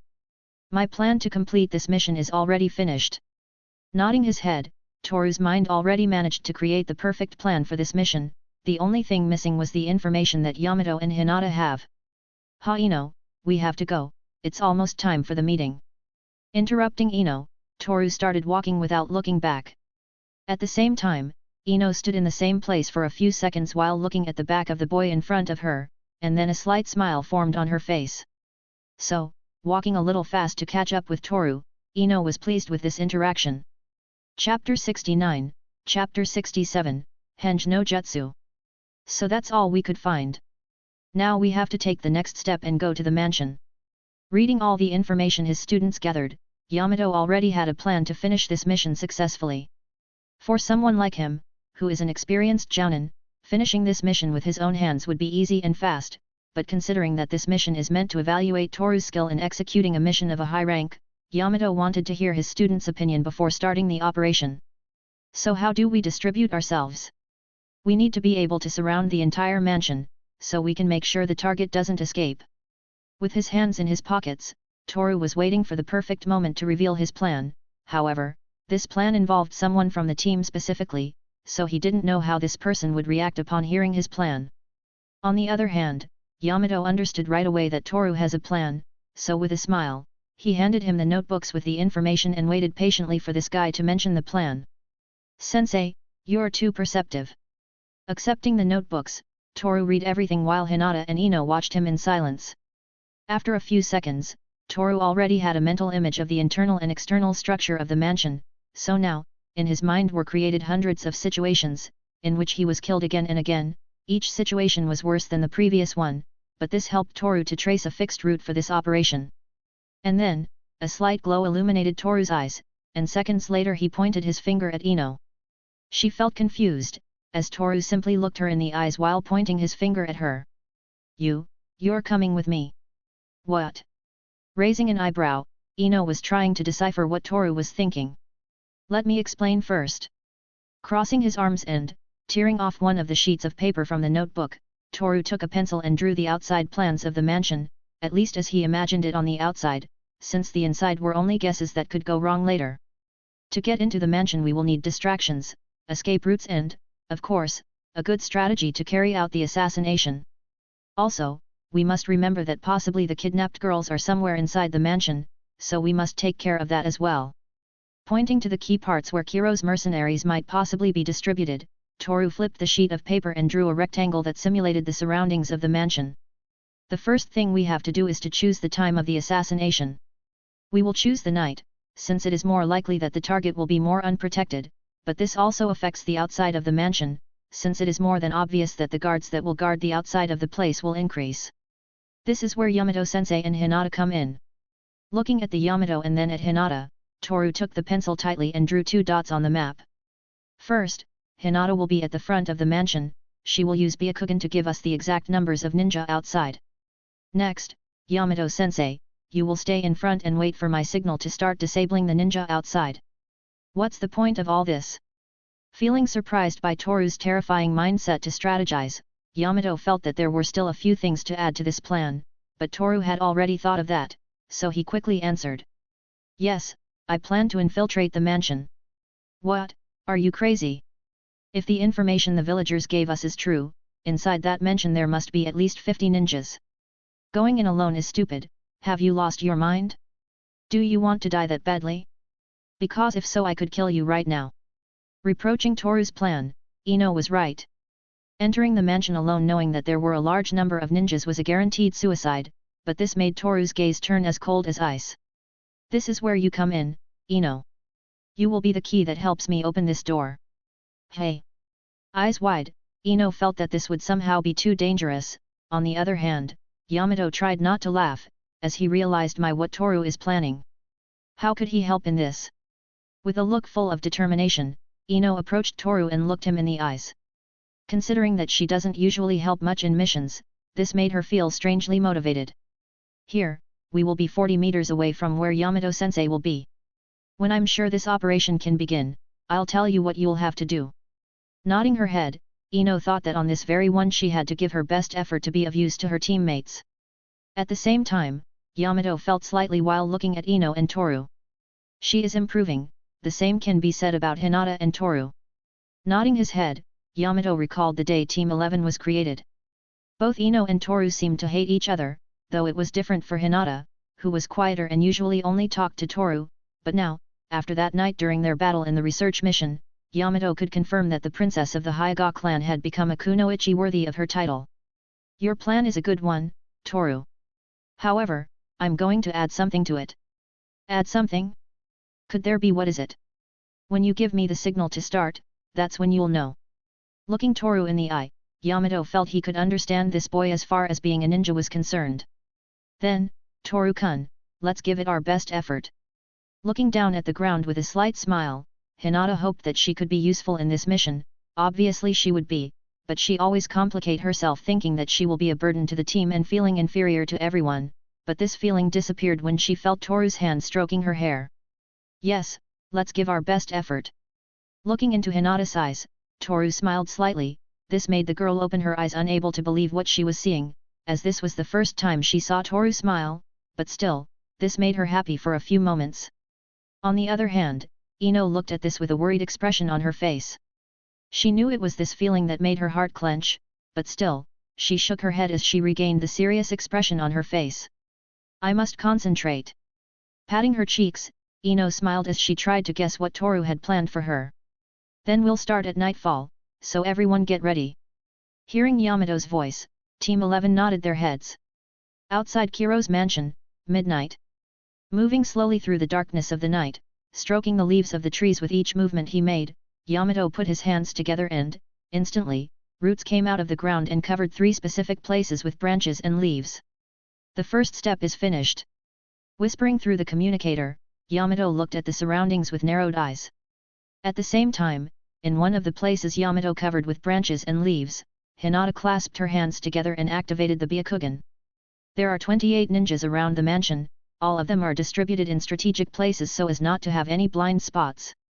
Whispering into the small microphone hidden in her sweater, Hinata increased the strength in the Byakugan and was able to see inside the mansion. Her eyes widened like saucers when she saw the numerous ninjas inside.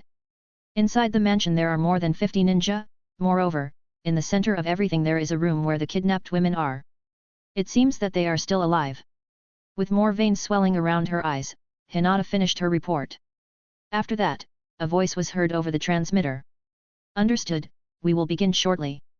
Speaking through the microphone on his scarf, Toru needed to prepare. Yamato-sensei already knows my plan, so it will be easy to act. We're already here, what should I do? Whispering to Toru, Ino looked at the surroundings. At the same time, she realized that there were too many ninja outside, so it would be difficult for Toru to infiltrate. Toru, however, the boy didn't answer, after all he was watching the death lines of the ninjas outside. This made Ino feel confused and in a strange way, a shiver ran down her spine. Ino, Toru said without looking away from the front. What? Replied Ino. No matter what, you won't be mad at me for what I'm going to do. Again, hearing Toru's voice, a shiver ran through his entire body. Then, their eyes met, the blue glow of Toru's dojutsu seemed to light up the place slightly. What do you mean? Feeling nervous, Ino moved a little away from Toru, however, he approached her. Keep quiet, if you make noise we'll be discovered. Looking into her eyes, Toru's Shigen glowed, at the same time, he approached Ino, however, she tried to move further away, but this Toru didn't mind, as he grabbed her arm preventing her from continuing to move away. What are you doing? Let go of me. Trying to keep her voice low, Toru deactivated the microphone on her scarf and brought her face closer to Ino's. The two were so close that they could hear each other's breathing, could feel each other's body heat and the softness of each other's skin. Let go of me, we can't waste time, we're in the middle of a mission. Looking away and avoiding eye contact, Ino felt Toru's hand squeeze her arm. She had forgotten what a boy's strength felt like, it was strange, however, she didn't want to waste time since they were in the middle of a mission. You want me to punch you in the face, let go now. Trying to let go, Ino looked Toru in the eyes with a slightly angry expression, at the same time, her cheeks were a bit flushed due to Toru being too close to her, but no matter how hard she tried to make Toru's hand let go, she couldn't, Toru's strength was greater. Don't move. What are you doing? Bringing his hand closer, Toru touched Ino's abdomen. In response to this, Ino felt a strange shiver run through her body, but then, she opened her eyes realizing the situation and tried to quickly let go, but Toru was faster and threw her to the ground. We're in the middle of a mission. No. Don't touch there. Aang. Trying to make Toru break away from her, Ino tried to push him off, but no matter how hard she tried to use all her strength, she couldn't, she felt as if her body was getting weaker by the second. At the same time, Toru caressed Ino's abdomen, slowly ran his hand down her thighs using his fingers, touching the soft skin of this girl. If the ninjas hear you, they will discover us and you will ruin the mission. So, if you want to tell me something, do it whispering. Toru's eyes shone with Shigen's light, then, Ino gritted her teeth and looked at him with small tears at the corners of her eyes. This was the second time Toru did something like that, but this time it was different, as he was being delicate in touching Ino's body. Toru, let go of me now, we mustn't waste time. Wrapping her arms around Toru's torso, Ino whispered in his ear. However, the latter narrowed his eyes and brought his face close to the girl's neck. In response to this, Ino shuddered as she buried her fingers in Toru's back. Please. I don't understand why you are doing this to me. Seeing Ino's tears, Toru sighed and, then, put her hand on Ino's chest. She opened her eyes, however, trying to run away was useless, Toru's strength did not allow her to escape. It's soft and smells like flowers. With an expressionless look on his face, Toru caressed Ino's breasts. After that, he moved his hand a little until he reached her chin, making her look him in the eyes. You, fool, do whatever you want. Closing her eyes, Ino's legs trembled. At the same time, her heart was racing so fast that you might even think she would go into cardiac arrest at any moment. Her whole body was reacting to Toru's caresses, feeling shivers with every touch. She could do nothing, she could not escape, so she resigned herself and accepted her position at this moment. However, this made the two of them feel closer together than ever and, at the same time, Toru's eyes sparkled. Now I know for sure, I was able to confirm it. But now is not the time to be so distracted, I already got what I needed. Wiping Ino's tears, Toru smiled slightly as he let go of this girl's arm. After that, he stood up from the ground, looking into her eyes. Ino on the other hand, felt as if her heart would warm at the sight of Toru's smile, but almost instantly, murderous intentions took over her thoughts. Not only was she being thrown to the ground leaving her in a vulnerable position, but she was also being touched in places she considered shameful. This was unacceptable, it was something she could not tolerate, but before her anger exploded. You! Why did you do that to me? Ino was angry and embarrassed, however, Toru closed her eyes and sighed. Because I needed to take the information from your body to perform a transformation jutsu. At the end of it all, I just needed your skin texture and scent. Having answered Ino's question, Toru turned around and clasped his hands together. Henge no jutsu transformation jutsu. Being surrounded from head to toe by a cloud of smoke, Toru's body changed, he had now taken on Ino's appearance. Seeing this, Ino had no words to explain what was happening, she simply lay on the ground processing what had happened. Now, let the mission begin. Toru, now in Ino's appearance, smiled as he looked at the girl in front of him. A second later, he jumped down without looking back. Chapter 70, Chapter 68, Massacre and Confession, 1. Falling to the ground in a very stealthy manner, Toru, now in the guise of Ino, looked around with narrowed eyes. The time has come for me to show my acting talent. Nodding her head, Toru prepared for this. The first thing he did when he was near the mansion, was to look at the surroundings. At each corner of the mansion there were 4 ninjas, each one looking at a specific spot. This was what the old village chief meant by the mansion having no blind spot, but that was what Toru's plan was for. I'll let them kidnap me. Squinting his eyes, Toru wondered to himself if he had managed to copy Ino's scent perfectly. The texture of her skin was very similar, but what he's still unclear about was the flowery scent Ino gives off. It seems that everything is in order. Then, the time has come, I must get closer to the mansion. Taking a deep breath while patting her cheeks, the expression on Toru's face, now with Ino's appearance, changed completely. Now you could see a worried and lost girl. Taking advantage of the fact that she had managed to get the right expression on her face, Toru approached the front door of the mansion. What is this place? Looking around, Toru pretended to be confused. At the same time, the ninjas guarding the place noticed the presence of this intruder, so they quickly appeared before this mysterious girl. Who are you and why are you here? Taking a step forward, the man holding a spear spoke. He had a depressing expression on his face, as well as having the appearance of a man in his 40s. I don't know. I was on my way home, but I think I got lost. Looking around, with a worried expression on his face, Toru tried to get these ninjas to believe him and, to his good fortune, this plan seemed to be working, so, clenching his fists of letting out a tear, Toru looked the ninjas in the eyes and continued with his performance. I saw a light in the distance, so I approached. I found this house, but I wasn't sure if it was okay to approach.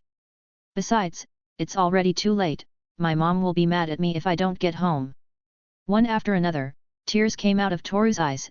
At the same time, the ninjas present looked at each other with a smile, they had found a pay raise after all. On the other hand, while tears were running down his cheeks, Toru was laughing out loud inside his mind. Ha ha ha, I can't believe it. This somehow makes me feel excited. With a smile that the ninjas couldn't see, Toru ducked his head and sighed. He was waiting for these naive idiots to allow him to enter the mansion. After all, a pretty and young girl was at the door of the mansion of a man who kidnaps young women. To miss this chance to earn good money would be stupid, so, one of the ninjas came over and wiped Toru's tears. Don't worry, cutie. We'll help you, but it's getting really cold right now, so how about you come in and drink something warm before you go? Sure, we'll give you a map so you can guide yourself. Hearing those melodious words that made Toru barely able to contain his smile, he nodded his head while letting out a few more tears. It's okay, but I can't stay for too long. Sure, we'll take that into account. Go ahead. Opening the door, the ninja tapped Toru's shoulder while smiling slightly. At the same time, this boy with the appearance of a girl was grinning mischievously while his eyes were shining brightly. Obviously, the ninja couldn't see the expression this girl had on her face due to the height difference. Second phase, completed. Looking at the light at the end of the corridor, Toru couldn't wait to start this massacre. Outside the mansion. Watching with the Byakugan, Hinata was surprised that Toru had taken Ino's appearance to infiltrate the mansion. Still, she felt with little concern for him. After all, Toru was about to enter the lion's cage, and getting out of that place alive was possibly not an option. But from the bottom of her heart, she trusted him. He is entering the mansion.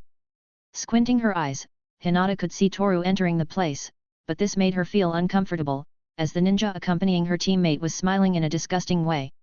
However, this did not stop her from maintaining her determination. At the end of it all, she is in the middle of a dangerous mission. A single mistake and everything could end in disgrace. Toru-kun is very strong, so I shouldn't worry. I promised that I would change the way I am, so I shouldn't worry. I should trust Toru-kun, just as he trusts me. Nodding her head and looking at the mansion door with determination in her eyes, Hinata promised herself that she would trust her classmates, trust her teacher and, most important of all, trust herself. On the other side, near that place, was Yamato, who watched everything with a stoic expression on his face. He was already aware of Toru's plan, so his job at the moment is to wait for his student's signal to begin the third phase of this mission. As expected, he adopted Ino's appearance to infiltrate. At first glance it is a very simple plan, but somehow it is too effective. With a slight smile, Yamato waited patiently. Earlier, before starting the mission, Toru talked to him, giving him all the details of his plan. Considering that this mission is to test Toru's skills, for this guy to make the plan that will be used was more than fine. After all, this mission is for him, for Asahi Toru.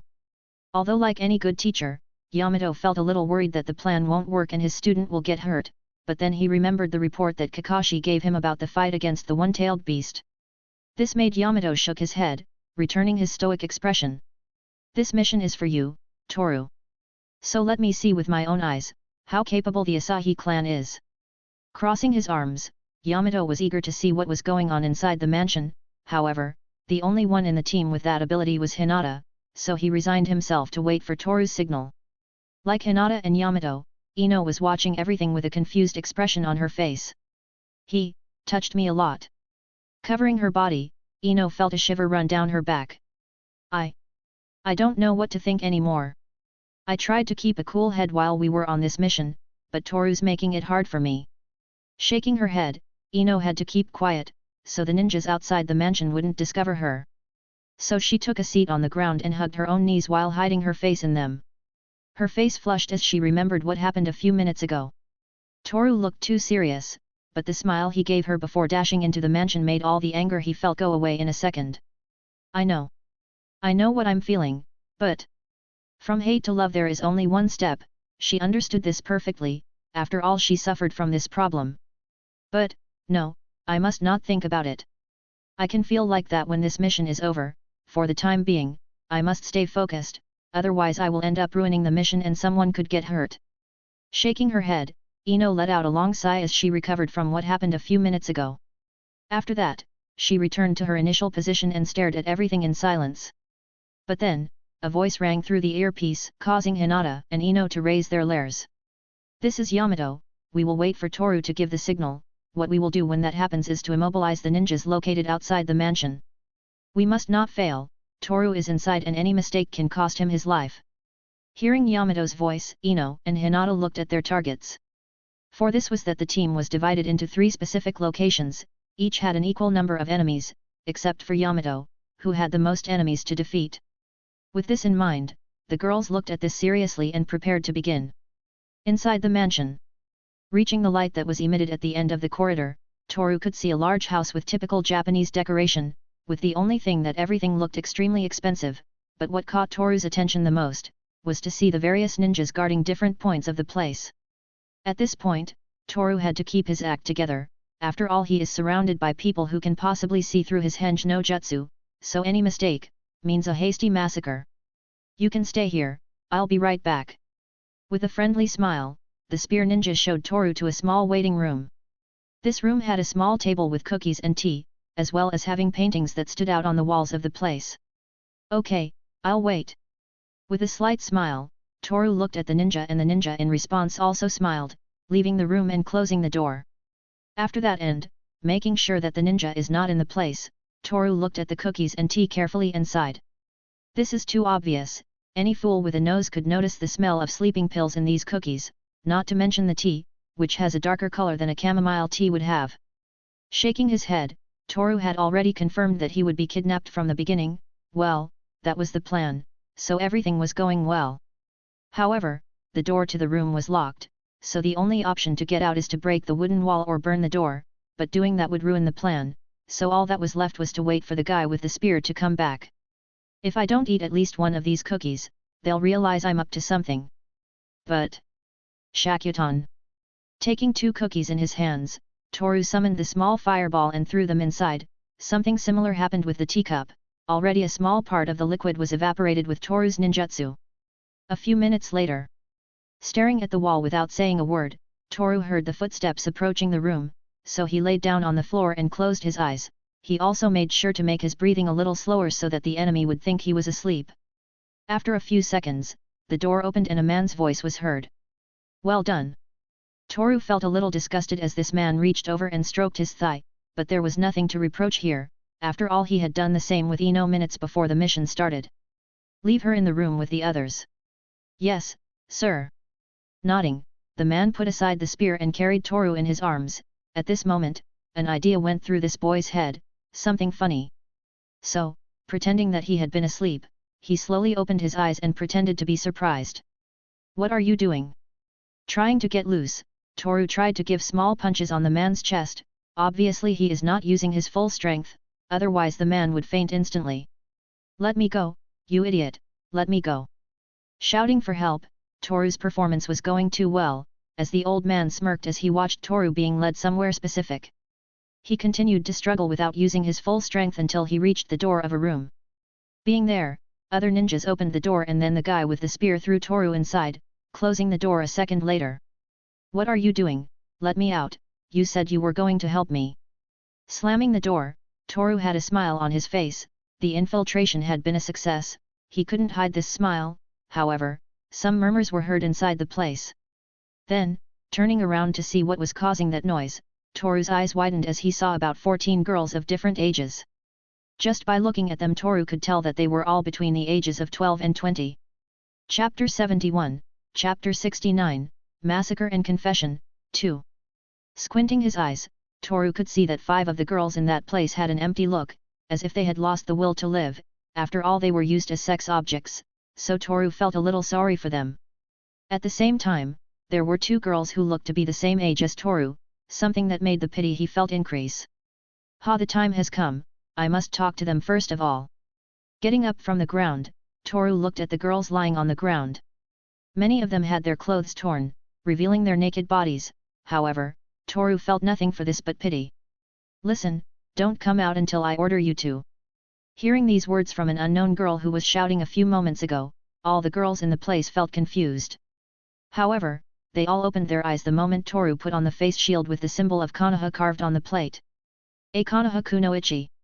One of the girls said. However, Toru's eyes flashed and she quickly replied. Wrong, -2 points. Smiling slightly, a cloud of smoke covered Toru's body. Almost instantly, the male figure of a black-haired, plant-eyed boy appeared in front of them. This boy was wearing a red scarf with torn edges and an earring in the shape of a claw, as well as wearing a cloak that covered him from the neck down. They did not know how to describe the situation.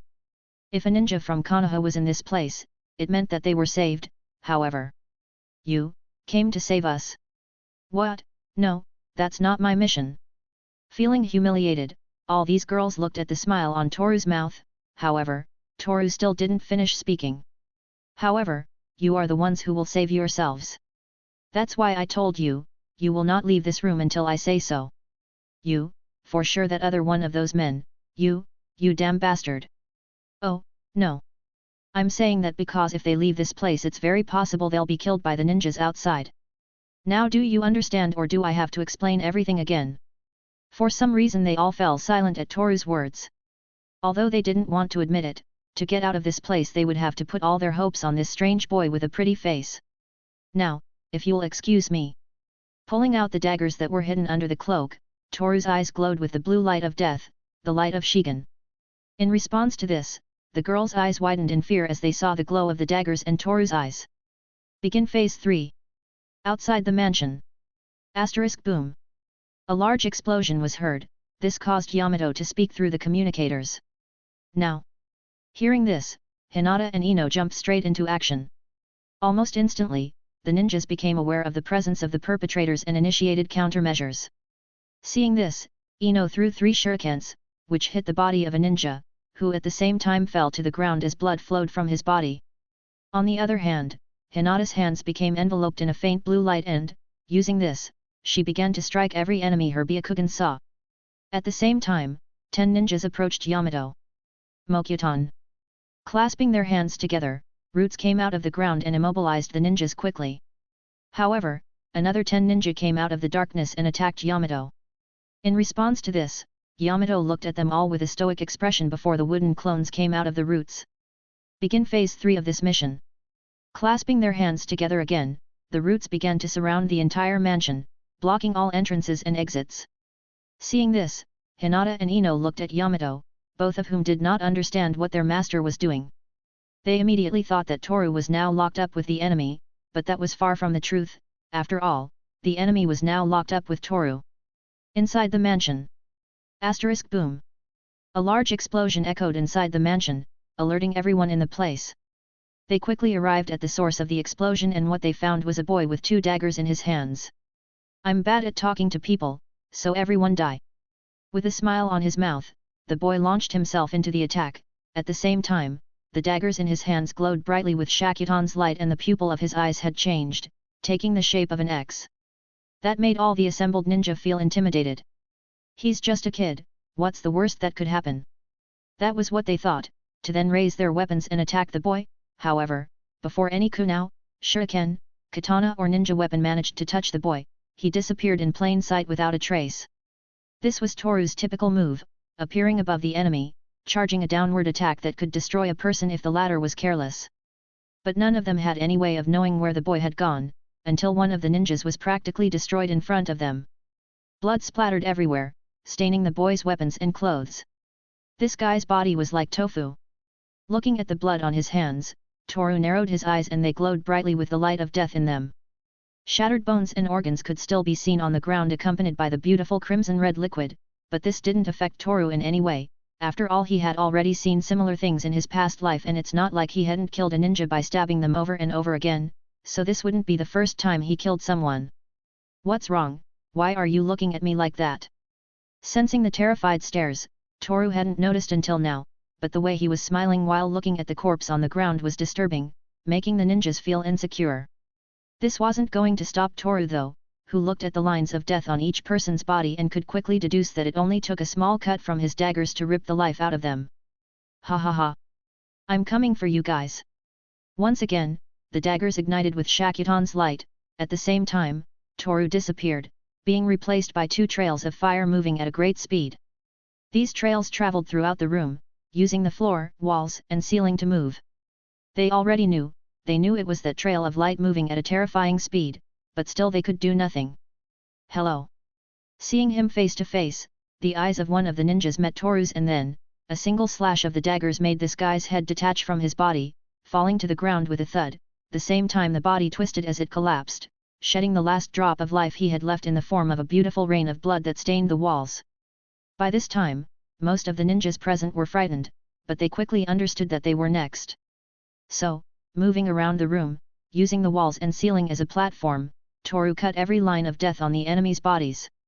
Blood splattered again and again, staining the floor and walls, all this while a smile formed on his face as he enjoyed the thrill this generated in him. In the end, only a boy was left standing in the middle of a sea of bloody corpses. He was staring at the ceiling while his hair covered his eyes. His breathing was a little heavy because he was too excited as he slaughtered all the ninjas that approached him or tried to run away. Damn brat! Looking down at Toru from the top of the stairs, an old man appeared. This was the old man Toru saw when he was transformed into Ino. This was the target for assassination. Oh, pervert-san! You dare to enter my house, kill my employees, and despite all that you insult me. You said so. Taunting the bastard in front of him, Toru increased the chakra in his eyes and saw 4 ninjas hiding behind Kiro, and apparently these ninjas noticed that Toru had seen them, as they suddenly appeared in front of him holding the ninja weapons they use. Staff, katana, big shuriken and the bomb papers, these are the ninja who are between chunin and jounin rank. Dodging the attacks quickly, Toru remembered this instantly. On the other hand, Kiro was laughing as he was confident that his 4 bodyguards would protect him, but this only made the boy more excited. Basic laws of physics, every action leads to a reaction. In this case you are the action and I am the reaction, therefore, your bodies will start bleeding the moment my daggers touch you. Fading away again, Toru's smile grew bigger when he realized that the 4 bodyguards were dodging the dagger cuts. This was certainly something that surprised Toru, after all they were above a chunin rank ninja, and this made Toru's excitement rise. They are fast, also their blows have a lot of force. The most dangerous of the 4 is the one with the paper bombs in his hands, he can use them at any moment. Ha, explosions, I have bad memories with that. Shaking his head, Toru took some distance and looked at the 4 ninjas. The first one, who had the appearance of a teenager, carried a katana with an exceptional edge, his eyes were a color very similar to obsidian, in addition, he had a tattoo on his right arm. The next one after the teenager was a man with a beard, possibly in his 20s or 30s. He was carrying a cane, which made him look like a sage because of the clothes he was wearing. The latter 2 had the same appearance, implying that they were twins. The 2 were exactly alike, except for the color of their eyes, as one had crimson red eyes, while the other had sky blue eyes. Each carried a strange weapon in his hands. The one on the right had a large shuriken in his hand and the one on the left had paper bombs in each hand. Neither of them said a word. That makes me uncomfortable, but I must complete my work. The mission was to kill Kiro, but if these guys interrupt me, I won't be able to kill him. Squinting his eyes while clenching the daggers tightly, Toru's eyes flashed and looked directly at Kiro, who was currently running away, but he was quicker and appeared in front of the old man. You're not going anywhere, I still have unfinished business with you. Kruhido. Letting out a scream that could be heard outside the mansion, Kiro fell to the ground. After all, Toru broke his knees with a single swift blow from the dagger's hilt. Seeing this, the 4 bodyguards could not believe that they allowed their boss to be hurt, so they quickly tried to attack the boy. However, the smile on Toru's mouth grew larger as he began to laugh strangely. What are you complaining about, you bastard? Weren't you the one who has been raping those girls over and over again until they have no will to live? So just stand there and watch with your own eyes what's about to happen. As if Kiro could read Toru's mind, his body trembled as he looked at his legs, which were facing away from him. Clang. The sound of the daggers and the katana echoed in the mansion. At the same time, the man with the cane took advantage of Toru protecting himself to hit him and, to his good fortune, the blow of the cane made Toru crash into the wall. This caused the 4 bodyguards to celebrate, but it was only a second of happiness, as Toru emerged from the rubble while his eyes shone brightly. That hurt, but I think it's time to get this over with before the paper bomb bastard attacks. Sighing, Toru adopted his combat stance as he looked at his targets. Danzo Gyakuzatsu, Shimkari Dancing Massacre, Death Line. Chapter 72, Chapter 70, Massacre and Confession, 3. That hurt, but I think it's time to get this over with before the bastard with the paper bombs attacks. Sighing, Toru adopted his combat stance while looking at his targets. Danzo Gyakuzatsu, Shimkari Dancing Massacre, Death Line. Saying this, the way Toru looked at things changed. Now the lines of death stopped, showing among all this spectacle of golden lines, a single crimson line connecting the 4 ninjas. Die! Toru's body flashed, instantly disappearing and reappearing behind Kiro's bodyguards. His daggers were covered in the blood of his enemies and, for some reason, there was a satisfied smile on this boy's face. Phase 3 finished, the last phase begins. Kiro did not understand what was happening, his bodyguards were staring into the void, as if they had lost their souls, but suddenly, his eyes opened in horror, as the heads of these 4 ninjas separated from their bodies, falling to the ground, leaving a pool of blood and sowing fear in the heart of this old man. "Get me out of here! Help me! Help me! Huh? Why are you screaming, old man? It's not the end of the world. Come on, don't go, stay with me, okay?" Kiro was terrified. The smile this brat had on his face was not normal. The look in his eyes and the bloodlust that filled the room, made this old man wet his pants. "Help me, this brat is crazy." Crawling on the floor, Kiro wanted to leave that place, he didn't want to die. And, ironic as it sounds, the bastard was regretting everything he had done so far. But seeing this old man crying and screaming, made Toru feel at ease being in this place full of death and suffering. Phew phew phew phew. Ha ha ha ha. Laughing out loud, Toru never felt so happy. This was something that was filling the emptiness in his heart, and he obviously liked this feeling. He didn't want this to end, but he was in the middle of a mission, so it's a pity. "Come here, I won't do anything to you, I'm not going to kill you." Grabbing Kiro by the foot, Toru dragged him to the center of the room. The old man was screaming and flailing in a futile attempt to run away, but it wasn't going to work, as Toru's strength was far greater than his. Crew her. Ack. Staring at Kiro with wide eyes, Toru began to break his joints, one after another. The crunching of bones could be heard clearly, accompanied by this bastard's melodious cries of suffering. Adding to it a bit of this boy's maniacal laughter. "Whew, this is a lot of work." Wiping the sweat from his forehead, Toru saw Kiro, who was still conscious, but could barely move because his joints were jointly broken. "Are you crying?" Returning the poker expression to his face, Toru looked at the old man suffering on the ground and, then, he felt that he could already finish this mission with his last, wonderful and cruel idea. "I told them not to come out unless I say so, but I think this is too timely. Come on, stop hiding." Looking at the door of the place, the girls who had been kidnapped entered the room. Everyone's eyes widened like saucers when they saw the carnage. All the walls, the floor, and even the ceiling were covered in blood, but after that they looked at Kiro, lying on the floor, like the worst piece of shit in the world. "Take a weapon, anyone, there are many you can choose from," Toru said, but the girls felt confused. However, Toru's eyes shone, looking intently at these girls. So, feeling intimidated, they took the kunao and katana of some ninja who was already dead and stayed in the same place without saying a word. Watching this very carefully, the smile returned to Toru's mouth. Then, looking at Kiro with Shigen's gleam in his eyes, he opened his arms as if he was going to hug someone and spoke. "You girls, you have the man who ruined your lives in front of you, he is helpless, he can't move and the only thing he will be able to do is scream. Unlike him, you carry sharp weapons and hatred that corrupts your hearts, you are tired of being treated like objects, however, now you have been presented with the opportunity to get this tasty and cold revenge, so, tell me, what will you do?" They looked at him with confused faces, but instantly understood what this boy had told them earlier. "It is you who will save yourselves." This is when human beings are able to give up what they are to get something they always wanted. This is how it works, this is how I have always seen this world, no matter in what life, it is always the same. With a smile whose eyes were covered by his hair, Toru walked slowly to the exit as Kiro's screams of agony began to be heard echoing in the room. This was something that amused him greatly, something that made his heart feel the thrill of watching a life perish before what that same life has brought about with the passing of time. Phew phew phew phew. Ha ha ha ha. With his hands in his pockets, while his eyes shone brightly through his hair, this child has finished his mission. Outside the mansion. Team 11 has already finished immobilizing the sentries that were outside the mansion. However, Hinata and Ino felt worried as Yamato had closed all the entrances and exits of the mansion, the place where Toru was locked up. "We're done, let's wait for Toru to come out." Locking all the enemies in a wooden cage, Yamato looked at the door with a stoic expression.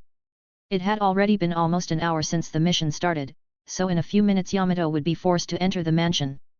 On the other hand, Hinata and Ino looked at each other. Although they knew they had to trust Toru, they still couldn't shake that feeling of worry. After all, it had been quite some time since the mission started. "Toru-kun." Looking with the Byakugan, Hinata could see Toru approaching the front door. This caused a slight smile to form on Ino and Yamato's mouths. So, clasping their hands together, Yamato removed all the roots from the mansion's entrances, allowing Toru to come out. However, everyone was shocked to see Toru, who was completely covered in blood, as well as having that typical expressionless face. The mission is completed, however, we'll have to wait a bit since the girls are having a bit of fun.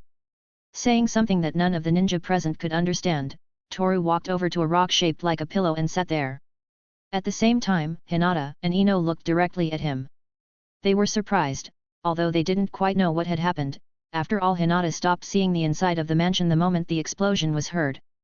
After that, Team 11 entered the mansion to make sure that Kiro was dead, but what they found made Yamato, Hinata and Ino feel chills, because what they could see in that place was a group of girls covered in blood and the mutilated body of Kiro. Well done. Toru saw them and smiled a little. It could be said that this mission was completed to perfection, although everyone inside the mansion died except for the kidnapped girls. Toru did all this. She was still shocked, that was evident. However, Ino tried to look calm at all times. After all, this is her job as a kunoichi of Konoha, this was something she would see more often, so getting used to it was the best decision. No matter what happened, the mission managed to be completed. I was useful to the team, that reassures me, Ino thought as she looked at the silver-eyed boy with a slight smile on her mouth. The mission is over, the ANBU recon ninjas will be coming shortly, they will take care of the cleanup and autopsy of all the deceased, besides, they will escort those girls on their way home. The mission for Toru has been completed, more than 50 people died from the edge of this guy's daggers.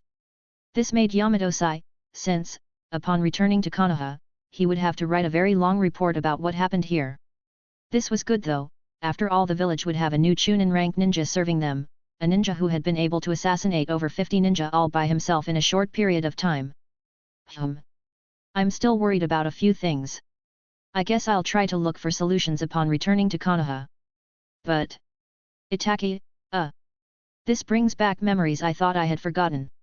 The massacre of 2 major clans, a single ninja was the protagonist of the murders, and there's also the return of those spies, again they're watching me. Crossing his arms, while letting out a long sigh, Toru felt his life was becoming more difficult. He knew that when he returned to Konoha he would be watched again, but... why? That was the question. The reason behind it all. I want to know everything about that event. I need to know, and for that, I need to investigate. The secrets hidden by the Asahi and Uchiha clan, the reason behind the Crimson Night massacre, the reason why Itaki was the protagonist of all the murders, he wanted to know everything and, most importantly, who is behind all this. These questions made Toru feel tired, it was as if he was a brat who was never told anything. But this attitude could easily be justified, after all this was the curiosity and madness of an Asahi, something they inherited from the Uchiha clan. What are you doing? Toru looked at Ino, who looked at him for a second, then grabbed his hand and dragged him away from the place. A few minutes later, somewhere near Kiro's mansion. For some reason Ino took Toru's hand and dragged him into the forest. He seemed to be confused, although with the expression on his face it was hard to tell if he was feeling something at that moment. Obviously this didn't matter much to Ino, who continued dragging Toru until they reached a place a little hidden in the forest. Once there, Ino positioned herself in front of Toru while looking at the ground with clenched fists. This raised Toru's curiosity, who couldn't help but ask. May I ask what? However, Toru was interrupted by a hard slap on the cheek, which left him looking to the right with Ino's hand mark on his face. This obviously hurt, after all Ino for some reason had a lot of strength, but Toru knew why this girl had hit him. I know I deserve it, but... why are you crying? Toru looked at Ino, who at the same time was looking at him with small tears peeking out of the corners of her eyes. Moreover, for some reason this girl's cheeks were flushed, they were so red that he could compare the color to that of a tomato. And although Toru asked a question, Ino kept silent for a few seconds. She was looking into his eyes, her fists clenched.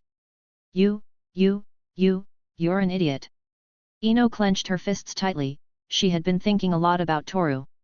She had thought about what this boy did to her before starting the mission and instantly remembered everything that had happened since Team 11 was created. Every moment was a little strange.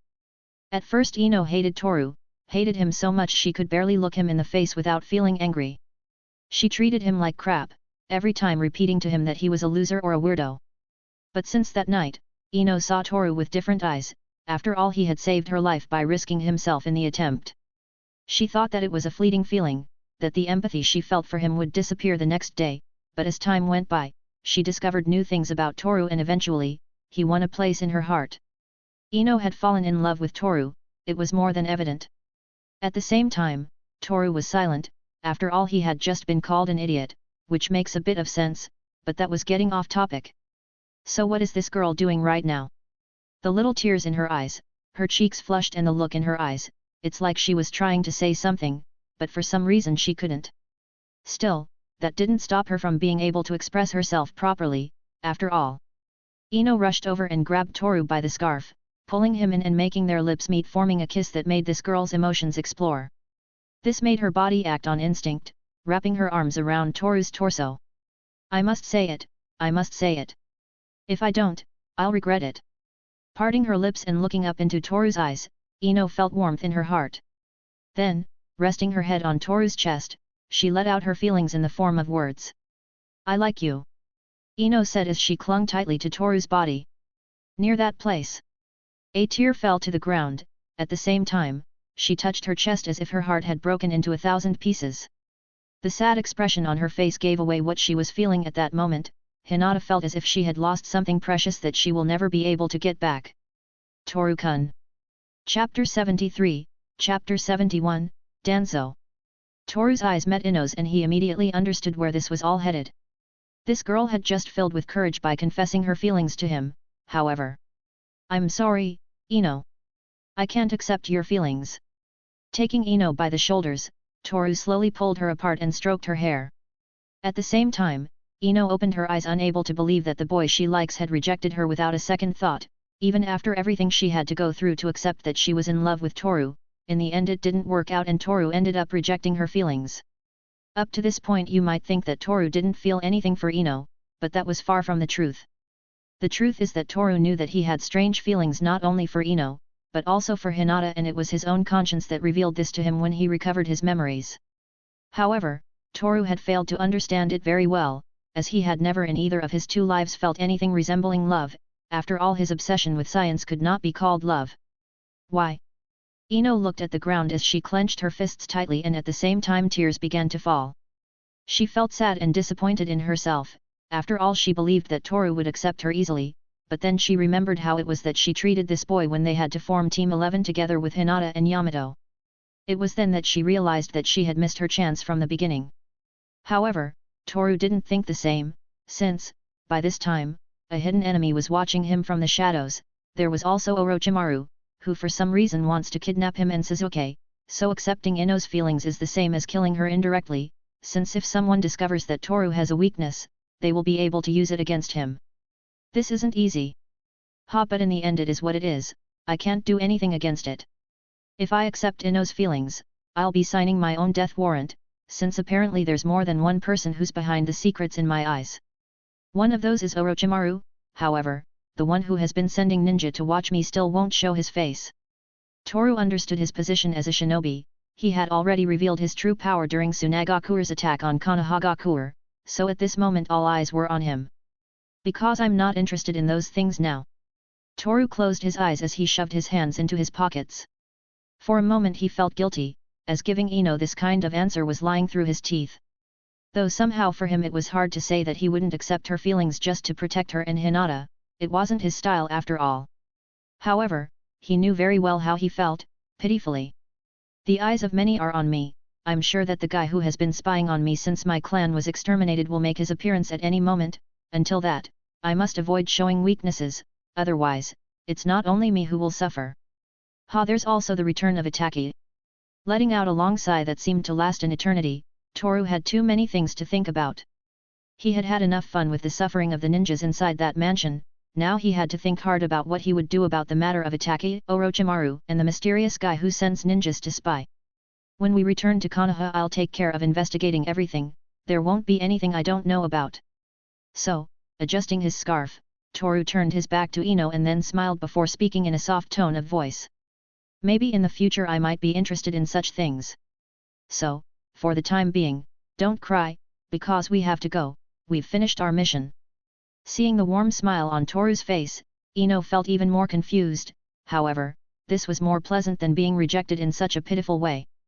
After all, she understood that she wasn't being rejected. Well, yes, she was rejected, but she understood it in a different way than Toru thought. Okay. Wiping away her tears, Ino smiled tenderly as she watched Toru walk away. I guess, it's not bad to keep everything like this a little longer. Shaking her head, Ino sighed and followed Toru. As she watched his back, she thought she should try her best to make that future Toru was talking about happen faster, so she wasn't going to give up. Ino won't let anyone snatch this boy from her arms. I must try harder, so Toru can look me in the eyes and reciprocate my feelings. Closing her eyes with a slight smile, Ino walked by Toru's side, looking straight ahead, a look that observed that future she longed for so much. Outside Kiro's mansion.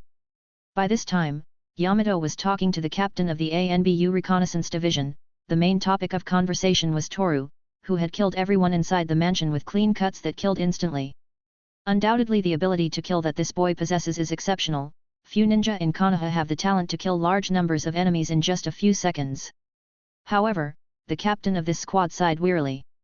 The entire mansion was stained with blood and some of the lifeless bodies were missing limbs, mostly the head, if it can be considered a limb, obviously. Then that would be it.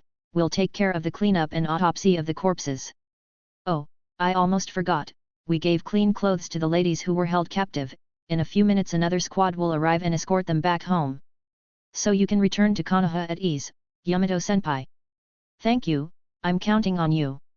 Nodding, Yamato looked at the man in the cat mask. This ninja had the white-colored cloak, which differentiated the ANBU squad leader. Moreover, the mask had some red lines painted around the cheeks. Yamato knew who was under the mask, so he smiled slightly and walked away from the place while looking for his students. On the other hand, in a slightly more distant place, was Hinata, who was looking at the moon shining in the sky with a sad expression on her face. Certainly hearing Ino confess her feelings for Toru surprised her, which also left an empty feeling in her heart. I left so fast that I couldn't hear Toru's answer. Interlacing her fingers and with a blank stare, Hinata tried to remember how it was that she started to feel that way, this feeling that brought tears to her eyes as she watched Ino confess her feelings for Toru. I was the first, that was what she thought when she saw Toru and Ino put their lips together. Since they were kids, Hinata was arguably the first friend Toru had ever had, not counting Naruto and Sasuke. She was the person he spent the most time with, the two of them hanging out together almost daily. Toru used to invite her to eat ramen or sweets from time to time, even though Toru hates sweets except for bread with fruit filling, but this was not enough to find the moment she started to feel that way. Do you feel dizzy? No, I'm fine, sensei. I was just thinking about some things. Yamato appeared, making Hinata come out of her little world. He could tell quickly that she was not well, he could see it in her eyes, which were a bit irritated because she had been crying, but telling her just like that would be a bit cruel, so he simply answered with quick words. If you don't feel well, you can ask the medical ninja to help you. No, I'm fine. Really, I'm fine, so you don't have to worry, sensei. Not fine at all. It was obvious to Yamato that Hinata was not fine. After all, right now she was shedding some tears while trying to keep a calm expression, which was not working. This went on for a few seconds until Hinata's eyes opened when the voice of two people were heard. It was Toru and Ino, who had returned after their little meeting. This made Hinata wipe away her tears quickly as she tried to keep a neutral expression. Are they done already, Yamato-sensei? Yes, as a matter of fact, we can go home now. Yamato said as he looked at his students. Ino's face was a bit flushed, while Toru remained the same as always, with a face that expressed no emotion at all. Although watching this was awkward, for some reason it was very uncomfortable, so much so that Yamato felt overwhelmed by the scene he was watching. Normally Ino would stay away from Toru, give or take about 2 meters away, however, at this moment the two were too close, just 5 centimeters apart, which was very strange, but Hinata either knew the reason for this or just misunderstood. That's good. I'm exhausted. Stretching her limbs and regaining her usual expression, Ino let out a sigh. Now that she had let her feelings out she felt lighter, though that feeling disappeared when she felt someone's gaze. It was Hinata's gaze, who looked a little distressed. Ino was about to ask, but stopped herself as she felt it wasn't right. In that case, I'm ending the mission, we can return to Konoha now. To avoid feeling more awkward, Yamato stepped forward to avoid being between these three little ninja. On the other hand, Toru and Ino looked at him confused to seconds later follow him. Hinata did the same, although with the small difference that she was looking at Ino and Toru with an uncomfortable and sad expression. Days later, somewhere in Konoha. Moving through the darkness of the night, with only one goal in mind, the mysterious ninja stopped in front of a door, which he slowly opened. Inside the place, there was an old man standing in the center of the room with a slightly angry expression. This old man had his arm and the right half of his face bandaged. Danzo-sama, I have my report ready, would you like to hear it? The ninja knelt with his head down, waiting for confirmation from his master. Go ahead. The old man replied with a sigh, as if everything in this life was going wrong for him. Uchiha Itachi has been seen in Konoha 5 days ago. Apparently he had a small fight against some of the jounin, among them was Hitaki Kakashi, who got hurt because of this fight. A day after that, the same Uchiha Itachi attacked his own brother, Uchiha Sasuke, leaving him in a coma due to a mysterious genjutsu. So far, no further appearances of this man have been recorded. As for Asahi Toru, when he got to this part, the ninja kept quiet. He felt that revealing this information would make Danzo feel angry, but since this was his job he continued without fear of what would happen. As for Asahi Toru, as I informed you earlier, Danzo-sama, this boy took over the Jinchuriki of Tsunagakura along with Uzumaki Naruto. During the battle, Asahi Toru showed great talent for ninjutsu and taijutsu. He seems to have his own Kekkei Genkai, which goes by the name of Shakuton, and also possesses a strange dojutsu which we believe to be a new type of eye ninjutsu. It has a strange sky blue pigmentation in the iris, but after that we don't know anything else. Approximately 2 days ago, Team 11, to which Asahi Toru belongs, was sent on an assassination mission. It seems that this was a test that the council put in place to measure the abilities of this boy in order to make a decision to raise him to the rank of chunin. Crossing his arms, Danzo narrowed his eyes. Toru was a chunin candidate, which was not surprising considering the abilities of the Asahi clan. After all, they themselves are descendants of the Uchiha clan. In this assassination mission, about 60 ninjas were killed by Asahi Toru, who fought alone. The mission was carried out successfully. In addition, there are records that the last survivor of the Asahi clan is extremely intelligent. He has simply hidden it until now. Here ends my report. The details of each event will be in the documents that were sent to you in advance, Danzo-sama. With these last words, the ninja finished his report and, what he received in return, was a death stare from Danzo. Quickly understanding the intentions behind Danzo's stare, the ninja got up from the floor, bowed and left the room fast enough not to look like a coward. Asahi Toru. Taking a seat on the cushion, Danzo folded his arms as he sighed. Everything was definitely going wrong for him. After the death of Sarutobi Hiruzen, Konoha was left unprotected, so finding a new Hokage was the wisest decision. This is where the Konoha Council, which Danzo belongs to, came in. But what was it that had him upset? Simple, Danzo recommended himself for the position of Hokage, however Homura and Yudin flatly refused, with the only excuse that they had already chosen the new Hokage, which would be Jiraiya, but here was the rub, Jiraiya refused to take the position. Then, taking advantage of Jiraiya's refusal to become Hokage, Danzo recommended himself again, but Homura and Yudin refused again, as the new Hokage was already on his way to Konoha. This is all getting annoying, but I must stay as I am for the moment. The first thing will be to get rid of that brat. Asahi Toru, he's dangerous, he'll get in the way of my plans and, if I'm lucky, I might get those eyes, which seem to be a strange mutation of the Sharingan. Chapter 74, Chapter 72, Childhood Friends. Preparing to leave the house, Toru for some reason felt watched again. So, he slyly scanned the surroundings, spotting a mysterious ninja silently watching. It's becoming more frequent, so I won't be able to start my investigation. Shaking his head, Toru looked forward and silently lamented. Ever since he met eyes with Itachi, this strange feeling of uneasiness filled his heart, making him unable to sleep at night, though he doesn't sleep much to begin with. However, that was the least of it right now, as first he had to take care of losing this spy who was so annoying. So, Toru went back inside the house and quickly summoned a shadow clone. Make that guy stay away from my house. Toru gave an order and the clone nodded in response. 2 seconds later leave the house, acting like the original Toru. Now I'll wait a bit, he said sitting on the bed and looking through the window curtains. For a few seconds he could see the clone walking calmly in a random direction, so right now the spy must be following him. Taking advantage of this opportunity, Toru opened the window and stepped out, putting his feet on the tiles of the house next door. After this, he closed the window and left so quickly that his shadow could barely be seen moving back and forth. If this goes on like this, I'll have to kill the spies. This was becoming increasingly annoying. Toru felt that now he could no longer do anything without being watched, but at the end of it all it was his fault, for getting excited and showing all his power, although if he didn't, Konoha would surely end up destroyed. For great rewards great sacrifices, et. Stopping near the hospital, Toru sighed.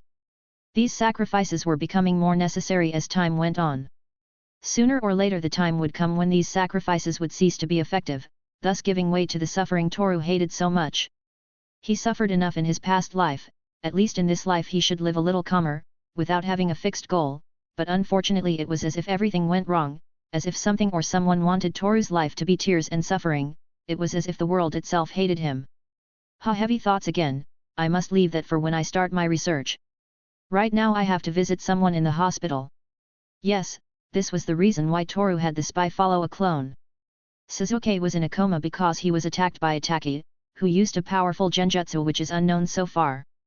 So, feeling a bit bored before his investigation, Toru came to the hospital to pay his depressed friend a little visit. Uchiha Sasuke, what room is he in? Toru approached the nurse sitting behind the counter and asked. In response, the pretty brown-haired and brown-eyed nurse smiled as she looked at the boy who approached. Uchiha Sasuke, hey! Wait, you're the boy with the glowing eyes, the one who fought Gaara from the Hidden Sand Village during the last chunin exams. Yeah, I guess, well, I just wanted to. Wow, you're amazing. You're as strong as a Jounin-ranked ninja, everyone's talking about you. Yeah, but I can't believe such a small body has so much power. I guess it's because you're a ninja from our village. Hey, wait. It's still amazing. It must have been hard to become so strong as a kid. Excuse me. I just asked where Sasuke was. After being interrupted so many times, Toru felt a bit overwhelmed.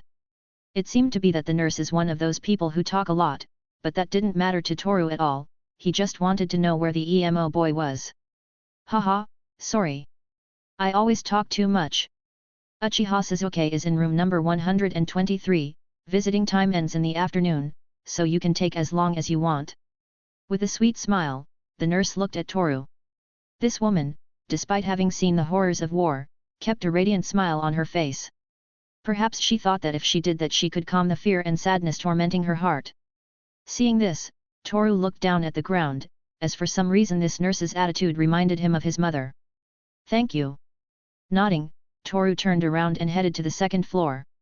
Konoha Hospital room number 123. Apparently Sasuke had suffered great damage to his brain due to the stress caused by Itaka's genjutsu, which is attributed with the name Tsukuyomi. Although thanks to Jiraiya who arrived at the last minute, Sasuke was only narrowly saved. Naruto was also present at the time, after all he was about to be kidnapped by Itaki and his mysterious companion, who was carrying a sword wrapped with bandages. Somehow I can imagine how it all happened. Standing in front of the stretcher, Toru saw Sasuke, who was lying down with some bandages on his arms. No doubt this scene was pathetic, after all Toru always saw Sasuke proclaiming that he would one day take revenge for what Itaka did to their families.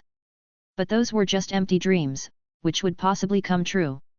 Still, after taking revenge, what will you do, Sasuke? If Sasuke someday gets to complete his revenge, what will he be left with? How will he feel? Toru knew the answer to that, after all he already had a revenge in his past life. I don't know if I told you before, but the path of revenge will only cause you more pain. That's why I decided to let go of the past and look to the future, at least my mother would have wanted it that way. However, you who are in search of that revenge, what have you achieved so far? Toru closed his eyes and shoved his hands into his pockets. Sasuke obviously wasn't going to answer, after all he was in a coma, which worried Toru, just a little. However, he quickly recalled how he felt the first few days after his family's death. At that time, I remember feeling sad, angry and miserable. I didn't know what I had until I lost it, but unlike you, Sasuke, I learned to control my hatred, my emotions in general, only then could I avoid following the path of revenge. Looking at Sasuke, Toru's eyes glowed, the Shakuton had activated. I know you're listening to me, I can feel it in your heartbeat, the speed with which your lungs pump air straight into your blood and the way you try to open your eyelids. However, you won't be able to do it, your brain has suffered great damage due to Ataka's genjutsu. It will take you a long time to recover, at least until someone skilled enough in medical ninjutsu manages to heal your wounds. Until that, you will forget that you are hearing my voice, you will forget what I am talking to you about, but that's okay, after all you won't listen to me and, when you wake up, you will try to convince me to join you in your revenge against Ataki. Obviously I will again refuse. With a long sigh, Toru opened the window and sat down on the frame. Once there, he let the wind caress his face. For a few moments he remembered some things from the past, when the Asahi and Uchiha clan had allied, putting aside past disputes, though this is something Toru didn't know, as these two clans held dark secrets that not many knew. If you die you won't be able to complete your revenge. I should be out there, training and strengthening you, so you can kill Ataki. Toru couldn't deny it, he too felt a deep hatred towards Ataki, he also wanted to kill him, he wanted to see him suffer, however, even though making his enemies suffer was Toru's specialty, he felt that if he did something like that he would end up throwing himself into a bottomless abyss. I don't know what Ataki is planning, but I don't care about that, it's none of my business. I have more things to worry about. Still, what happened that night? I should have died too, but since I wasn't home that day I survived, meeting the massacre in the end. The memory of that night came back to Toru's mind, remembering that that was the first time he cried for someone, the first time he felt such immense pain in his heart. Not even the experiences of his past life compared to the suffering he went through after that night. After all, in that life Toru had lost the ability to show emotions other than the pleasure of having murdered his own mother. But in this world it was different, Toru still had his emotions, he could feel sad, happy, angry, or even excited. He is certainly someone very different now than in his past life. As siblings. Looking at Suzuki, another memory appeared in Toru's mind like a gentle summer breeze. The two children, Asahi and Uchiha, both of whom grew up together as if they were siblings. Each had completely opposite personalities, yet this didn't stop them from getting along. Everything was so peaceful back then. With a nostalgic smile, remembering that he was once truly happy, Toru put his feet on the ground and looked at the scenery through the window. Now everything had changed, everyone had changed too, hadn't they? Toru. Interrupting Toru's peaceful mining, Sakura opened the door to the room and was surprised at what she saw. Hello. Why are you here? What, I can't visit a friend. Toru quickly answered Sakura's question with an expressionless face, but this girl only felt confused, as she had never seen a single interaction between Toru and Suzuki. Friend? Do you think Suzuki is your friend? Yeah, I'm sure, he's my childhood friend. Sakura's eyes widened upon hearing this revelation. After all, even if she says she knows about Suzuki, she didn't know about this. But it was simple, Toru is from the Asahi clan, Suzuki from the Uchiha clan, the two clans had an alliance, and this alliance happened just a year before the two were born, so it could be said that Toru and Suzuki are like brothers. I guess it's okay then. With a small bouquet of flowers in her hands, Sakura approached Suzuki and spoke softly, though Toru equally heard her. Hello, Suzuki-kun.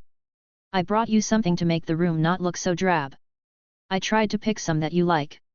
Sakura had a slight sad smile on her face as she spoke to Suzuki.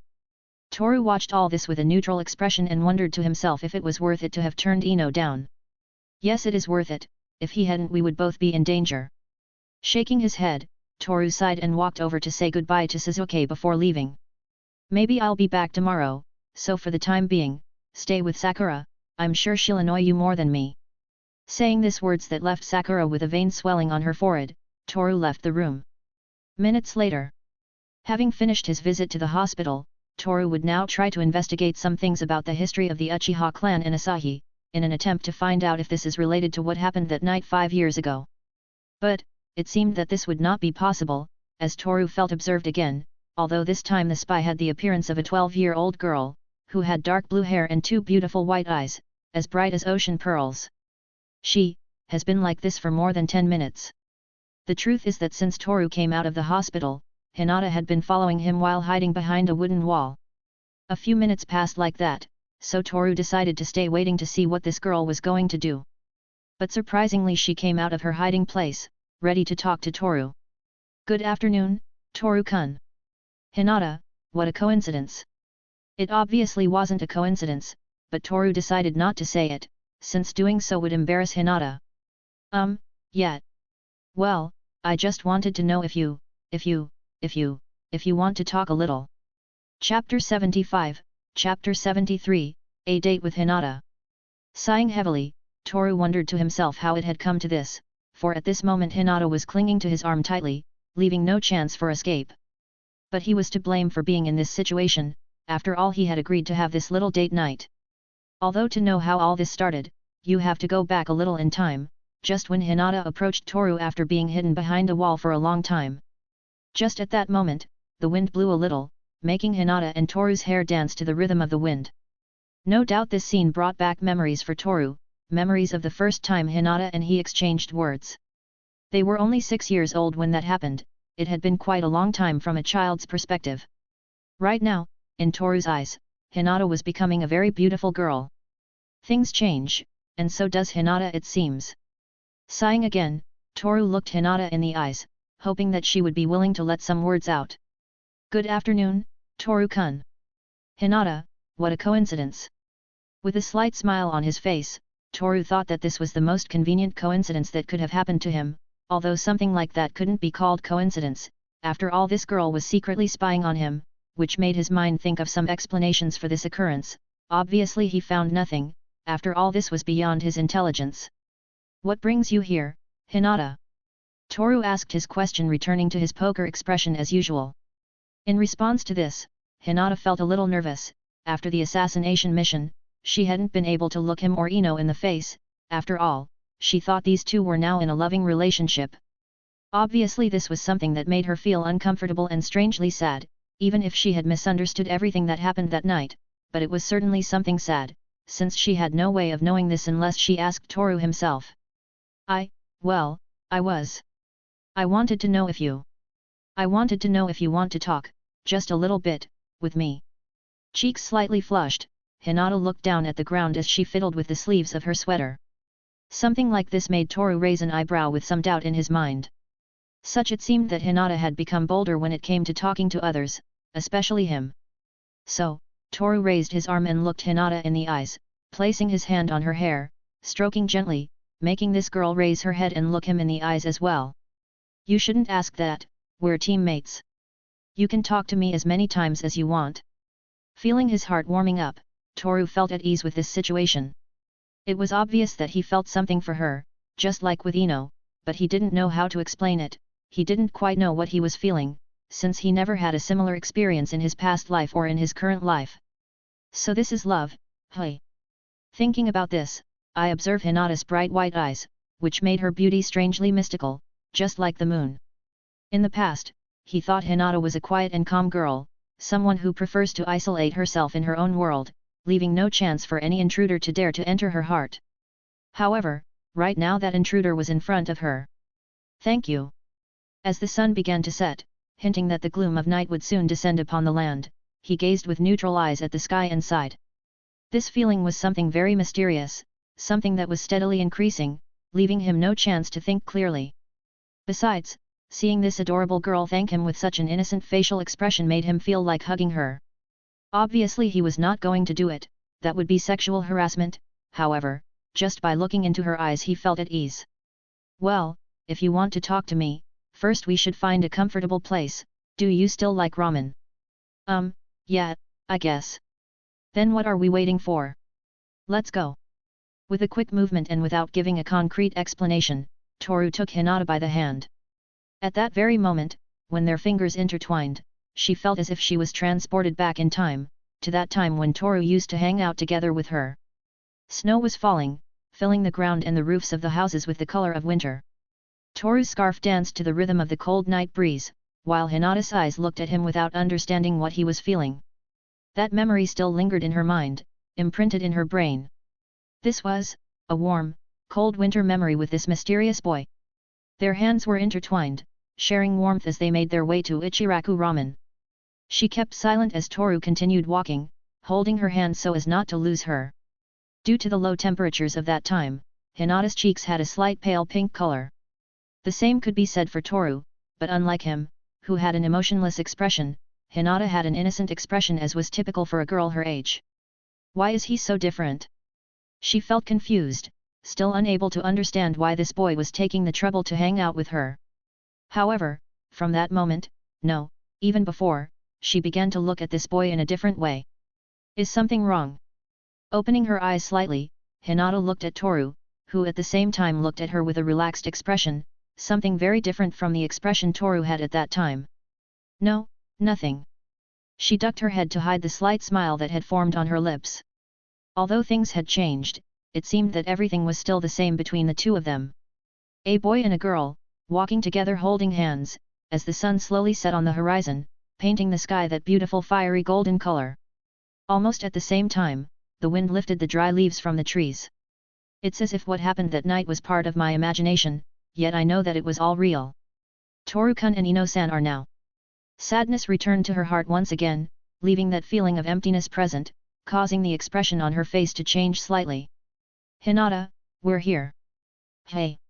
While she was deep in thought, Toru took it upon herself to guide Hinata, so they arrived at Ichiraku's restaurant in less than 5 minutes.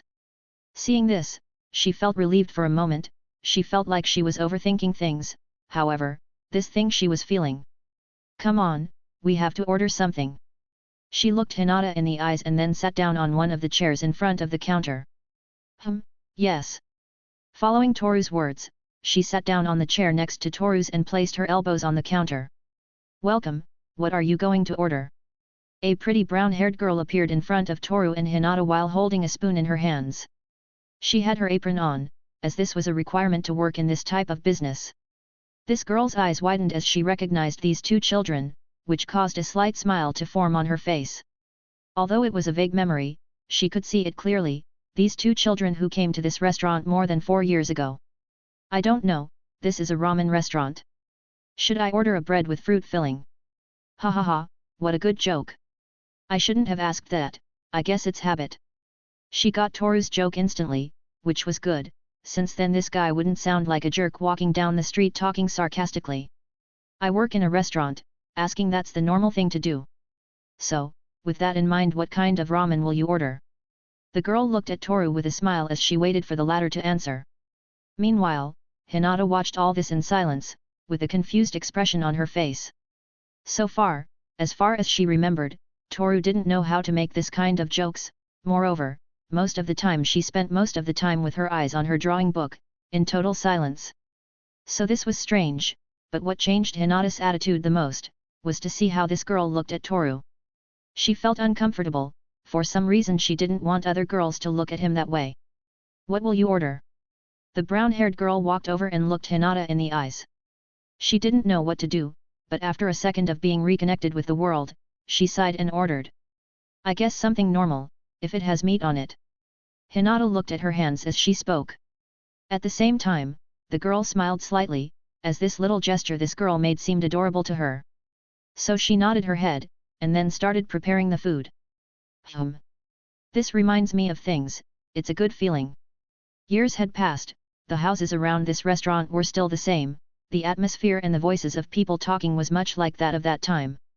However, considering that Orochimaru attacked the village recently, hearing the carefree voices of the inhabitants of this place made Toru raise an eyebrow. It wasn't very normal that after an attack of that magnitude, people would maintain the same energy as usual. People had died, yet. From my point of view, people are very rare. But I guess that doesn't matter much, there are people who make that feeling go away. Looking to his side, he put one of his hands on the table and looked Hinata in the eyes, those eyes that shone like the moon in the middle of the night. On the other hand, unlike Toru, who felt comfortable, Hinata looked at her hands with a thoughtful expression. Again and again, her mind wandered with the same thought in her mind. That night, tears welled up and she felt something she had never felt before. It was like being betrayed, a needle-like feeling piercing her heart. Seeing Toru and Ino, their lips together sharing their first kiss. That wasn't fair, at least that was what she thought. I was the first. She couldn't quite understand this feeling. The two had met when they were 6 years old, two little souls who had barely made it in this world. Neither of them knew how cruel the world was. However, even if they did not know each other, this boy was able to be close to her. He didn't feel repulsed at the sight of her eyes, he told her he wanted to have the same ones after all. My eyes. Slowly, after thinking about it for so long, after seeing him from afar for so many years. She knew what she felt, still she couldn't find a name for this feeling. Here it is, I hope it's to your liking. The pretty waitress appeared once again with 2 plates in her hands. She quickly placed them on the table and continued working. Obviously Toru and Hinata said thank you before this girl continued with her work. Itadakimasu. Toru and Hinata said in unison. Already having the plate of ramen in front of him, Toru took the hashi and separated them. For a few seconds he looked at the contents and then began to taste. Hinata looked at him with attention. This boy always looked calm, with an expression that showed no emotions. Every time she looked at him, she felt as if the world was more colorful. Toru-kun and Ino are now. Reminding herself of what happened that night, she realized that she could no longer be around this boy. Now he had a girlfriend, so being together with him would cause a lot of misunderstandings. But after being away from him for so long, she felt sad. Now that she could finally be by his side, together as a team, it seemed as if he was moving away again. I don't want to be away from Toru-kun. Staring at the plate in front of her, still holding the same strangely sad expression, Hinata took the hashi and pulled it apart. Her eyes widened as she watched the 2 chopsticks separate. They couldn't be together anymore, the connection between the chopsticks was broken, they couldn't get back together. Not to be together again. Hinata ate the ramen in silence. At no time did she look at Toru, she didn't speak, she simply ate the ramen without saying a word. Each one finished eating, Toru paid for the 2 plates of ramen without saying anything else, and seconds later left for home. Right now, 2 children were walking in the darkness of the night, separated, one farther from the other while the night breeze made their hair dance to the rhythm of the night. Leaves from the trees came loose, falling to the ground and causing a small rustling sound. Hinata watched this and sighed as she thought. Separated. Far away from each other, farther and farther away, that's how Hinata was looking at Toru right now, moving away from her and getting lost in the darkness. Drib. This thought reminded her of more things from the past along with the things she experienced being in Team 11. Seeing Toru smile brought her happiness, seeing Ino become strong also made her happy. Even her sister, who was training with Toru, learned new things. Everyone felt happy, didn't they? *drip*. The sound of Toru's footsteps was what could be heard, however, an unseen sound began to echo. Drops began to spill out, falling and dissolving on the ground. Tears. I don't want to get away from him. Hinata thought. This feeling was consuming her. She didn't want to be away from Toru, she wanted to keep walking beside him, as a team, helping each other, trusting each other. Together. She wanted to be together with him, but the moment she saw Ino kissing Toru, she felt that this could no longer become a reality. I won't be able to walk beside him. Other tears ran down her cheeks, finally disappearing in the endless sea of sadness that filled her heart. I don't want this. She raised her head and looked at the boy walking in front of her. Slowly she moved closer, reaching out her hand as if trying to reach for a star in the vast night sky. Toru looked to his right with a neutral expression. This girl, she was clinging tightly to his arm. She had no intention of letting go, she wasn't going to, no matter if the moon crashed into the earth, she would never let go. Even at this moment, Hinata looked up and her eyes met Toru's. She felt a little ashamed of what she was doing, but this was necessary, so he would never walk away, never leave her alone. Her eyes, white as the bright moon, looked into the silver eyes of this boy. Slowly, as if she couldn't control her body, her face began to approach Toru's face. Their lips were so close that they could feel each other's breath, but Toru knew what was about to happen. If he accepted this kiss, this girl's life would be in danger. Just like with Ino, he could not accept her feelings. I'm sorry, Hinata. He sighed heavily as he looked at Hinata. This story was repeating itself again. Do you want me to walk you home? Toru put his hand on Hinata's head and gave her a tender smile he had never shown anyone before.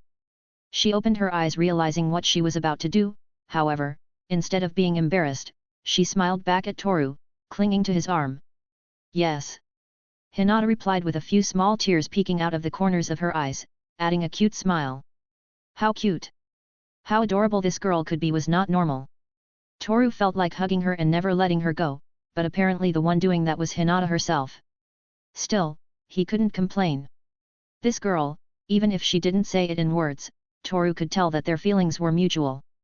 But, at the moment, I can't accept them. I can't accept Hinata's feelings, because right now, I have possible enemies that will soon emerge from the darkness. Besides, I must concentrate on discovering the truth about the night my clan was exterminated. Orochimaru and Itaki, the two have already shown their faces, apparently neither knows their weaknesses nor the secrets of the Shigan, so it's best to keep it that way. However, there's still bastard who sends ninja to spy on him. Love, However, he couldn't concentrate much being so close to this girl. Stroking Hinata's hair, Toru sighed, these feelings he had never felt before made him feel happy. Ah! My arms! The man's cries of pain could be heard throughout the forest. There were no words to explain the pain he was feeling. Orochimaru-sama! He sighed while being hidden behind the trees. Kabuto could feel his master's pain, however, he couldn't do anything until he found the person who can cure a curse, but, to his good fortune, the location information about the third Chunin was already in his mind, so he was planning to leave this place together with his master in the morning. Ah! Damn Sarutobi! Orochimaru spat out a curse as he screamed in pain. This caused Kabuto to cross his arms as he adjusted his glasses. You'll be able to get your arms back soon, Orochimaru-sama, but you have to be patient. Thanks for listening.